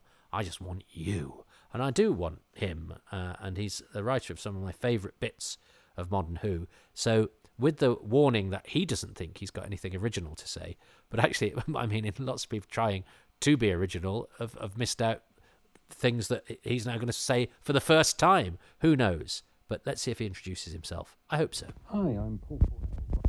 Books, comics, games, television, all sorts of things.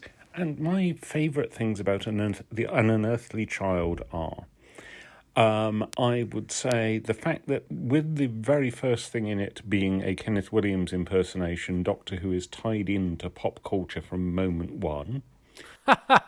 Well, two things notable about that. Excellent writer, but obviously slightly fluffing his intro there, or I don't know. It sounded like his phone microphone was being removed from a sock. But it is, so if you didn't hear that, it's Paul Cornell, the writer of Father's Day and Human Nature, Family of Blood, which are some of my favourite installments of all Doctor Who.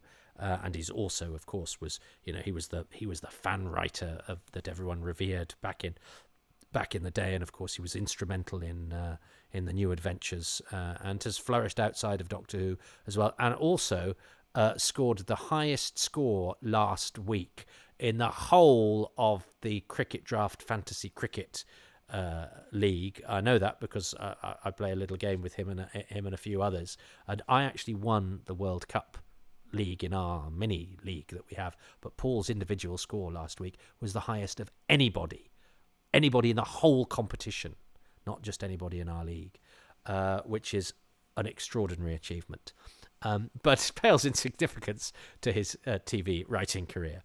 So I interesting because I don't read Kenneth Williams, aka Richard Wilson 2Ls, as doing a Kenneth Williams impression. I think he's just acting and going, "Oh, look at that," and it just sounds to us like Kenneth Williams, and we've imposed Kenneth Williams upon him. But maybe it is deliberate. Maybe he's deliberately doing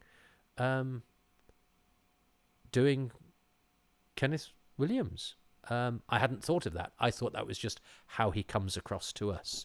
But that's an interesting take from Paul, that actually he's aping that actor from the not very many at that point Carry On films. I still think I am right, but I will take Paul's version, because we can have an alternative universe where that is the case. I love the efforts to make the thought patterns of the cave people different. I'm sure we're a long way from any true representation of what actual cave people would be like, but the idea that maybe these people are Neanderthals, who knows? Now, I clearly didn't explain to Paul well enough that we were just doing the first episode, but that's okay, because if An Unearthly Child taught us anything, is that sometimes mistakes being in things make them very interesting indeed. So this is something that when Sidney Newman watches this Happy Times and Places back, he'll say, "Lose the references to the Caves People's episodes. They're nuts." But I will take responsibility for that. And I agree with that, but you'll need to listen to Jim Sangster and I podcasting about the Tribe of Gum in previous instalments of Happy Times and Places. Let's see if any of the rest of Paul's things are about the first episode. I mean, it doesn't matter, does it? He's still very interesting to hear from. I like the fact that Doctor Who is literally Promethean from moment one, that he gives them fire so that they can become a civilization. Okay, no, we're still in Cavemansville, but that's okay.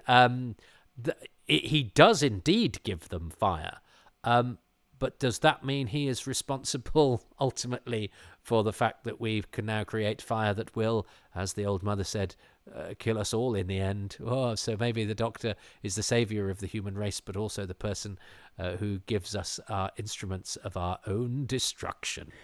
I love the fact that in the extended version, not the extended version, I love the fact that in the pilot version, Susan does some ink on paper pressings that actually echo and look like the title sequence. That's deeply groovy, and I wish they'd kept it. Now, that's interesting, isn't it? They say in a Rorschach pattern, and this is the Rorschach pattern that is not in the transmitted version of An Unearthly Child, but is in the pilot. It has been alluded to before in this commentary. I mentioned it. No, I think first it was mentioned. I can't remember who mentioned it now because my brain is atrophied. But it was mentioned in terms of it being the light, of the TARDIS, and I said no. I thought it was the console, and Paul's saying, no, it's the title sequence, it's the signal howl round. So that just goes to show that a Rorschach pattern that I've always assumed showed one thing shows something completely different to the two other people who've mentioned it in this commentary. And of course, perhaps therefore justifies Sidney Newman's edict to change it, because it's really not clear what she sees, because he didn't see anything. He didn't see any of those three things because he didn't get what it was at all. Some of Sidney Newman's notes aren't great, by the way. Some of the ones on the Aztecs I think are quite annoying. But we might get to that when we do the Aztecs. So, his famous notes about nuts, we need a girl to get into trouble. Well, there's one bit with the Aztecs where at the end of episode 1, he says, John Ringham fluffs his line there. And it's like, well, yeah. We know that, mate. That's a typical exec pointing out the bleeding obvious. You go, yeah, we know that, mate, but we can't stop and go back for a fluff. So what do you want us to do? Just say, send you a note and say, by the way, he fussed. We know that, you know that, but we can't do anything about it. So what's pointing it out is it's pointless and annoying. You think we didn't notice that, mate? That's not what we come to you for. But anyway, he didn't get what the Rorschach was at all. He didn't see any of the three things that each of us has seen. I still think I'm right, but Paul sees the title sequence. That's interesting, and that's the third mention then of something that isn't even in this episode. Which might the Rorschach picture might have got more mentions than William Hartnell. See, this is why Doctor Who is such a treasure trove. And I love just the immense relatable chemistry of Ian and Barbara. What great leads those two were. Anyway, that's me. And I can be found at paulcornell.com, where you can see all of my doings. And of course, I'm the co-host of Hammer House of Podcast. Oh yeah, check out Hammer House of Podcast. Paul is very good at everything that he does, and is a proper fan, and always gives really smart observations. But for me, the real excitement here is going this guy who wrote 3 magnificent episodes of New Who, 3 benchmark episodes of New Who, and of course Human Nature is based on New Adventures as well, which because it was a new adventure that made such an impact too, has come onto my podcast to celebrate with me and you 60 years of Doctor Who. Isn't that joyous? I hope Paul writes some more Doctor Who. I really do. So let's now go to more recent Who. I mean, really, we're coming really up to date, actually. We've got a couple more writers. And I like writers. Writers are interesting, aren't they? And it's not just because Paul I met at an event at the Museum of Science and Industry here. It was where I also met Rob Shearman. And I became very good friends with Rob, and I've hung out with Paul as well. Haven't seen Paul in a while, though, unfortunately. So it's very nice that he's done this. But actually, the next contributor I've never actually met. We follow each other on Twitter. We've had cause to go a bit back and forth. The episode this writer of Doctor Who is responsible for is I think amongst my favourites of the era that it was written for. I think it's a really good episode. I really like it. I think it works in terms of its wit, in terms of the way that the science fiction and the events and the story is weaved into the show's format. And I really, really enjoyed it. But I've never met this person. They have no reason to be on this podcast at all, apart from the fact that I asked them and they said yes. So let's see if there's an introduction. But there will definitely be 5 things. I wonder what they'll be. Hi, I'm Joy Wilkinson, writer of The Witchfinders and Whatnot, and 5 things that I love about the very first episode, An Unearthly Child, include number 1, the visuals. I'm constantly impressed by what they managed to get in that frame and some of the fab focus pulling in the car, but the opening scene encapsulates it for me. The mystery of that gothic fog and the POV with the policeman, tantalising, withholding, but then going through the door without him and getting that privileged glimpse of the police box. What's it doing there? It's a cracking start. I love doors, closed doors, sneaking through doors. We'll come back to doors later. Oh, I've never actually even spoken to Joy. That's the first time I've heard her voice. and I'm thrilled that she's on. Thanks, Joy. That's given me a lot of joy, and has chosen the beginning. And I love the way she said the Witchfinders and whatnot. It's such a good episode, though. It really is exactly how you should use a historical setting in a Doctor Who story, and exactly how you should use your threat to have a I think the alien menace is seeded so cleverly, so artfully into the story, and it's got a big chomping guest part that is good enough to attract an actor like Alan Cumming. So I think it's a terrific episode all round, The Witchfinders. And I might watch it after I've done this, because I haven't seen it for a while. She has chosen the beginning, but of course, being a clever writer, has expressed it in a novel and interesting way. But we have that beginning again, which I think is proving to be the most popular thing of the episode, which is really which I like, because it was one of the things that I chose. So it makes me feel like I'm not totally out of step.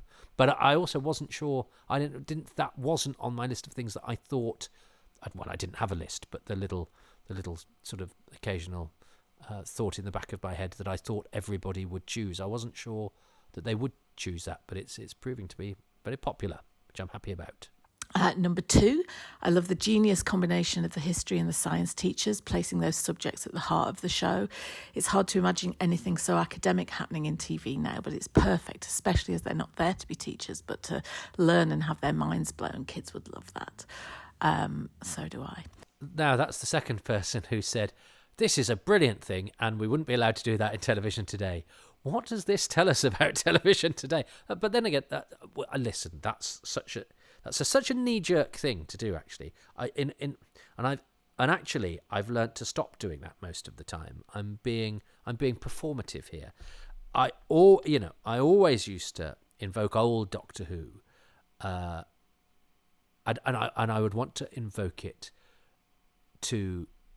Or to big it up, and to do so, I would do it at the expense of modern things. I go, oh well, you can't tell stories through character these days, or things aren't rehearsed as much these days, so they're not as good. Actually, there's a lot of modern television which is really, really good. There's a lot of modern television, and it's not all American. There's a lot of modern British television that's really, really good. The quality of acting, because I talk to actors, and I always sort of, we get nostalgic and go, oh, but you had 5 days rehearsal at the Acton Hilton, and it meant that the performances were so much better. I love the performances in old telly, but there's some damn good performances in new telly, and it's just a different way of doing it. And the really good actors these days, they do their homework, and they come really, really prepared, and they do their work at home, and are used to working a lot quicker, and have to be pretty spontaneous with the little bits of magic that perhaps might have taken a couple of days to work out in rehearsals or whatever. But I did note with interest, yes, saying you wouldn't be able to do that in modern television. Well, that's worth noting, but it doesn't mean. But I don't want to be that guy who goes, yes, which means that all modern things are bad and only old things are good. It's a bit like the way I used to go, Doctor Who's good, so Star Trek and Star Wars are rubbish because Doctor Who's better. No, Star Trek and Star Wars are great, but Doctor Who's great as well. And I used to always have to kind of big up Doctor Who at the expense of something else in order to make my thing more important. And we do that as people as well. You sort of, and I think that way madness lies. Something that you like, or even you. I was thinking about this today in terms of, a couple of jobs that I haven't got maybe, and sort of go, which means that casting director's an arsehole. And you go, actually, they're not, because they cast that and they cast that person in that. And in fact, I know somebody who knows them who says they're really, really nice.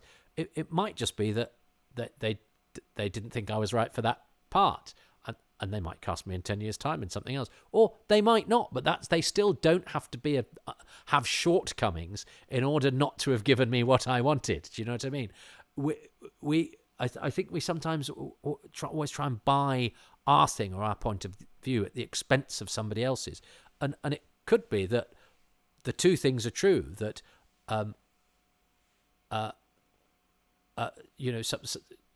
I can still be a good actor and not be cast by that casting director, and that casting director not be a bad casting director. Sometimes it's taste, sometimes it's chemistry, sometimes you might not even be on their radar or whatever. But it doesn't always have to be one good, one bad. Me good, person disagrees with me, bad. Actually, the person that disagrees with me might have perfectly valid reasons for disagreeing and still be a good person, but we've just come from different perspectives. So in the same way that I took, it wasn't bait because it wasn't intended to be dangled like that, but I took both of those mentions of going, yeah, we probably wouldn't be allowed to tell this story today. But go, yeah, because all telly is modern telly. It's made by bloomin' idiots. Well, it clearly isn't. There are different ways that we do things, and they still produce, in many cases, some excellent telly. Yeah, and some right load of old tits. But there's a lot of television in the 1960s that was made in that beautiful way where they script edit and they tell things and they have an intellectual thrust and 5 days rehearsal that are still a load of old tits. So, yeah, I was just self-medicating there, going, don't yield to that temptation to go, because I like a thing done a certain way doesn't mean a thing that's done a different way is bad. But I do note with interest that two writers have highlighted the brilliant thing, which is the storytelling through the teachers, as something that you wouldn't be allowed to do today. But then again, writing and creation flourishes under limitations. And perhaps if one of the limitations is to go, well, you can't tell it that way now, means you have to be inventive and tell it in another way. And that necessary invention could lead to something amazing. So it's how you respond to the limitations imposed, which Doctor Who itself did, different limitations, back in the 60s. Number 3, my favourite line is probably Susan's. I was born in another time, another world. It's so huge. It says so much about society at the time and before and since. This touchstone for the generation gap becoming a chasm in the 60s. Yet it builds on that and complicates it by having the Doctor as the oldest one there. So it's not tethered to that era either. It's of the now and yet timeless, which is a theme going forwards. Oh, I love that. Speaking about, planting that line that I've always just sort of seen as, beautifully economically put mysteriousness of going, oh no, this is emblematic of what was actually happening in the 60s, but then turns it on its head because it's not just the young one who's disassociated, it's the old one too. Although actually I'm drawn to the idea that both old and young are sort of in somehow detached from society and both have to kick out against it in different ways. I think the young, try and change it. The old try and take it back to what it was, whilst in the middle is the current status quo. And I always think that the very old should have a little bit more kinship with the very young, because they're both I think sort of treated disdainfully by those who actually run the country and hold the power and influence the cultural output. And I think if the old and the young actually ganged up together, they could probably cause some real bother. But I like that. I like the way that Joy took that line and ran with it. Number 4, got to say, the first time in the TARDIS, obviously, we're so used to that moment now, and it always feels to have a layer of irony and self-awareness. So to imagine seeing it fresh back then gives you real shivers, and it's played so well with how long they take to adjust, still rejecting the idea even as it's going on. So it makes it very vivid to a viewer watching it now. Yes. Now, I thought everyone would choose this, you see. I thought everyone would choose, going into the TARDIS and wow, because it is so well directed by Waris Hussein. It is so well designed by Peter Brahatsky, both the dark, perverse shapes, musty atmospherics of the multi-level as well, let's not forget. And it's wooden and material and sort of disparate bric-a-brac of the junkyard, and then the gleaming, clean, white, sterile, massive TARDIS. That contrast, that stark Doctor Who-ness of ancient and modern, of old and futuristic, of musty and spooky and gleaming and clinical. I thought everyone would choose that, but they haven't. But Joy has, and rightfully so. And number 5, I'm sure everyone's going to say the sound, which is amazing. But I actually love a sound that's not there.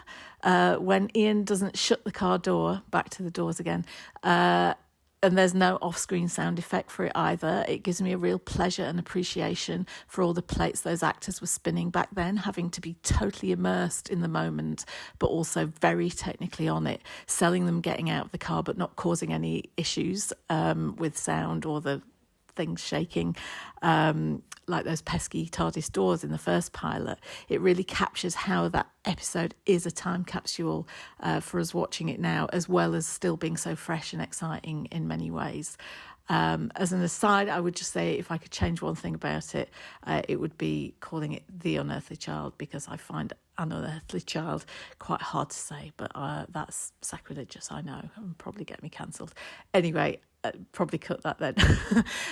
That's it. Happy 60th anniversary, everyone, and here's to eternity. Joy, nobody's cancelling you.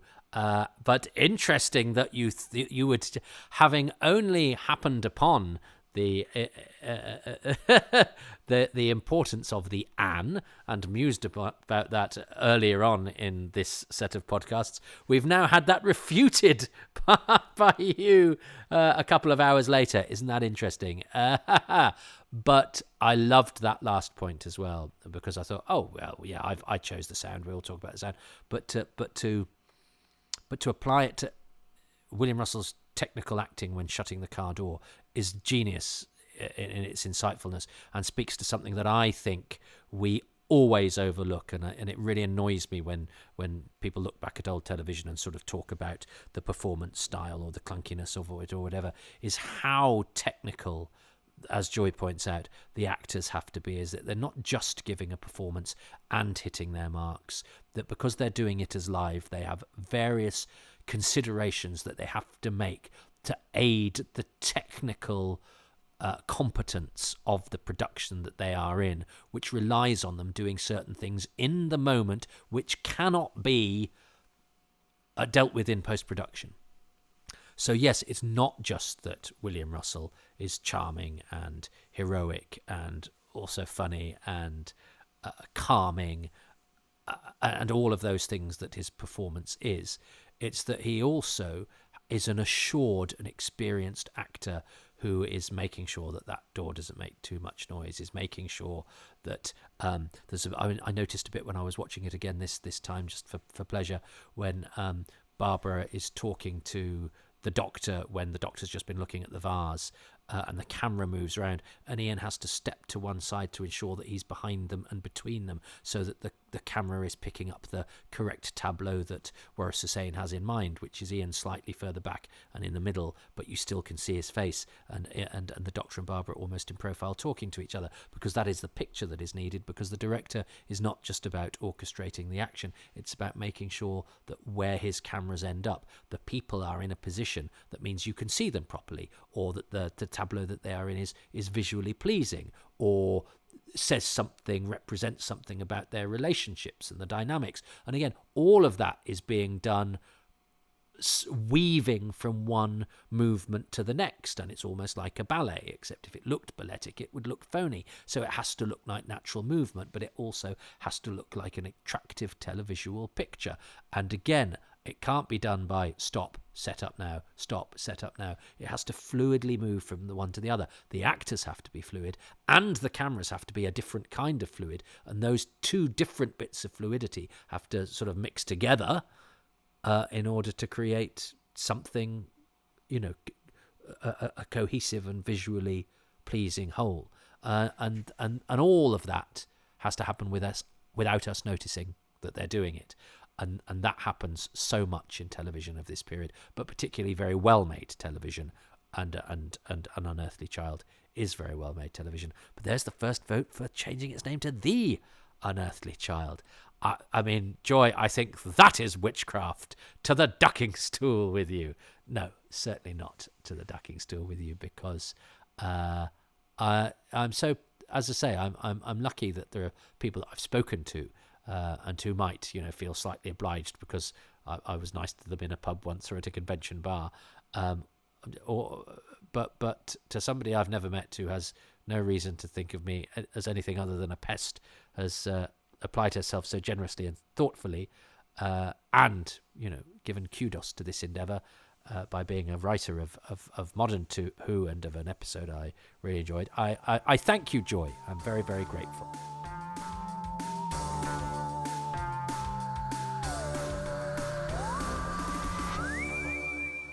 I'm sure I listened to something only yesterday, and the person involved said, no podcast should last more than 20 minutes. Oh, good Lord. Well, look, I mean, the content is I'm flabbergasted by not my contribution, but the illustrious nature of my guests and the way that they have gamely thrown themselves into this, and I think provided lots of interesting talking points. I hope I managed to match them, or at least throw some perspective on the things they'd said. I am extremely grateful to them all. I think we've probably got another 20 minutes to go in our final 20-minute episode where I will have to fit in how many guests have I got left? 1, 2, 3, 4, 5, 6. So yeah, it's going to be another long one, but then we can bring these unearthly celebrations to an end. But I've very much been enjoying delving really deep into the minutiae and for once getting lots of different perspectives. I hope you have too, and I hope this has sort of fed your anniversary lust, if you like. It's certainly been feeding mine, and it feels very appropriate at this time, living the hours between the anniversary, during the anniversary, between the anniversary, and the brave new world of the Star Beast, which coming just 2 days after the 60th anniversary seems so appropriate and wonderful and exciting, and it really does feel like a rebirth, and as though there's a good future ahead of us. The word Doctor Who is on everybody's lips, but I have just asked people to have one particular episode of Doctor Who on their lips, and that is An Unearthly Child. And I have 2 more writers from New Who, but from different eras of New Who as well. I've tried to get as an eclectic a mix of people as possible. 3 actors from New Who. That's exciting, isn't it? And somebody else. I mean, they're all guests that I'm greatly looking forward to hearing. One I have heard because I've spoken to them over the phone and recorded them that way. That was how they wanted to do it. But everybody else, to preserve the surprise, I don't know what they're going to say, but they are really interesting people, and they're all fans, but who have contributed to Doctor Who in major ways.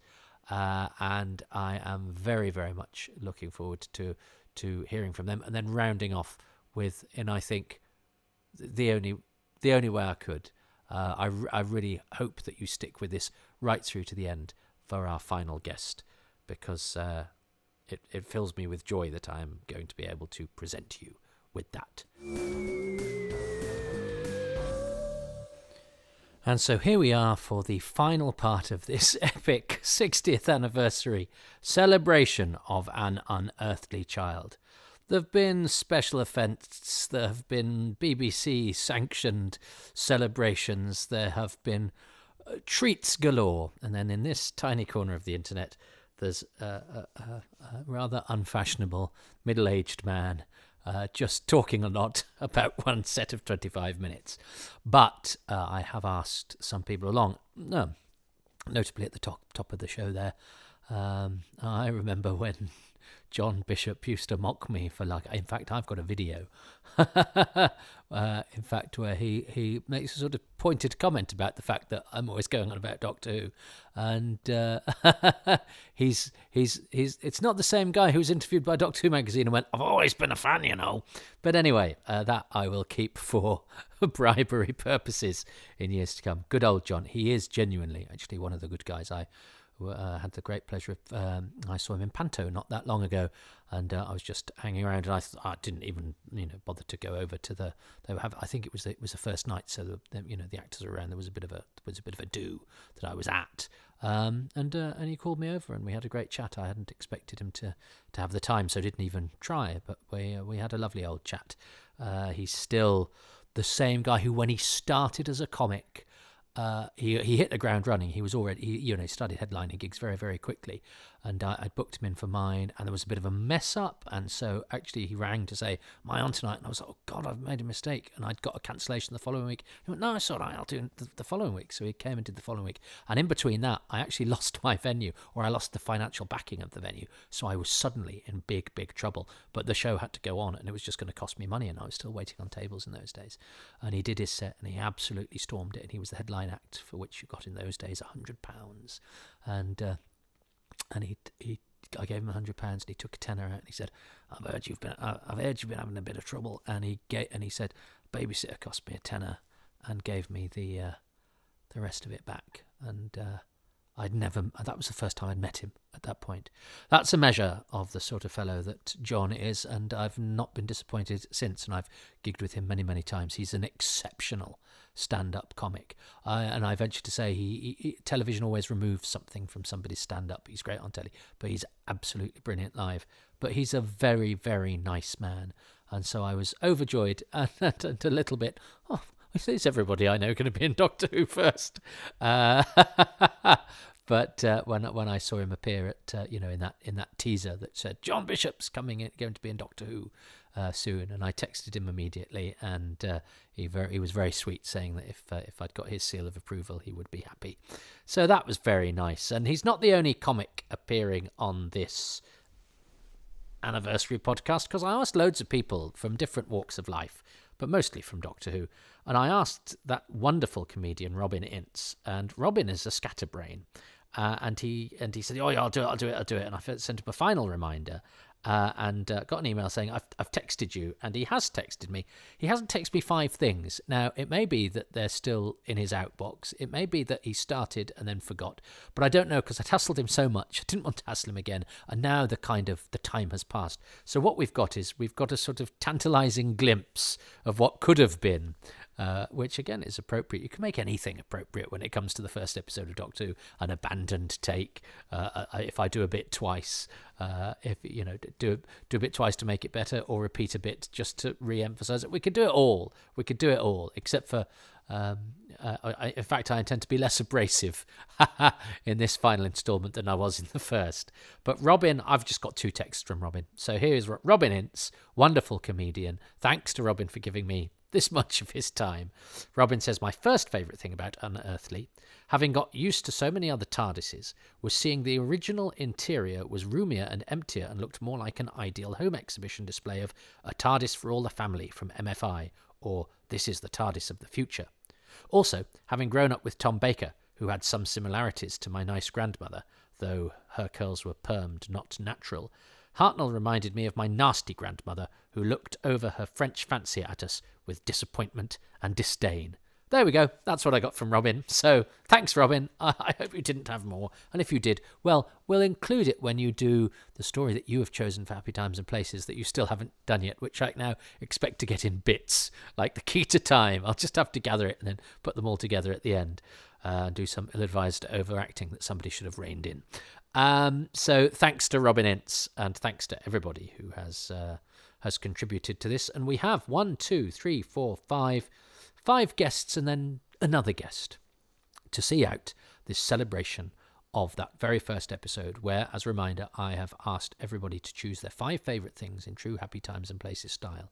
If you want to hear the commentary, that is in the first episode of this 60th anniversary celebration, where I commentate through the episode and get the thoughts of Jim Sangster, who'd chosen the other 3 episodes in a previous segment of Happy Times and Places. And then in subsequent instalments, I move through various Doctor Who fans, people who are Doctor Who fans and writers and other creatives, and all sorts of just smart, entertaining people, some of whom have contributed to Happy Times and Places before, and some of whom have not.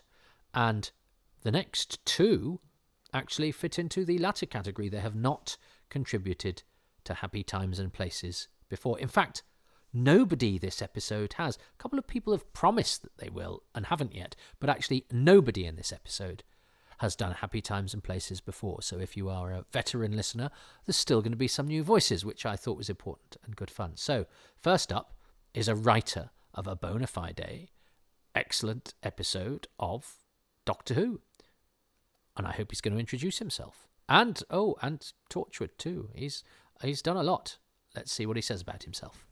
Hello, I'm James Moran, and I wrote The Fires of Pompeii back when David Tennant was in Doctor Who the first time. Can you just imagine seeing An Unearthly Child for the first time? Getting to meet the Doctor in the same way as every other character in the show does from here on in. Those first few shots when we see the TARDIS, but we're not seeing the TARDIS. We are just seeing a police box. The audience at the time has no idea what they're in for. They don't know it's a spaceship. They don't know what's in there. It just looks like some junk in a junkyard. They have no clue about the adventure they're about to go on. It starts out so small, so ordinary, with normal people in a setting we all recognise, and then it goes absolutely wild. That first moment they walk through the police box doors to find out they're in a much larger room, it still sends chills down the spine no matter how many times you see variations on it. It's just magical. All the ingredients of the show are there right from the very start. They land somewhere they didn't mean to, they get caught up in a tricky situation, and they're off to the next adventure. Everything the show becomes later is all here in the opening episodes. The DNA was always right there from the start. It's packed with imagination, infinite possibilities, pure joy. It's a lot to pack in, but that's okay. The show is much, much bigger on the inside, and it always will be. Happy 60th. Ah, thanks, James. So that was more of a sort of précis of the whole thing, but I'm happy with that. Yes, so thanks to James for choosing a sort of all-encompassing favourite eulogy about An Unearthly Child, and he's quite right. It is extraordinary. Is there anybody that doesn't like the first episode and who doesn't agree that it encapsulates everything about the show so well? It's probably not got as many jokes. It's not a sort of quirky fun, but it's again, Ian kind of provides that. There's a few of his little sort of throwaway lines that just add a little sort of peppiness, a little sort of comedic swagger to it that it desperately needs. And Hartnell is a bit absent-minded, but it's still sort of a slightly icy detachment, and where he is a bit sort of it does come with a sort of sneering disdain, even though he is slightly sort of dotty and forgettable. There's a darkness to it, but no, William Russell gives it its sort of its spring, if you like. But it is pitch perfect. James is right. Oh, and I've just I was trying to think of the word peppy for in just a I was trying to describe Tom Burgess about 3 episodes ago, wasn't I? And I said humble is the wrong word, and then the right word didn't come. He's unassuming. Tom Burgess is unassuming. That's sort of only a little bit late that I have to give you the correct word, but. Insert some joke about, well, it took me a couple of goes to get it right, but then I did, etc., which I've done many of during this, and I will never be allowed to do again once I stop talking about An Unearthly Child, which will be in about an hour, he said optimistically. It's got to be in about an hour, because as I record this, because you'll notice I did some of this epic at different points on the 23rd of November, but this that I'm doing now, this last bit, because I was then having to edit it and blah, blah, blah. And I've told you when and where I have been. This last section is in the countdown to The Star Beast, which is on, as I record this, in about an hour and 15 minutes. And so I'm not going to get through all of these now, but I will knit them together. And I don't know whether it will be a jarring edit or whether you won't even notice. But certainly the recording of the start of this final episode of this 60th celebration podcast is in the build-up to the Star Beast on the celebratory weekend of Doctor Who's 60th. So we're actually past the day now. As I say, I'd intended to do it all before, and would have felt slightly because like it was a bit of a false, a bit of a cheat, because I normally watch the episode at 5:15 on the 23rd, and because I was going to have to watch it beforehand, I thought that would take away from some of its luster. Well, I actually did, as you heard. I started doing this just before midnight on the 23rd, and then later bits of this I did after I'd done my rewatch, my actual watch, without commentating through it, at the right time, So I've actually seen it twice. And now, after the anniversary is gone and the Daleks have come on in colour and An Adventure in Space and Time has been on with Ncuti Gatwa, I'm now building up to the new era of Doctor Who.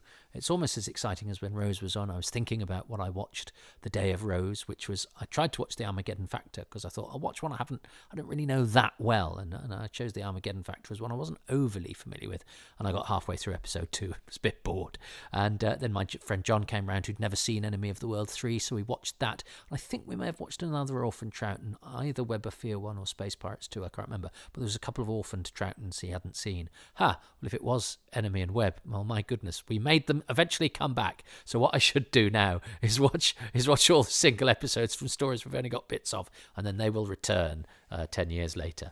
Anyway, so Robin didn't quite see it through. James has given me a bit more of a précis. Let's hope my next guest can give us, and this is entirely my fault because I was, flying out messages, and obviously I didn't listen or read anything back that I was given, so I couldn't tell people whether they were right or wrong or whatever. And actually, there's no right or wrong way to do it. But we are after, generally, 5 things about An Unearthly Child. And and we'll see if we get some sort of consensus at the moment. The opening few minutes, the school children, the sound maybe seem to be doing better than most things, but there's lots of things that have only been chosen the once. The quartet and William Hartnell are vying with each other to see who wins. Ian and Barbara have had a few votes as well, but let's see who wins out.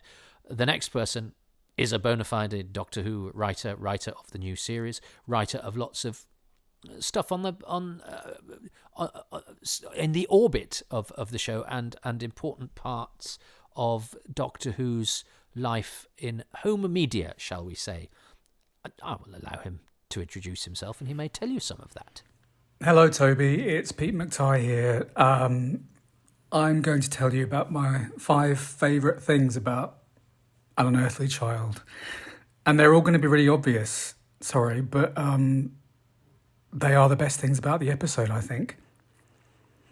So my first favourite thing about this episode has to be the music, the title music. I mean, it's hard to put it in perspective now when we're living in a time where, any sound can be sampled and messed around with on our phones.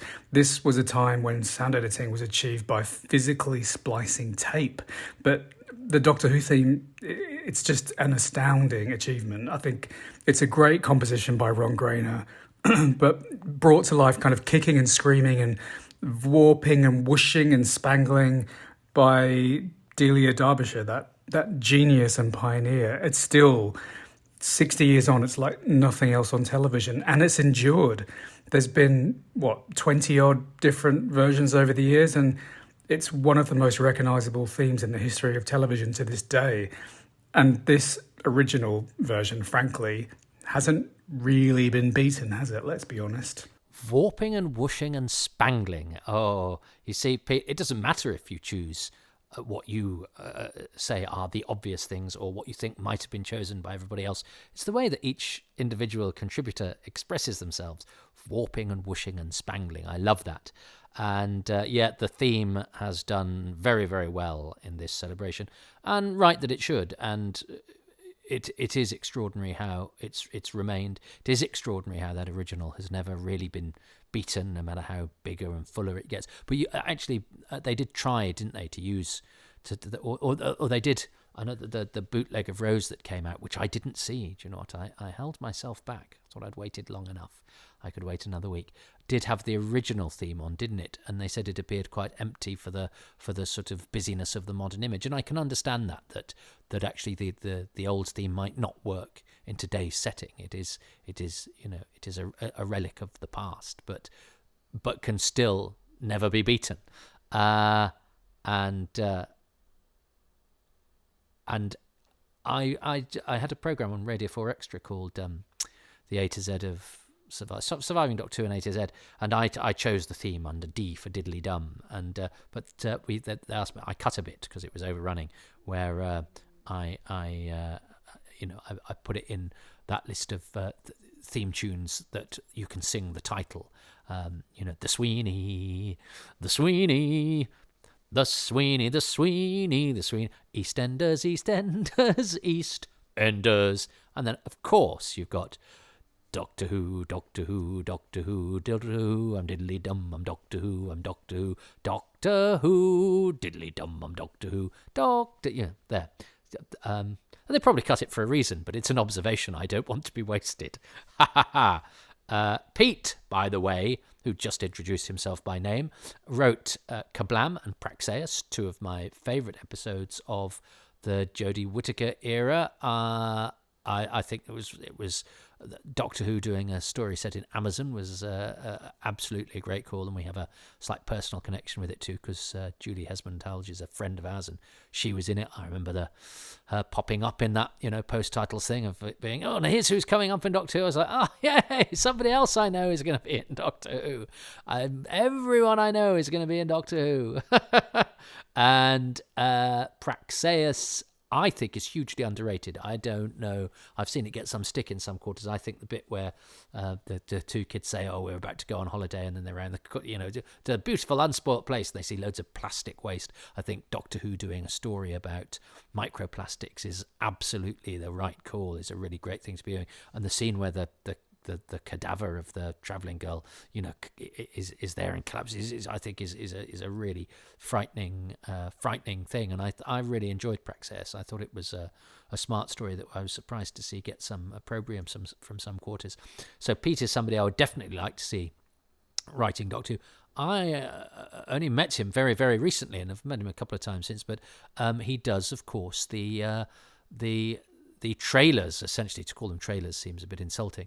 The mini films that herald the new Blu-ray box sets, which have led to, I don't know if they were direct lead, but certainly I see they have kinship with the Tales of the TARDIS that have just gone on iPlayer, that Pete also wrote a couple of, and I think did a beautiful job with. So I'm thrilled that Pete has given his time for this, and he's always very encouraging of my stuff, and always replies to an email, and is a thoroughly nice chap. And I hope we see more of Pete's name. I mean, he started off, I think he did, didn't he? He didn't start.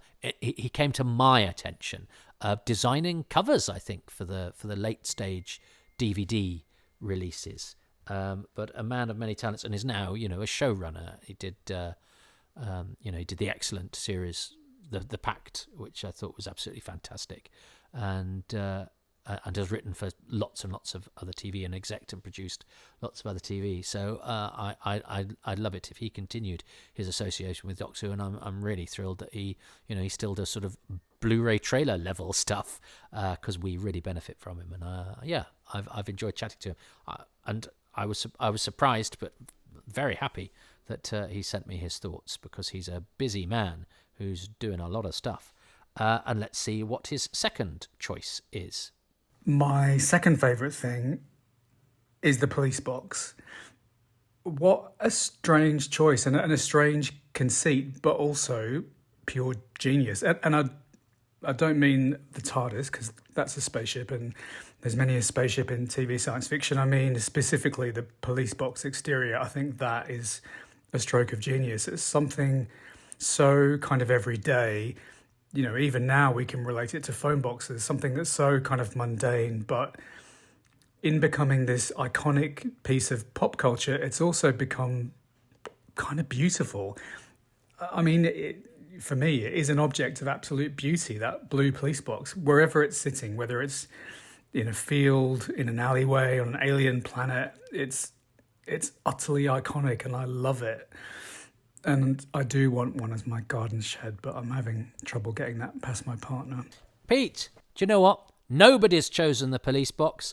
So obvious nobody chose it, but it's an absolutely... So, one, don't be apologetic about choosing your things, because they may not occur to others, even though it seems blindingly obvious to choose the police box. Nobody has, because there are so many casual bits of genius in Doctor Who that we take some of them for granted. And I think the fact that the Doctor travels in a rackety police box, although I always say a rackety police box because I like to suggest that it's a bit threadbare, and this is how I, view my sense of where I fit in the world. But actually, quite often the TARDIS is not remotely threadbare, and it's big and it's robust and it's beautifully painted and it's pin sharp and looks as good as new, and the lines and contours are all straight, and it's it's an impressive piece of kit.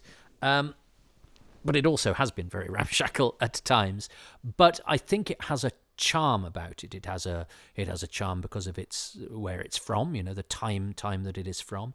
The fact that and I think Doctor Who works because it's a bit British and old-fashioned. And I make no apologies for that. And I mean the best of old-fashioned things and the best of British things. I know both things can bring with them issues and difficulties, but I'm talking about the positive sides, and we can always go, yes, but what about, if we want to, but I don't want to about these on this occasion, so let's not, whilst being aware of the complication and duality, etc. But it is an absolute, because they could have chosen anything. They could have chosen anything contemporary. And of course, they're out of date now. Kids don't know what a police box is. And yet, it doesn't seem like a relic. You don't look at it and think, what's that thing from long ago? Because we still do have sort of phone boxes. Well, actually do. Yeah, I think we do. And we still have pillar boxes. So it still looks like it sort of fits in the 21st century, in urban 21st century, even though it doesn't, even though you don't really see them on the streets. I know there's one or two. Because it's still, because that shape and those colours, they're sort of, it's British Royal Stamp of Approval, Lion's Mark, sort of colours, aren't they? The reds of the pillar boxes, the blues of police boxes. They have a certain. These have been franked and made and coloured by someone official in Whitehall or whatever. And it's because it's a functional box, but that has a charm because it's a beautiful design, because we made things nicely in those days as well. But that crucially looks out of place wherever it lands. It crucially does the complete opposite of what the chameleon circuit, as it became known, is designed to do, which is to blend the machine in with its background. It got stuck as an obsolete police box in a junkyard. And so as a result, instead of blending in, it sticks out. It creates a visual dissonance immediately. It crosses the mundane with the spectacular immediately. It is a shorthand to saying this show is presenting you with a world that is at odds, where different things collide, where the things that you take for granted, the things that are usual, you are going to see in a different way, sometimes in a quirky way, but sometimes in an absolutely terrifying way, whether it be a statue or a gas mask or a shop window dummy or a telephone flex or a plastic daffodil or whatever. And yet it also is very charming. It's like a dinky toy, and they're sort of charming and old-fashioned, but childish, you see. And so it is a brilliant visual shorthand. It looks great. When I did that Troughton in Tibet documentary that Chris Chapman kindly asked me to do, and we ended up in that small piece of Wales where every piece of location for the Abominable Snowmen was done within a stone's throw of itself. And the TARDIS was erected where the TARDIS had been erected when the Troughton film crew visited there back in 1967. Looking at that TARDIS, just there, just in that valley, just against those hillocks and those stone edifices, and that stretching distance of the valley down below, it looked amazing. It looked incongruous but beautiful. It looked strange yet comforting. It looked bizarre yet not ridiculous, and it put such a smile on my face to see it, and then to have to be walking over the hill, and for Fraser Hines to see it for the first time, and to without thinking about it run towards it was really, really beautiful. And that, to me, I looked at it and thought, God, I've seen this thing so many times. I've touched a TARDIS, I've seen a TARDIS, I've watched it on the telly, but to actually see it there and be there at this moment with this thing there, and I can get closer to it and further away from it. It visually, it is a gift that never stops giving, and it is charming and wonderful. And because of that very simple, practical idea of going, well, we can't build a new spaceship every time. What should we have? It needs to be something that's bigger on the inside than on the outside, but they still need to get into it. And it's an absolute stroke of genius that the TARDIS is a police box, and it sums up Doctor Who completely. And I love the TARDIS.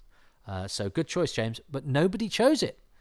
Pete, sorry, good choice, Pete. But nobody had chosen the TARDIS being a police box. So you see, nothing is too obvious. My third favourite thing about Unearthly Child has to be William Hartnell, obviously, the governor. Who called him that? I think it was Colin Baker, maybe? I can't remember. But he is the governor. If it wasn't, for this gripping central performance, we wouldn't be talking about and enjoying watching new episodes of the show today, 60 years later. I think he made the Doctor instantly mysterious, but twinkly. And yes, he softened over time quite quickly, but he's just striking in this first episode, utterly magnetic, and he establishes characteristics I think that most other Doctors fall back on from time to time. I think it's really clear from watching him in this story that he poured his heart and soul into this role, and I think you can really see that even when later on in his era, right at the end, he's tired and ill and he's soldiering on, you can still see him working all the time. He's getting lines wrong and he's stumbling and he's fumbling, but he's pushing forward. He's never phoning it in, not ever, not for 1 second. And I think, we owe him a great debt, and we should all raise a glass to him on this and every anniversary, I think. That is a lovely thought, and yes, we should, because there would be no Doctor Who without William Hartnell.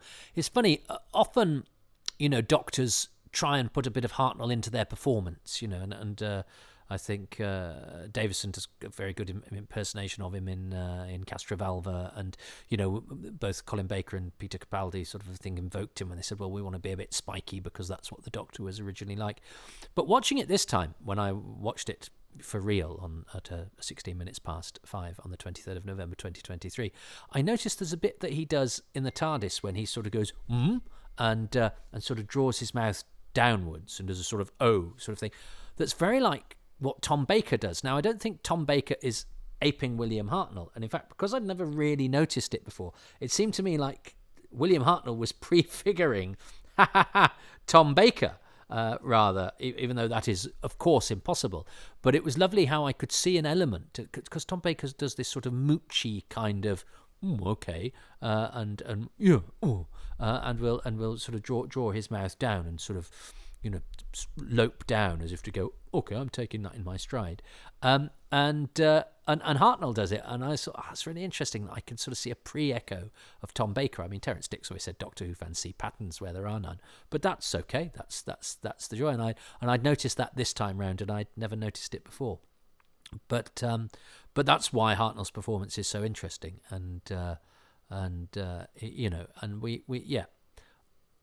Troughton did an amazing job in that he takes over from Hartnell and establishes that it can be played by somebody else. But you are having to take over from somebody who had made such an impact that, that is what Doctor Who was. Doctor Who and William Hartnell were one in the same and nothing else. And so, well done Innes Lloyd for deciding, when he recast to go completely different, because then each actor could bring their personality to the Doctor. But in establishing the parameters of the character, which is, eccentric, otherworldly, sense of mystery, a sense of sort of crabby impatience with the shortcomings of the lesser species, which is us. All of that is stuff that kind of still acts as a through line with the Doctor right to the present day. And at the present day, it's about to be David Tennant again, and then who knows what Ncuti Gatwa will be like, because I've no idea, and that is very exciting. But let us never forget in our excitement for Doctors New that we wouldn't have any of them were it not for Doctors Old, particularly that first one, and I absolutely agree with raising a glass to William Hartnell. Sidney Newman, I think we have a lot to thank him for. He's obviously the godfather of Doctor Who, and the other person we should be raising a glass to. But what I love about him is that he let them shoot the pilot and then sat down and said, actually, you know what? It's not good enough. And he could have let it slide. He could have let that pilot go out undercooked, but he didn't. You know, at vast expense, he said they could do it again and get it right. And that's an incredible thing to have done in 1963, to have spent that money on doing it again, taken that risk. And he was right. And look where we are now. The man's a genius. Well, this was a very interesting thing. I sort of was re-emphasised to me because I'd read the fine work of other people who went before, you know, the Harry Stammers Walker and Jeremy Bentham and all those guys who, you know, wrote the early history of Doctor Who as we know it. But it was when going over a lot of that stuff for myself, and it was interesting how often we're told of that, you know, it was only ever going to run for 13 weeks, and in fact that was the case at one point. But the original plan, when Newman was launching it, and I think one of the earliest, if not the earliest time we read about it in one of the trade papers, is that it's going to be made for a year. It is not. I think we sometimes like to sell it of, oh, it was this runt of the drama department that the kids department didn't make it. The drama department didn't want to make it. It's got these young pups, Verity Lambert and Maurice Hussein and Richard Martin. You know, they're all John Gorrie. You know, they're all young directors. They're all young personnel on this program that nobody really had much faith in.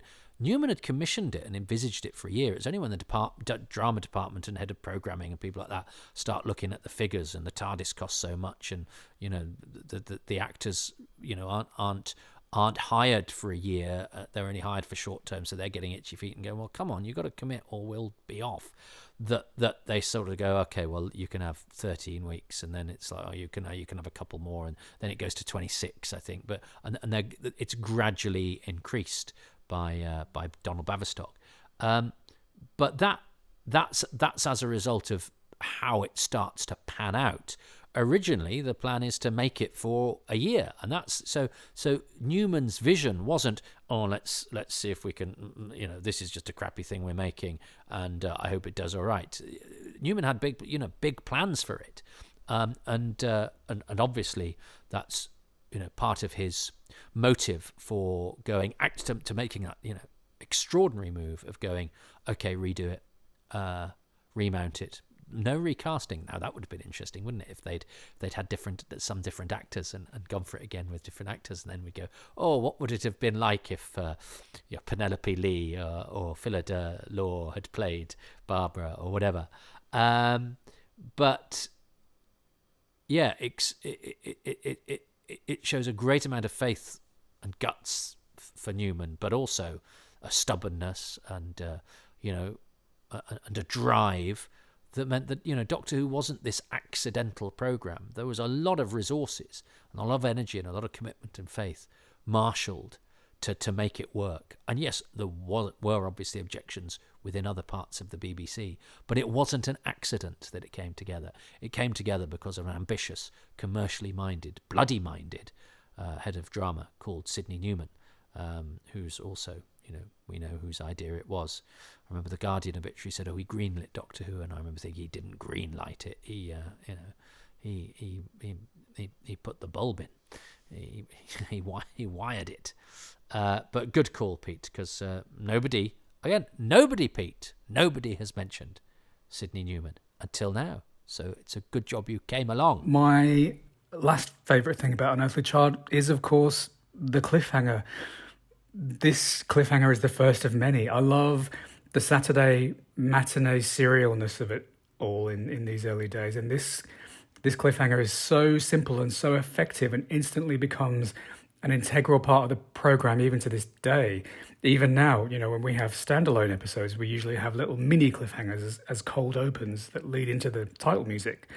That kind of storytelling, that build to a cliffhanger has influenced my writing ever since I saw my first one in 1979 when the Daleks burst through a wall. But this is where it all started, and I love it. Thank you, Pete. I remember the Daleks bursting through a wall in 1979, but I have a few earlier memories of that. Well, graced by Pete's presence. Pete's, now, when I did the summary at the top of this, I mentioned that extended opening and the school children and the quartet or William Hartnell. I didn't mention the cliffhanger. That has had as many votes as anything else as well. So that's emerging as a front runner. The cliffhanger and the opening, funny enough, the two bookends of this episode, I think, have been the things that have been chosen by the most people so far. But we still have 3 actors from modern Doctor Who to choose their 5 favourite things. So we've got a potential of 15 favourite things. And then we've got, I mean, everyone's a special guest. But then we're going to end it with a special guest, I think, which I think is only appropriate and I'm delighted by. But I'm going to break off now because I want to put some jelly babies and nuts in a bowl and get ready to welcome a couple of mates round to watch a Doctor Who episode called The Star Beast, which, unlike most episodes of Doctor Who, not only have I not seen 10, 11, 12, 25 times, I've not even seen once. And the excitement is palpable. It will be something in the past tense for you and you'll know all about it. But for me, as I record this, it's yet to be what it will become. Much like the episode we're talking about, An Unearthly Child, which I will return to for you in a second or two, but for me, after, I think, quite a ride. And okay, although this is the same episode, it's a little bit later. We're entering the final phase of this 60th anniversary edition of Happy Times and Places, which, as I've said several times, I'd intended to get done before the anniversary and then just to release it all on the day. But, well, the best laid plans, eh? So I have 3 more guests. Well, 3 more guests and a special guest. I mean, all the guests are special. But I have 3 more guests to tell me their 5 favourite things as fans. And then we'll see what the last guest has to offer. So this seems right because I feel now, I don't know about you, listener, I'm assuming there's just the one of you, it feels to me like the anniversary is now quickly receding into the distance, and we're heading towards Christmas, a favourite time of year of mine as an adult, because I can make it special, because I'm a grown-up and I'm allowed to. And I love the festive season. So before we all get consumed in that, let's just have a last glimmer of the anniversary, because it's weird, it went in such a flurry. It's made me realize, we'll never have a 60th anniversary again. I spent mine really rather busy doing things like this, but I did get to relax and watch The Daleks and An Adventure in Space and Time, and, of course, An Unearthly Child, which I'm sure many of you were doing as well, which means that not releasing this actually on the day and on the time makes no difference, because who'd have been listening to this when they could have been watching An Unearthly Child?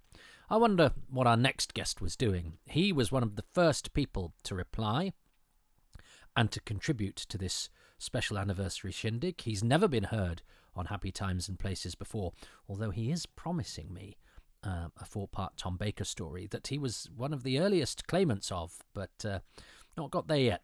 Might need to send him a reminder. But anyway, this proves that he's up for it, because he was very quick to send me his thoughts on An Unearthly Child. And let's hear who he is and what he has to say. Hello, Toby. Here are my thoughts on An Unearthly Child. First of all, the titles and the theme music segueing into the London fog with the theme tune sort of playing and the policeman going into the junkyard. That whole sequence, I don't know what they would have thought in 1963, but it's still amazing and gothic and mysterious and wonderful. Well, there we are, straight into it, and another vote for the opening, which I think is going to perhaps be the all-out winner, which is interesting. And but nobody has described it as gothic yet, and I think a lot of us, think of it in terms of, in retrospect, of the fact that it is so different from ensuing entrances into the show. But Dan, our guest, has placed it very firmly in, as it unfolded there for the audience of the time. I suppose we have an advantage over them in that we get to experience, and we know that it is unique. But he didn't introduce himself, so let me do it for you. That is Dan Starkey, actor, the actor who plays Strax in Doctor Who, but he's also, of course, had a different Sontaran role in his very first appearance in Doctor Who, which I'm sure at the time looked like it was going to be a one-off. So he's one of the great success stories of modern Doctor Who as a performer. He was in the Sontaran Stratagem and the Poison Sky, and he was also, of course, in a Christmas special playing a different part where we actually got to see his face. He's a wonderful actor. He's done lots of Big Finish too. He's a wonderful actor, an extremely gifted voice man. I'm not bad at voices and different accents and stuff, but he is he's a proper vocal gymnast and can do all sorts of different impressions as well as different timbres, accents and everything else. So he's a really skilled performer, Dan, and he's a thoroughly nice and unassuming chap. And I got the chance to be with him on stage in the Quatermass Experiment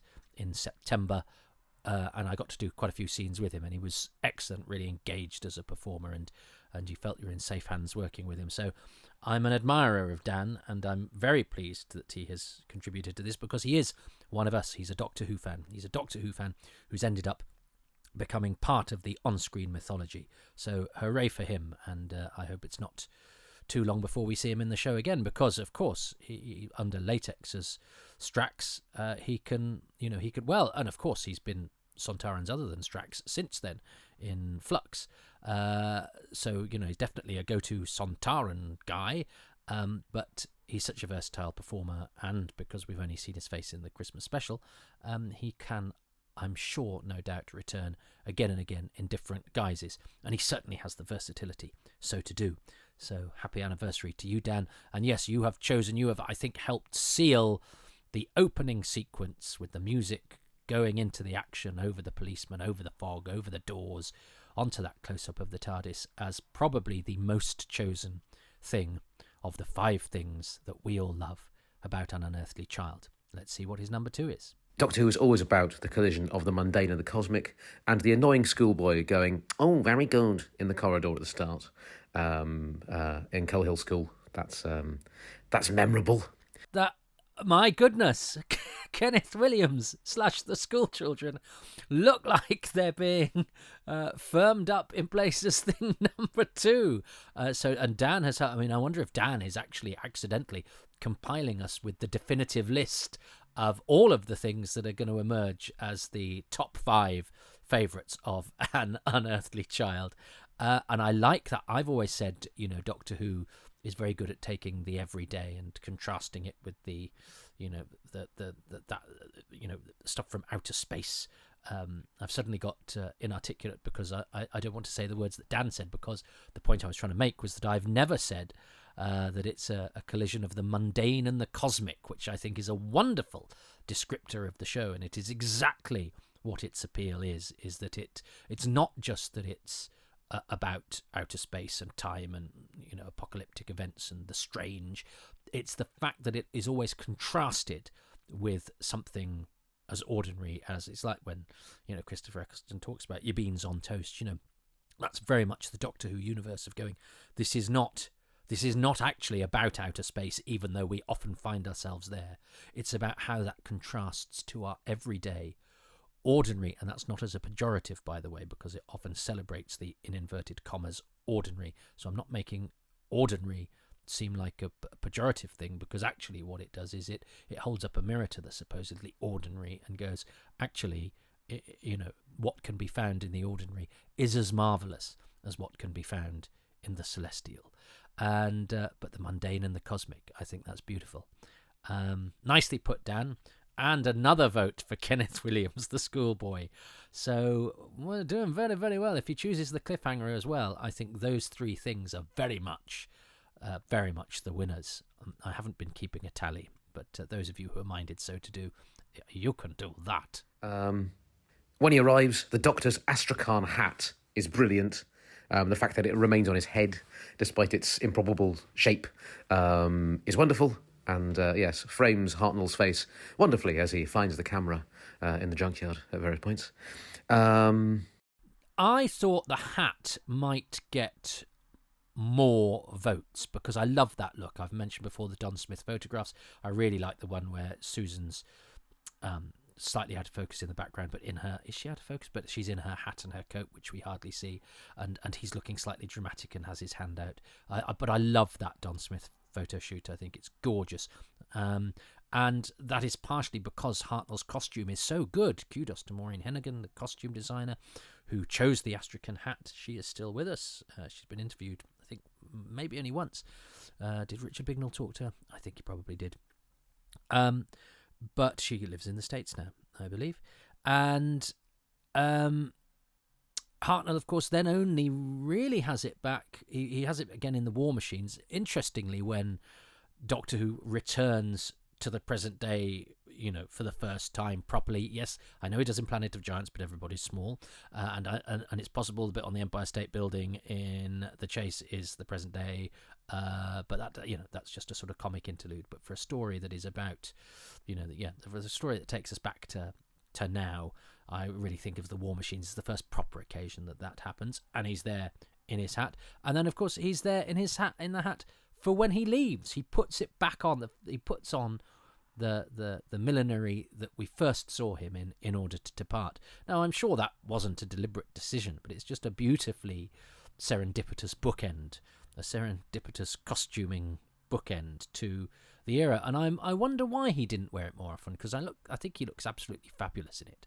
I really do. It's a really good look, and it does very much. And the mittens that he has in Tenth Planet as well. It does help to evoke that sort of mysterious dotty wizard thing that he doesn't always evoke in between. He evokes different sorts of eccentricities, but that sort of fairy tale cosmic uncle type of thing going on, I think is very much evoked by the Astrakhan hat and scarf look. And it's such a good look. It suits Hartnell so well that I'm surprised more people didn't choose that. So thank you, Dan. And, oh yes, an interesting device is Ian's flashbacks and Susan's direct address to the camera right down the lens when she can't figure out problems in 5 dimensions. That's interesting, and that's sort of a device that we don't see again, probably that I can think of until the modern series, so that's exciting, interesting too. It is, actually, and I don't think we've made enough of that. I've talked a lot in this series of podcasts.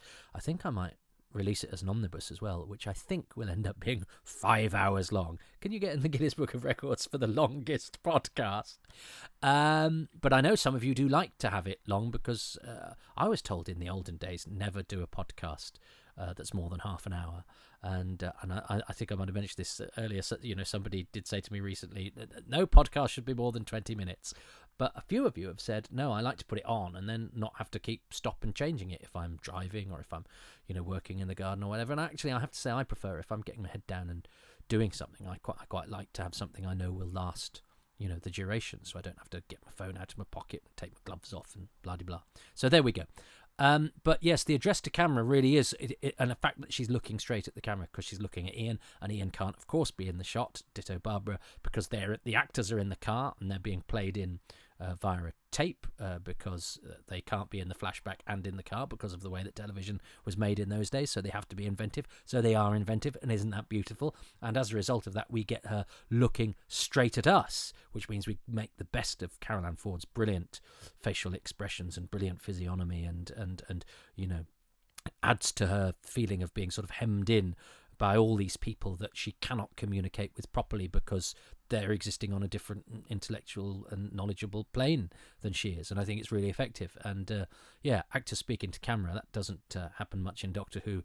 And then he thinks about the Star Beast, which opens with David Tennant and Catherine Tate both directly addressing the camera. And as Dan says, it does happen in other more recent iterations of the show. I'm thinking of Peter Capaldi, talking directly to camera on occasion, and of course, Tom Baker with his sonic screwdriver doesn't work on that. But it seems more stylistically as if it fits into modern television slightly more than the Doctor Who of old. But it really works in this story, and gives it a special uniqueness in that. But it's actually born out of practicality, but it adds to the mood and to the isolation of Susan. And Carol Ann Ford is so good.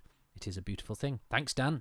And just to be all fanboy, the Doctor's speech about being wanderers in the fourth dimension, to be cut off from your own world, your own time. That's yes, that raises the hairs on the back of the neck, which is a delight. But it's yes, it's all splendid. I saw it first when I was about 4 or 5 years old, when they repeated it as part of the 5 Faces of Doctor Who, and it hooked me then. So there we go. Oh, thanks, Dan. And I am so grateful that, stars of the show have bestowed their time upon this, man in a cupboard. I'm not even in a cupboard right now because there's those going on downstairs, but I want this to still have still have a little of the sprinkle of the 60th Stardust on it, so I needed to get it done. So the next guest is another actor who's a fan of Doctor Who has become part of Doctor Who's mythology, who was again brought in for a single, I think in this case, a single scene, but impressed the team so much, was brought back and has embraced being part of the mythology and has embraced appearing in things, and very kindly actually got in touch with me years and years ago to offer his services for Toby Hadoke's Who's Round, and we've stayed in touch ever since, often hook up at conventions, and is a splendid chap and has done his own shows and presentations and indeed books, I think, about Doctor Who. So let us go over to another star of Doctor Who has decided to sprinkle some of their magic on this man talking in a cupboard thing. Hello, I'm Simon Fisher-Becker, better known to Doctor Who fans as Dorian Moldovar. When the first episode ever of Doctor Who was first broadcast in 1963, I was just 2 days short of my 2nd birthday, so I have to admit I can't remember seeing it at the time. I was very poorly, and my mother told me that I was in a makeshift carry cot in the living room, so she could keep an eye on me while she was watching An Unearthly Child. The original theme tune was stark and distinctive, with a thumping rhythm. 60 years later, whenever I hear the first version, I get goosebumps and slightly emotional. I'm not sure why. Perhaps whilst I was gurgling away in my carry cot, the music subconsciously fed into my psyche. Watching An Unearthly Child many years later, I'm struck how our full attention is grasped right from the start. You almost don't want to breathe in case you miss something. The policeman approaching the yard where the TARDIS is. William Hartnell's grumpiness is perfect, especially for younger viewers who we all know must have known someone very much like the Doctor. Seeing inside the TARDIS for the first time was fascinating. The Doctor's hat intriguing. The dialogue moves the story along quickly. And then there's the image of the TARDIS on top of a hill, having gone back in time. This first episode instantly tells us what the series is going to be like. Interesting, educational, informative, as well as highlighting social values without being political. This combination leads to viewers, now followers and fans, wanting more. All from the first episode, credit has to be given to William Hartnell. Had his portrayal of the Doctor not been surrounded, the programme may have floundered from the start. Credit, too, to Patrick Troughton being the first actor to take over a lead role so perfectly.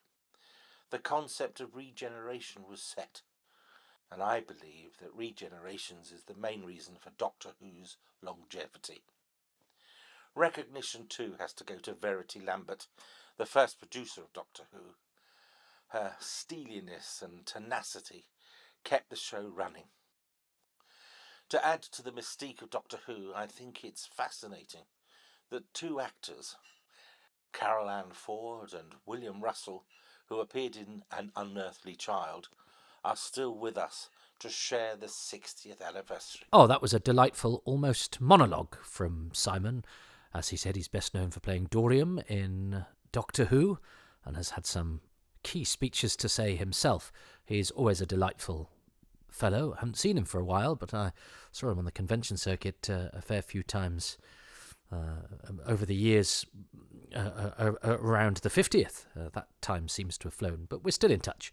And he was very keen to take part and didn't do the traditional break it up into 5 things, but that's okay. I will go through it again and see if I can glean 5 that stick out, but I might not be able to, because it's just struck me I'm probably going to have to go through everybody's, aren't I, and tot up which are the 5 most selected favourite things and to see how they tally with mine. I suppose I have to stick to the format. I'm not wild about having to stick to formats. It's not really my thing because it involves extra work. But I know that the mindset of the Doctor Who fan is to say if we've set something up, I need to sort of see it through. So that's just added to what I shall be doing at the end of this epic set of podcasts as they approach. As they approach, they seem to recede, as I've just noticed this facet of what is required in order to box this off, which means I'll have to listen to everybody's recordings again. Well, I mean, I think the current frontrunners are still, because even Simon mentioned them. He mentioned the cliffhanger, he mentioned the opening, and much more besides, but I thought that was a very evocative and thoughtful and considered speech, if you like, about the merits of that first Doctor Who and then beyond. So thanks to Simon for his insight. And again, there are no real rules. I just wanted this to be a love-in. And what I always want from the guests to these things is for them to reflect themselves and their personality. And that is, of course, reflected in their approach and how they go about answering the call. So absolutely delighted with that. Thanks to Simon. Which means we have one more actor from Doctor Who to give his 5 favourite things about An Unearthly Child. And he's not just an actor from Doctor Who. He is one of the people responsible for keeping Doctor Who's flame burning during the wilderness years that seem inconceivable to anybody, I'm sure, born around the 2000 mark and brought up in the shadow of the Russell T Davies, Stephen Moffat and Chris Chibnall eras of the show, and the brouhaha that has surrounded the 50th and 60th anniversaries when we had to endure the 30th for sure, and perhaps even the 40th, where it seemed like there wasn't much to celebrate within the very corporation that should have been the guardian of the legacy of the programme. It seemed rather unloved and historically, misrepresented. And, we were destined to be angry old men, except that some of those then young or middle-aged men and women, when I said angry old men, I was referring to myself and my next guest. I'm aware that there are movers and shakers in the world of Doctor Who are not men. But we, there was a certain section of fandom who put their noses to the grindstone, contacted their heroes, proved to be no mean writers and performers themselves, and continued the legacy of Doctor Who through the world of Big Finish. And then one of these key players, his work that he did there found him best placed when the series was looking for a key contributor to become part of the televised history and iconography of the show. And so it is with huge gratitude and an acknowledgement that this is a key player in the world of Doctor Who and a guardian of its flame when other people were perhaps getting their televisual heat from elsewhere. I hope he introduces himself. Hello, I'm Nick Briggs. I'm the voice of the Daleks and an unspecified number of other Doctor Who creatures, and I'm the creative director and executive producer at Big Finish Productions, who make Doctor Who audio drama. You may have heard of us. So, An Unearthly Child. My 5 things I like about it. 1. I love how the theme tune just keeps on repeating into the fog and the I Am Foreman gate at the beginning. It just keeps going. I remember when I first heard that, I was utterly thrilled. And I first heard it when a friend of mine I think his name was Simon Short, went to a DWAS convention where they screened An Unearthly Child, and he tape recorded it in the audience. So I heard that for the first time then, and I couldn't believe it was happening. I don't know, it was just weird to hear the Doctor Who theme sort of repeating like that. I also thought that the chiming of the clock was something that was happening at the venue and not on the screen. Anyway. Well, there we go. I think that's a comprehensive victory for the opening. But of course it is, because it's got so much going for it. It's not just the theme, which any one of us could have chosen, and all of us could have chosen and probably wanted to.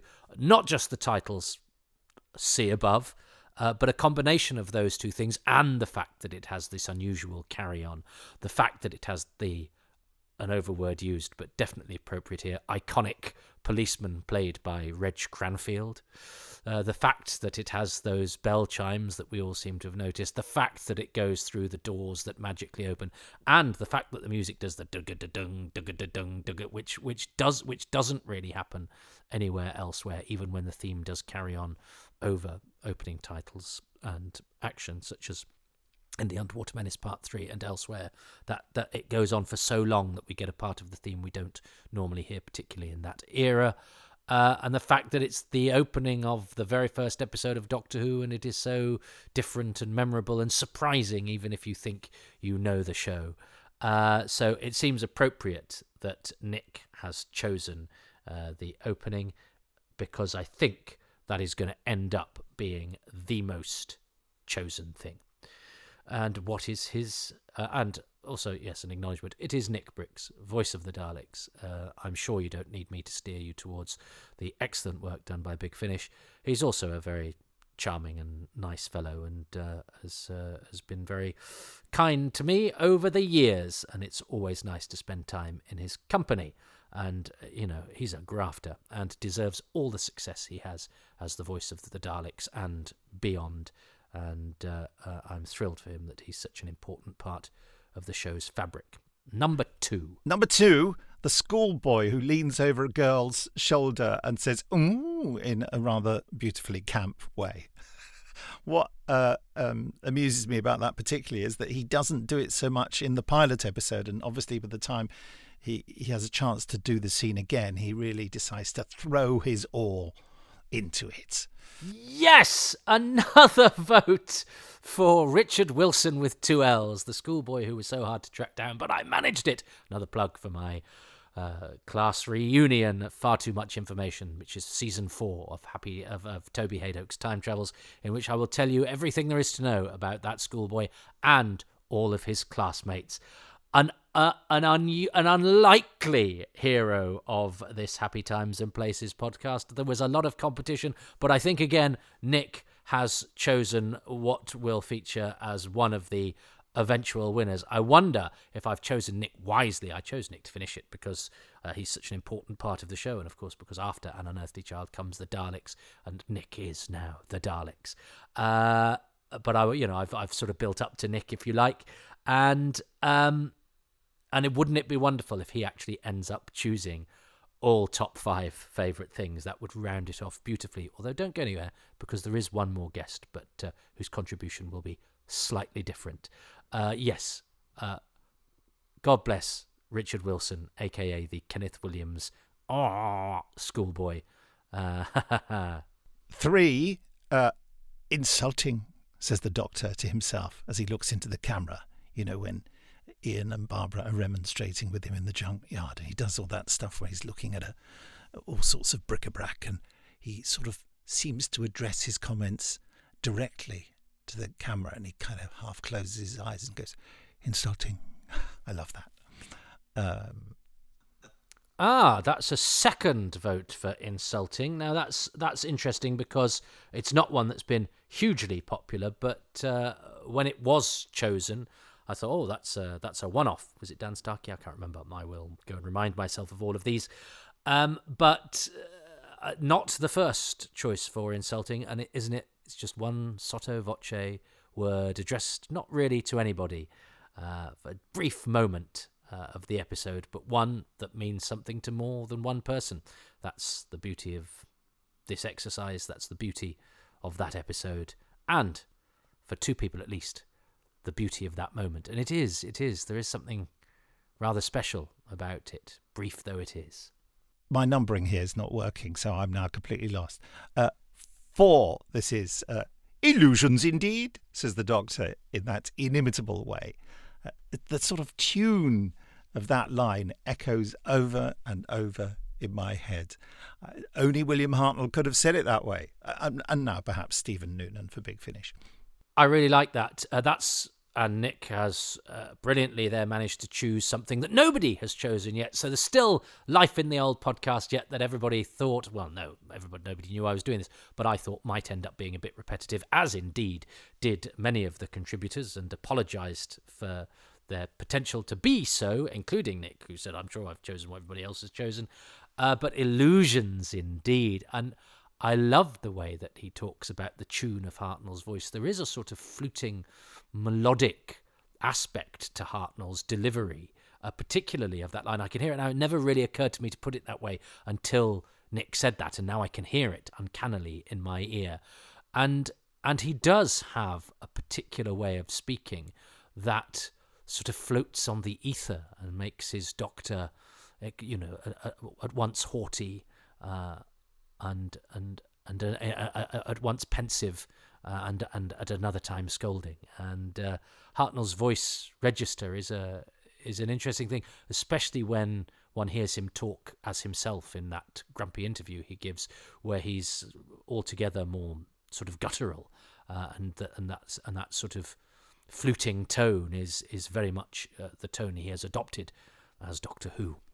And 5, as the Doctor activates the dematerialization, Norman Kay's drums and xylophone start up. And I just like, back to the ship, child. That's just, I don't know why, it's very evocative for me. Those are my 5 things. This is me signing off. Thanks, Nick, and continue the good work over there at Big Finish, which I'm occasionally allowed to contribute to, and always very proud when I get asked so to do. And thanks to Rob Shearman for introducing me to Nick many, many years ago. And thanks to Nick because he's a very busy man and has taken time out of his schedule to contribute and lend his lustre to this humble audio offering. So yes, that was a very personal thing. Again, a thing not really chosen by anybody else, but it does have a little bit of crossover with the sound and the music and all of those things, and the takeoff. But it was just that particular instance, the way that Norman Kay's music kicks in just as the takeoff begins, that played a tune particularly acute to Nick's ear. So there we have it. The last of the 5 choices of a series of guests who, over the course of 5 episodes of this, it's more actual episodes than An Unearthly Child, but I'm counting one as the pilot, so it's sort of the same. So again, it's sort of appropriate. I will now go and, I think, add up what everyone has chosen to give you a final tally, but don't go anywhere because we have a final tally. We also have a final guest, but their contribution is slightly different from everybody else's, so I don't really need to hear their 5 things in order to find out what you, as viewers and fans and as aficionados, should have, should tally up as the kind of 5 most popular things from a cross section of our kind, but those who have been in some way or other contributors to the show or its orbit. So I'm going to go and make a tally. Well, I've digested and cogitated, as Lloyd Grossman used to say, when MasterChef was a very different show from the one it was now, and it was people from normal places making food to get sneered at by Brian Sewell, is my memory of its original incarnation. But we're not talking about that. We're talking about the original incarnation of Doctor Who. And Now, obviously, there's some sort of crossover, and there are some people who've expressed different things in different ways. So, for example, music and sound has featured quite highly, but some people, choosing 3 guitars mood 2, some people choosing the TARDIS sound effect. I chose the sort of soundtrack as an overarching thing, and obviously people have chosen different lines here and there are different aspects of that scene in the TARDIS, the entering of it, the Wanderers in the 4th dimension line. So it's not 100% easy to do a tally, but as far as I can merge it together, it seems to me that we have, coming in at number 5, I mean, I chose the quartet.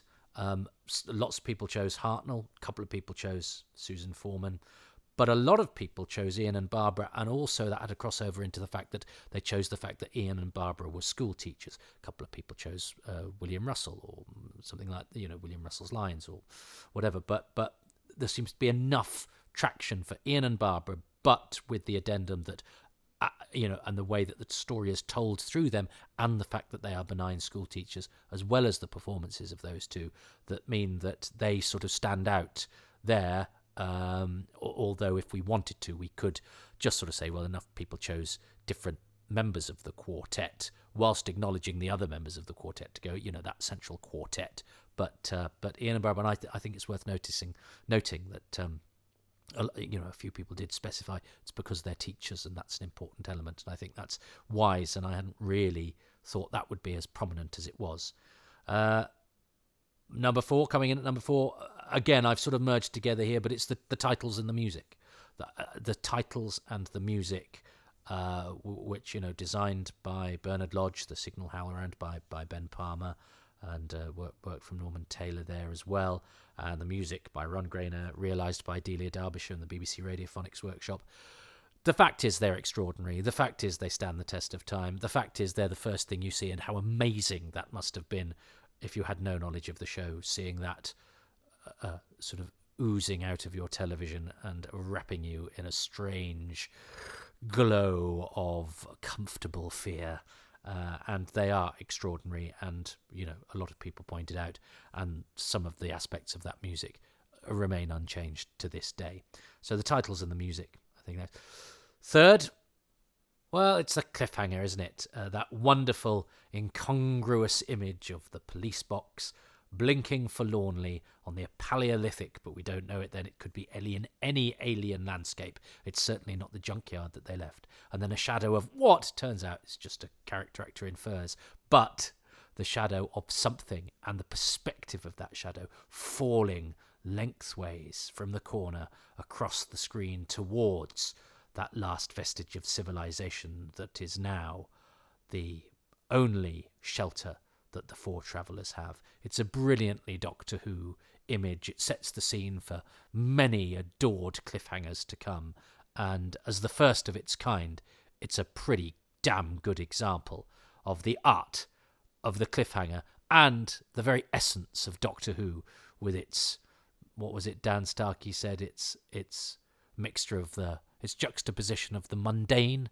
and the cosmic, and that seems to be at the very heart of what Doctor Who's appeal is. And number 2 is a strange one, and I think, nothing can ever be truly objective. No poll can ever be without its biases, and, and I think a couple of people mentioned this because of who they were sending their thoughts to. Joe Lister, I think, certainly did. But an amalgam of the school kids and one particular school kid, Richard Wilson's, Kenneth Williams, man. How lovely that people not even named on the credits. In fact, I'm sure a great number of listeners to this podcast couldn't even name, or necessarily even particularly put a face to, all of the 7 school children who inhabit the corridors and classrooms of Coal Hill School. But those unknown warriors, unknown no more, if you listen to that podcast I keep plugging, just go to show, I think, one, how we as Doctor Who fans can have affection for the most innocuous, for the most unexpected aspect of a story that might not be the best, that might not be the most important, but it doesn't matter. It's part of the great, strange mosaic that makes up our special programme.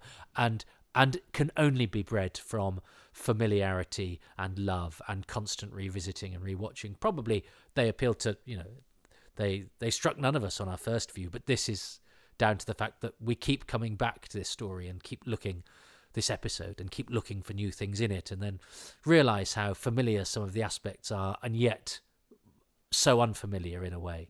And that again gets to the heart of not the appeal of Doctor Who on screen so much as the appeal of Doctor Who off screen, the experience of being a fan, the joy of picking over the minutiae, of celebrating the uncelebrated. There's so much that speaks to, but also, yes, I have to be honest, it also speaks to this particular podcast and my particular peccadillos. So I apologise if that has slightly slanted the poll, and that most top 5 aspects of An Unearthly Child, if you did a straw poll of all fans, I shouldn't think the school children would even come close to being in it. But this is this, and that is the result, and that is absolutely fine. I'm not going to ask for a remount.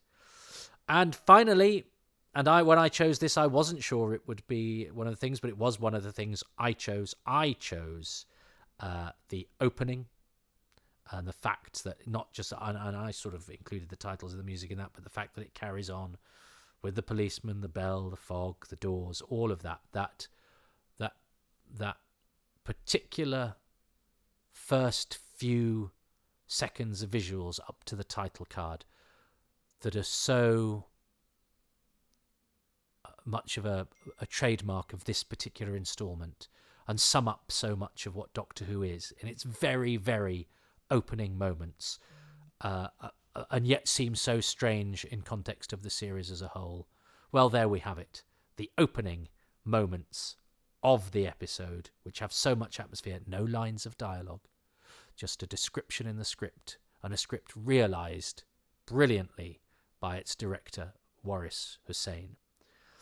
And so who better than to have as our final guest? It would have been remiss of me not to visit the set 60 years ago and to get somebody from it and pluck them forward in time to choose their 5 favourite things about the episode. Now, this went slightly different. It turned into a conversation rather than a series of bullet points. But from our conversation, I've managed to get, I think, 5 things that Waris was particularly keen to talk about. So it is with reverence that I hand you over to one of the key contributors and somebody who was the vision behind a large number of the things that have been chosen as your favourite things, and the favourite things of the number of guests that I had, many of whom chose just one thing, from the Doctor coughing to the fact that it exists, that something for the Rorschach print from the pilot, 3 guitars mood 2. Some of these were chosen once or perhaps even twice. It's alive, says Ian. The Doctor saying insulting, that was another one that flickered briefly. The fact that it is An Unearthly Child, not the, although then another contributor said, well, actually, I'd swap that around. So there are so many things, but many of them were the direct result of the work of my final guest, a legend in the history of Doctor Who, and somebody who was kind enough to talk to me a couple of days before the anniversary and to whisk me back in time to tell me his 5 favourite things. The first of which was, and I think quite rightly, because sometimes I think we delve deep because we're Doctor Who fans and don't want to choose the most obvious. But the first thing for Waris was, of course, the Doctor himself, William Hartnell. The memory is, of course, having to work with a seasoned actor like William Hartnell, who had never made television before. He'd always been making movies, and as we know, it takes time to make films. And on our budget and our schedule, we had no time at all. And for someone like him, he was extremely, rightly demanding and impatient, and couldn't quite understand why there was so much pressure on him. I'll never forget him testing me to see whether I knew what I was doing. because he thought he'd met this very young guy who I was at the time. I mean, look, in the eyes of somebody who's in a British member of the Second World War, his mentality was one of us and them, foreigners and us. You know what I mean? So who am I but a very strange-looking kid, Indian-born, speaking with an English accent. He couldn't quite make out who I was. So he challenged me on my first day. And when we started rehearsals in an outside rehearsal room with yellow tape marking out on the floor, rehearsal room floor, I suggested he move from A to B here. I'd like you to move from here to there, I said. And he said, well, I don't think I want to do that, Maurice. I want to move over there. And this was a challenge to me, obviously, to my authority. I thought, no. I said, that's fine, Bill, if you want to do that.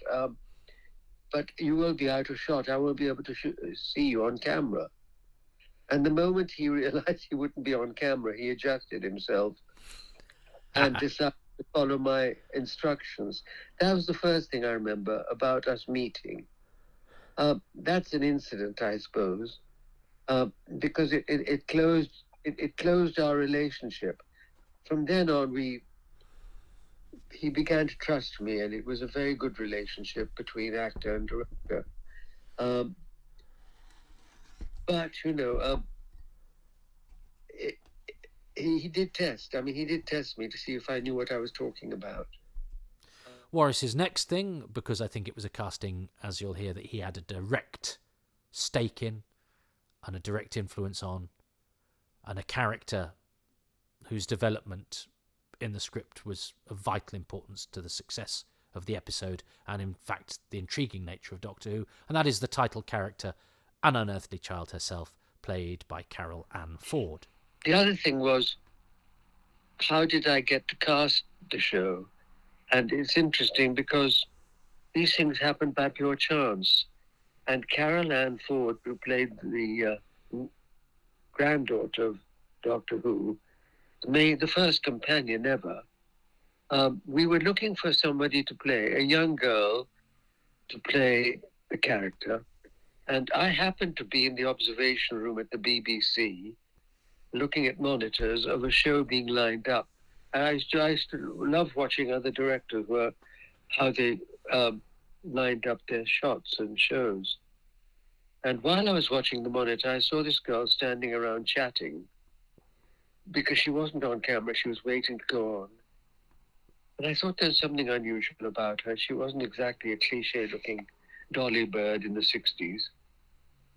You know, mini skirts and fringe hair, long hair, fringes. She wasn't typical of that look. So I thought, this is an unusual looking girl. And I went upstairs to my office and called Verity Lambert in her office and said, come and have a look at the monitor and see whether this girl looks right for you. So Verity came down and we looked at the monitor, and sure enough, she thought that was the right person. And we offered the part to Carol Ann, and here we are today. Huh. I met Carol Ann the other day for this photographic session for the Radio Times. And 60 years ago, I mean, my God, she's a mature woman now, probably a grandmother for all I know. And there she was sitting in the makeup chair. And I thought to myself, well, isn't it odd? If I hadn't watched that monitor, she wouldn't be sitting here. So I would have thought that you as an actor would understand what I'm talking about. Absolutely. It's extraordinary. The chance, the sliding doors, you make one choice there to do a job or not do a job, and it can change your life forever. It does, doesn't it? I mean, she's become sort of legendary for the Doctor Who fans, and all because I was there in the monitor room. Well, and I think she's brilliant casting. I mean, she has that sort of misty-eyed alien offbeat quality that I can't imagine anybody else doing. She has to be an unearthly child, and she's absolutely that. Yes. So this is one of the stories I think is worth talking about. I had a discussion with Warris that veered forwards and backwards, but we did alight upon the fact that the sound, not just the theme tune, but the sound as a whole, including the incidental music by Norman Kay, was of vital importance. So the music and the sound. Norman was chosen by Verity, actually, but I thought he did a sterling job. And that's not to speak of the actual titles of the show, which was done electronically. I remember being at the recording of that, and Delia Derbyshire was there involved. And the first time we heard it, we thought, my goodness, is this going to really work? And as you now see, it's become a classic. Yeah, well, that was because Ron Grainer composed it, didn't he? And then Delia Derbyshire and the Radiophonic Workshop did their magic. Indeed, yeah. His next thing, which I think again is touched on by so many other people's choices, but one that he is definitely directly responsible for, is the atmosphere of the episode. A lot of people have told me that the first episode had a lot of suspense and strangeness about it. And the strangeness, of course, comes from the idea of a police box that you enter becomes a vast space inside. And this was something I had to conjure with. How do I do this? Because we were shooting on tape. The whole thing was shot on 4 cameras. And you can imagine that we were given only 3 tape breaks. We were only allowed that because tape was very precious. And I was acutely aware if someone forgot their lines or dropped dead, we'd have to stop the tape. But we were never quite sure with William Hartnell, with Bill, because he, being of the age he was, he wasn't used to this kind of pressure, would sometimes fluff a line, and we'd have to stop and redo it. But we didn't have to do that with him. He did it. He did get it right.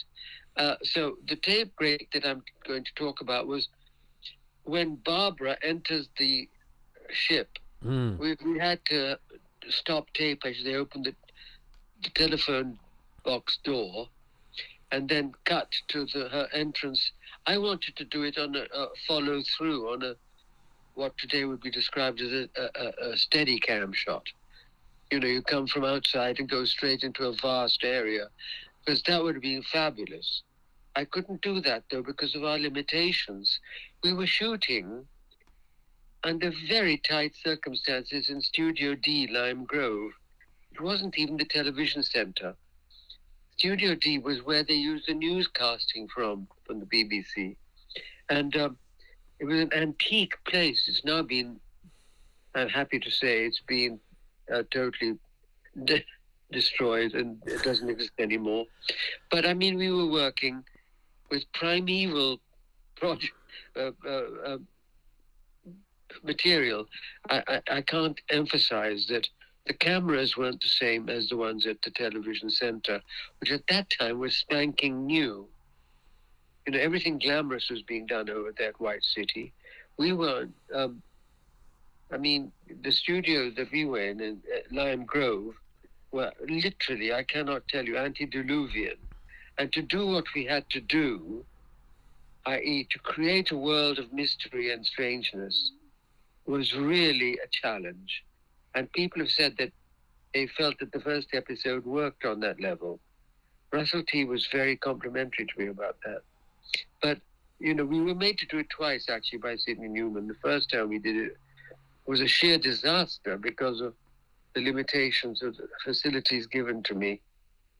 And I love using moving shots with cameras, tracking shots here and there, moving from A to B and onwards. But in those limited circumstances, I had the poor cameraman pushing these vast cameras from A to B. I think he got a back pain afterwards and he needed to go to hospital. But that was, I refused to give up my sense of how I shot something. from, and if you look at the project, you'll see that apart from the static shots, which cover close-ups and things, there's quite a lot of movement in the camera movements. But anyway, I'm just trying to illustrate the fact that we made this thing under enormous difficulty and pressure.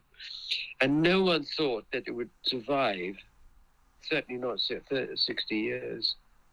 So here we are. Well, and I think your creeping camera is a real trademark of your direction on the show. I think it really works, and again, it adds to the atmosphere of sort of, it's almost like you're being eavesdropped, by another character. Yes.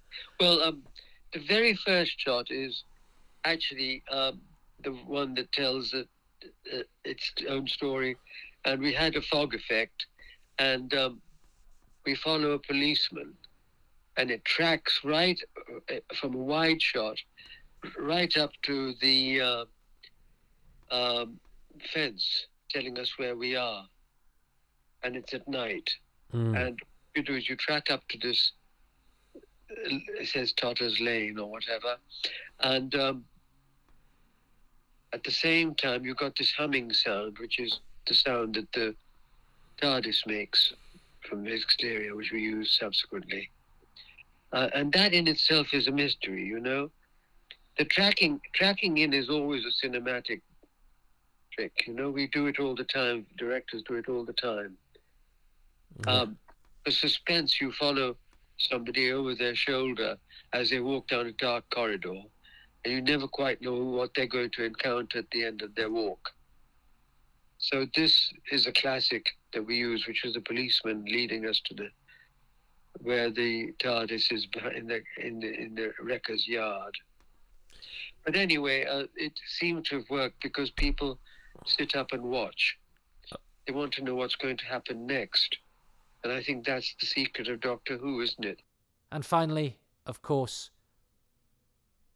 well, it had to be the cliffhanger, didn't it? But in the end, I was very happy with what we did, because the end shot is the TARDIS stuck in that strange open area, and a shadow falling across the frame at the bottom left-hand side of the frame, and you don't know what the shadow belongs to, because you're going to leave it till next week. So that was the kind of suspense we worked with. And it's a brilliant image, the incongruousness of the police box on the Paleolithic landscape and the strange shadow that is much bigger because of where the figure is. It really, it's Doctor Who in one shot, that, I think. Yes. We shot that at Ealing. It wasn't in the studio itself. We went to Ealing Studios and shot it on film, because we could then control the lighting and the silhouette of the shadow falling. We had to do certain things like that. So there we have it. That was supposed to be just a quick canter through An Unearthly Child, and then a coda with a few thoughts from illustrious Hoovers and Shakers. I asked a lot of people. Most of them responded. They responded in different ways, in ways unique to themselves, their perspective and their approach as viewers and creatives. I'm grateful to them all. And of course, I'm grateful to the people from the show who aren't necessarily fans and wouldn't have watched the episode, but who were kind enough to give introductions wishing you all and the show a happy birthday and saying kind things to the listeners of this podcast. And of course, to Waris Hussain, the director of that first episode, the episode that we are talking about. And I'd like to thank all those people who were involved in its creation who are no longer with us, from Ron Grainer to Verity Lambert to David Whittaker, via Mervyn Pinfield, Sidney Newman, William Hartnell himself, Jacqueline Hill. What a ride they took us on. Aren't we lucky that when we look back to that very first episode, it's not one that we have to make apologies for or allowances for, or that sets the scene in a way that we have to rewrite its history a little bit because it actually developed in a different direction and some of the things that it established were unfortunate for storytelling terms or stylistically, and we have to kind of pretend they never happened. There's nothing we have to pretend never happened in this first episode, really. I mean, some of us, I like to pretend that Susan isn't the Doctor's granddaughter because we don't like the idea that the Doctor might have had hanky-panky or have a family.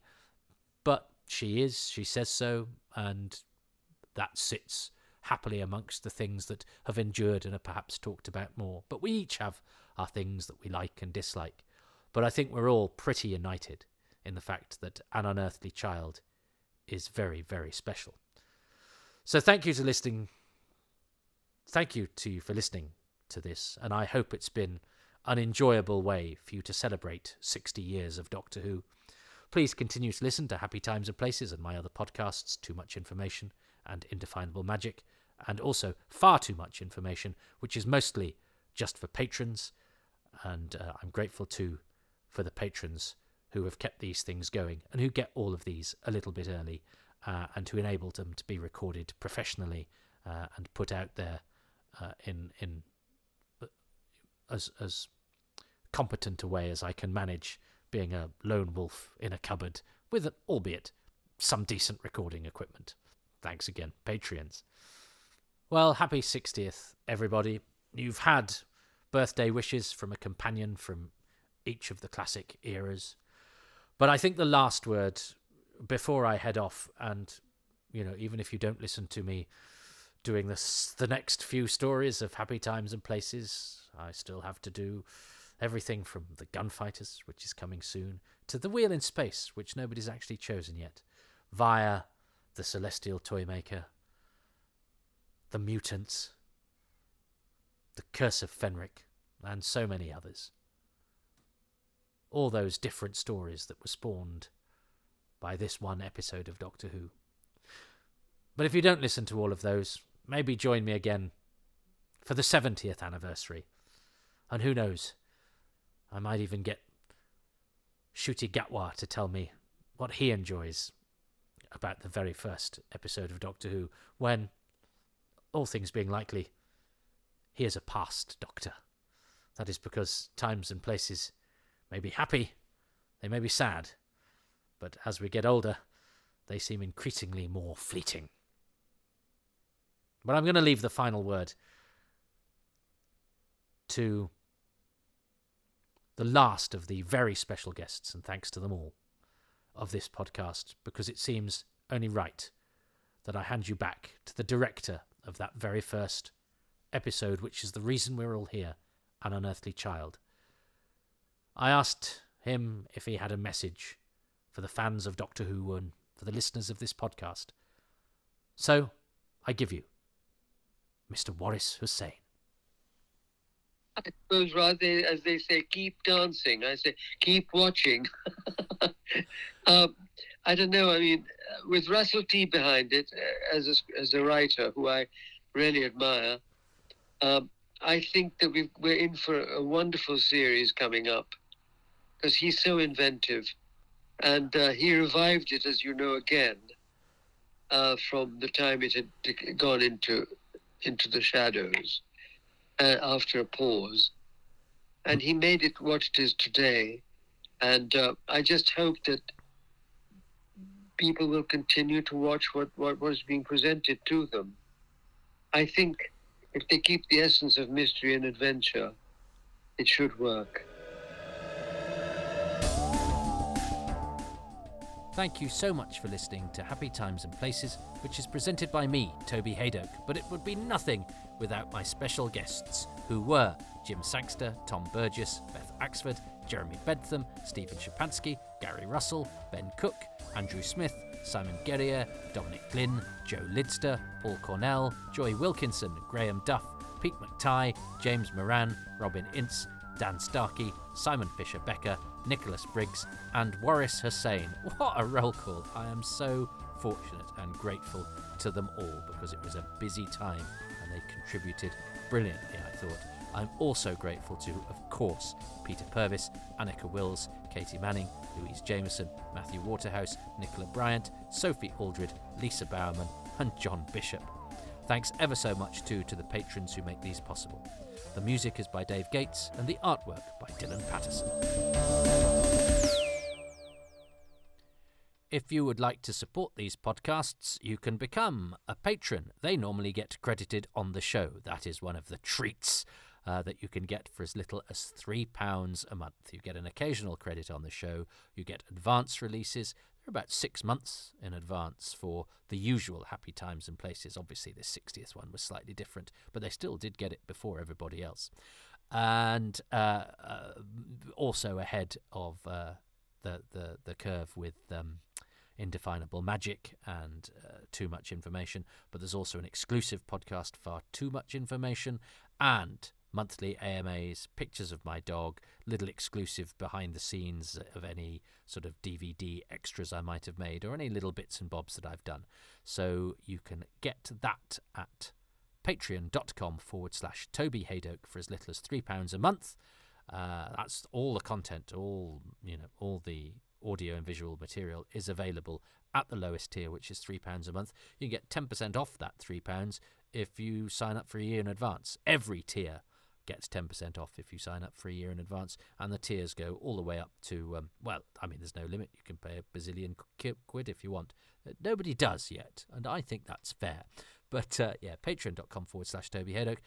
And you can also go to ko-fi.com/Toby Hadoke to do a one-off payment at any time without any monthly obligations.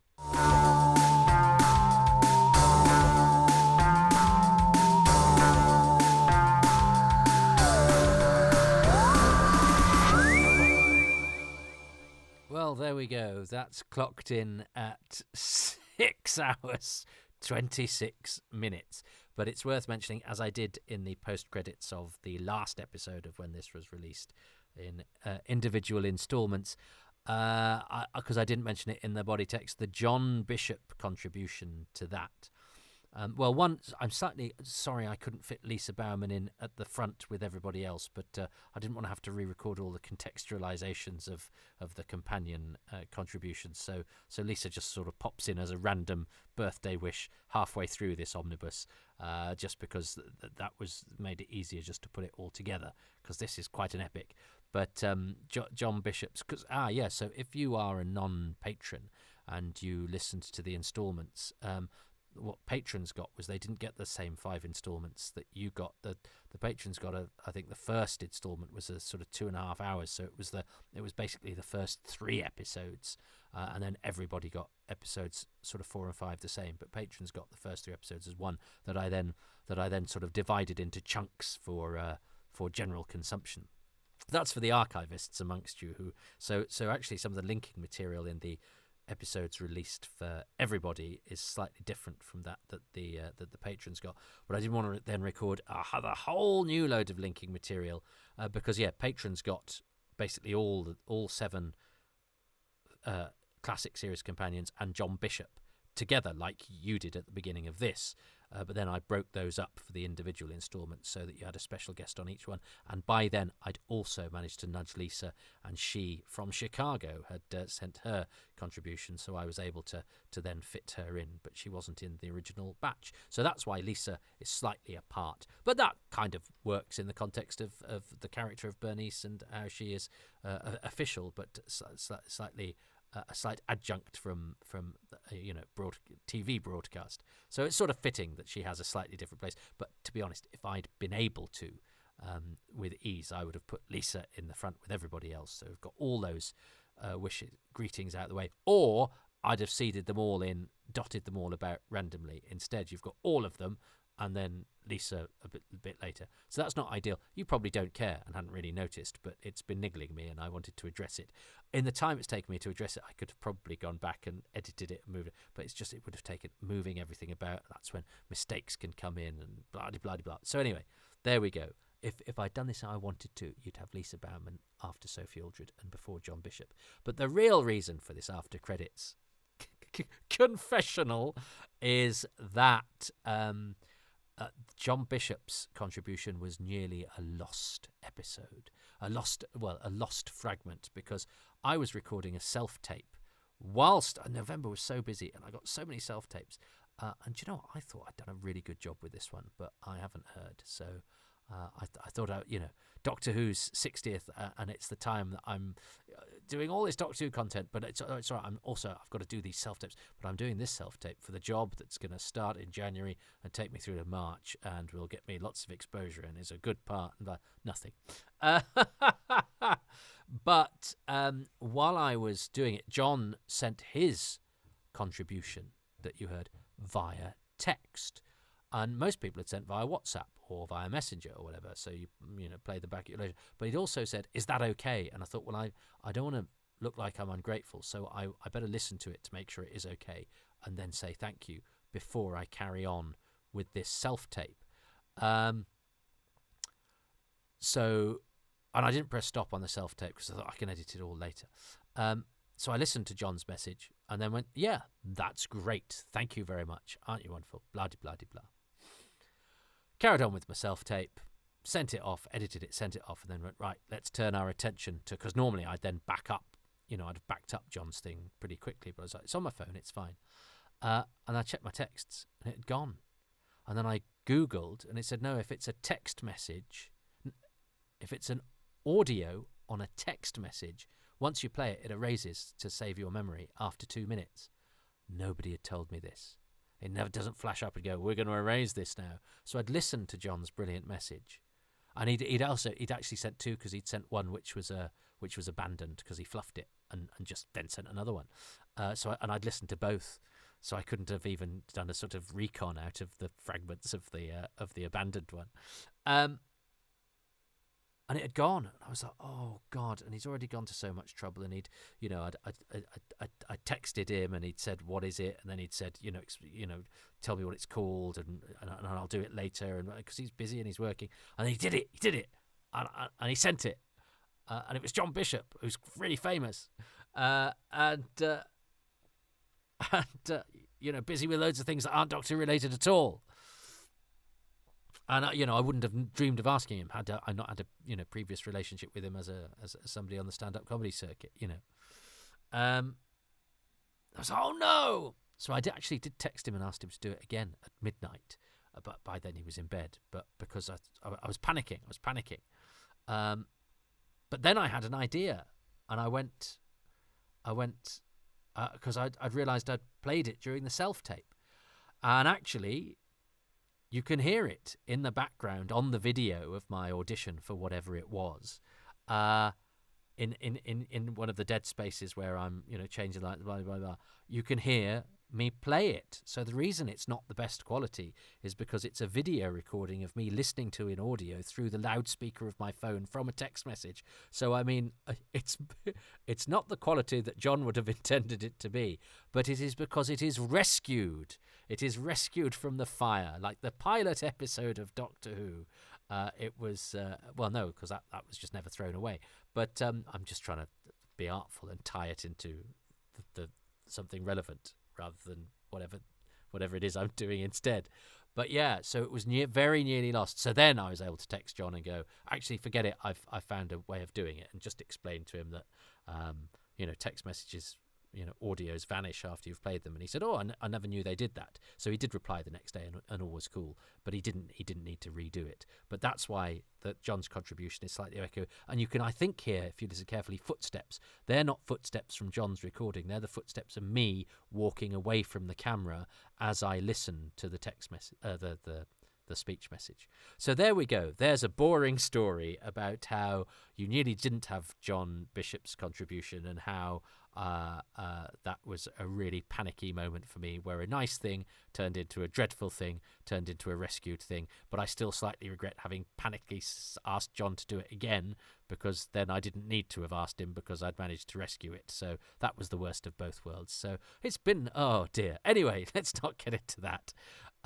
All was good in the end, and John was very kind to do that, and I like that because it has the luster of the new series, which I always I've been very lucky with the old series, and I know a lot of those people, but the new series is a bit like America to me. It's sort of glamorous, and I never quite feel that I sort of belong there. So it's kind of nice to have that contact. It was nice to get John in, even though it was quite a terrifying route to what you eventually hear.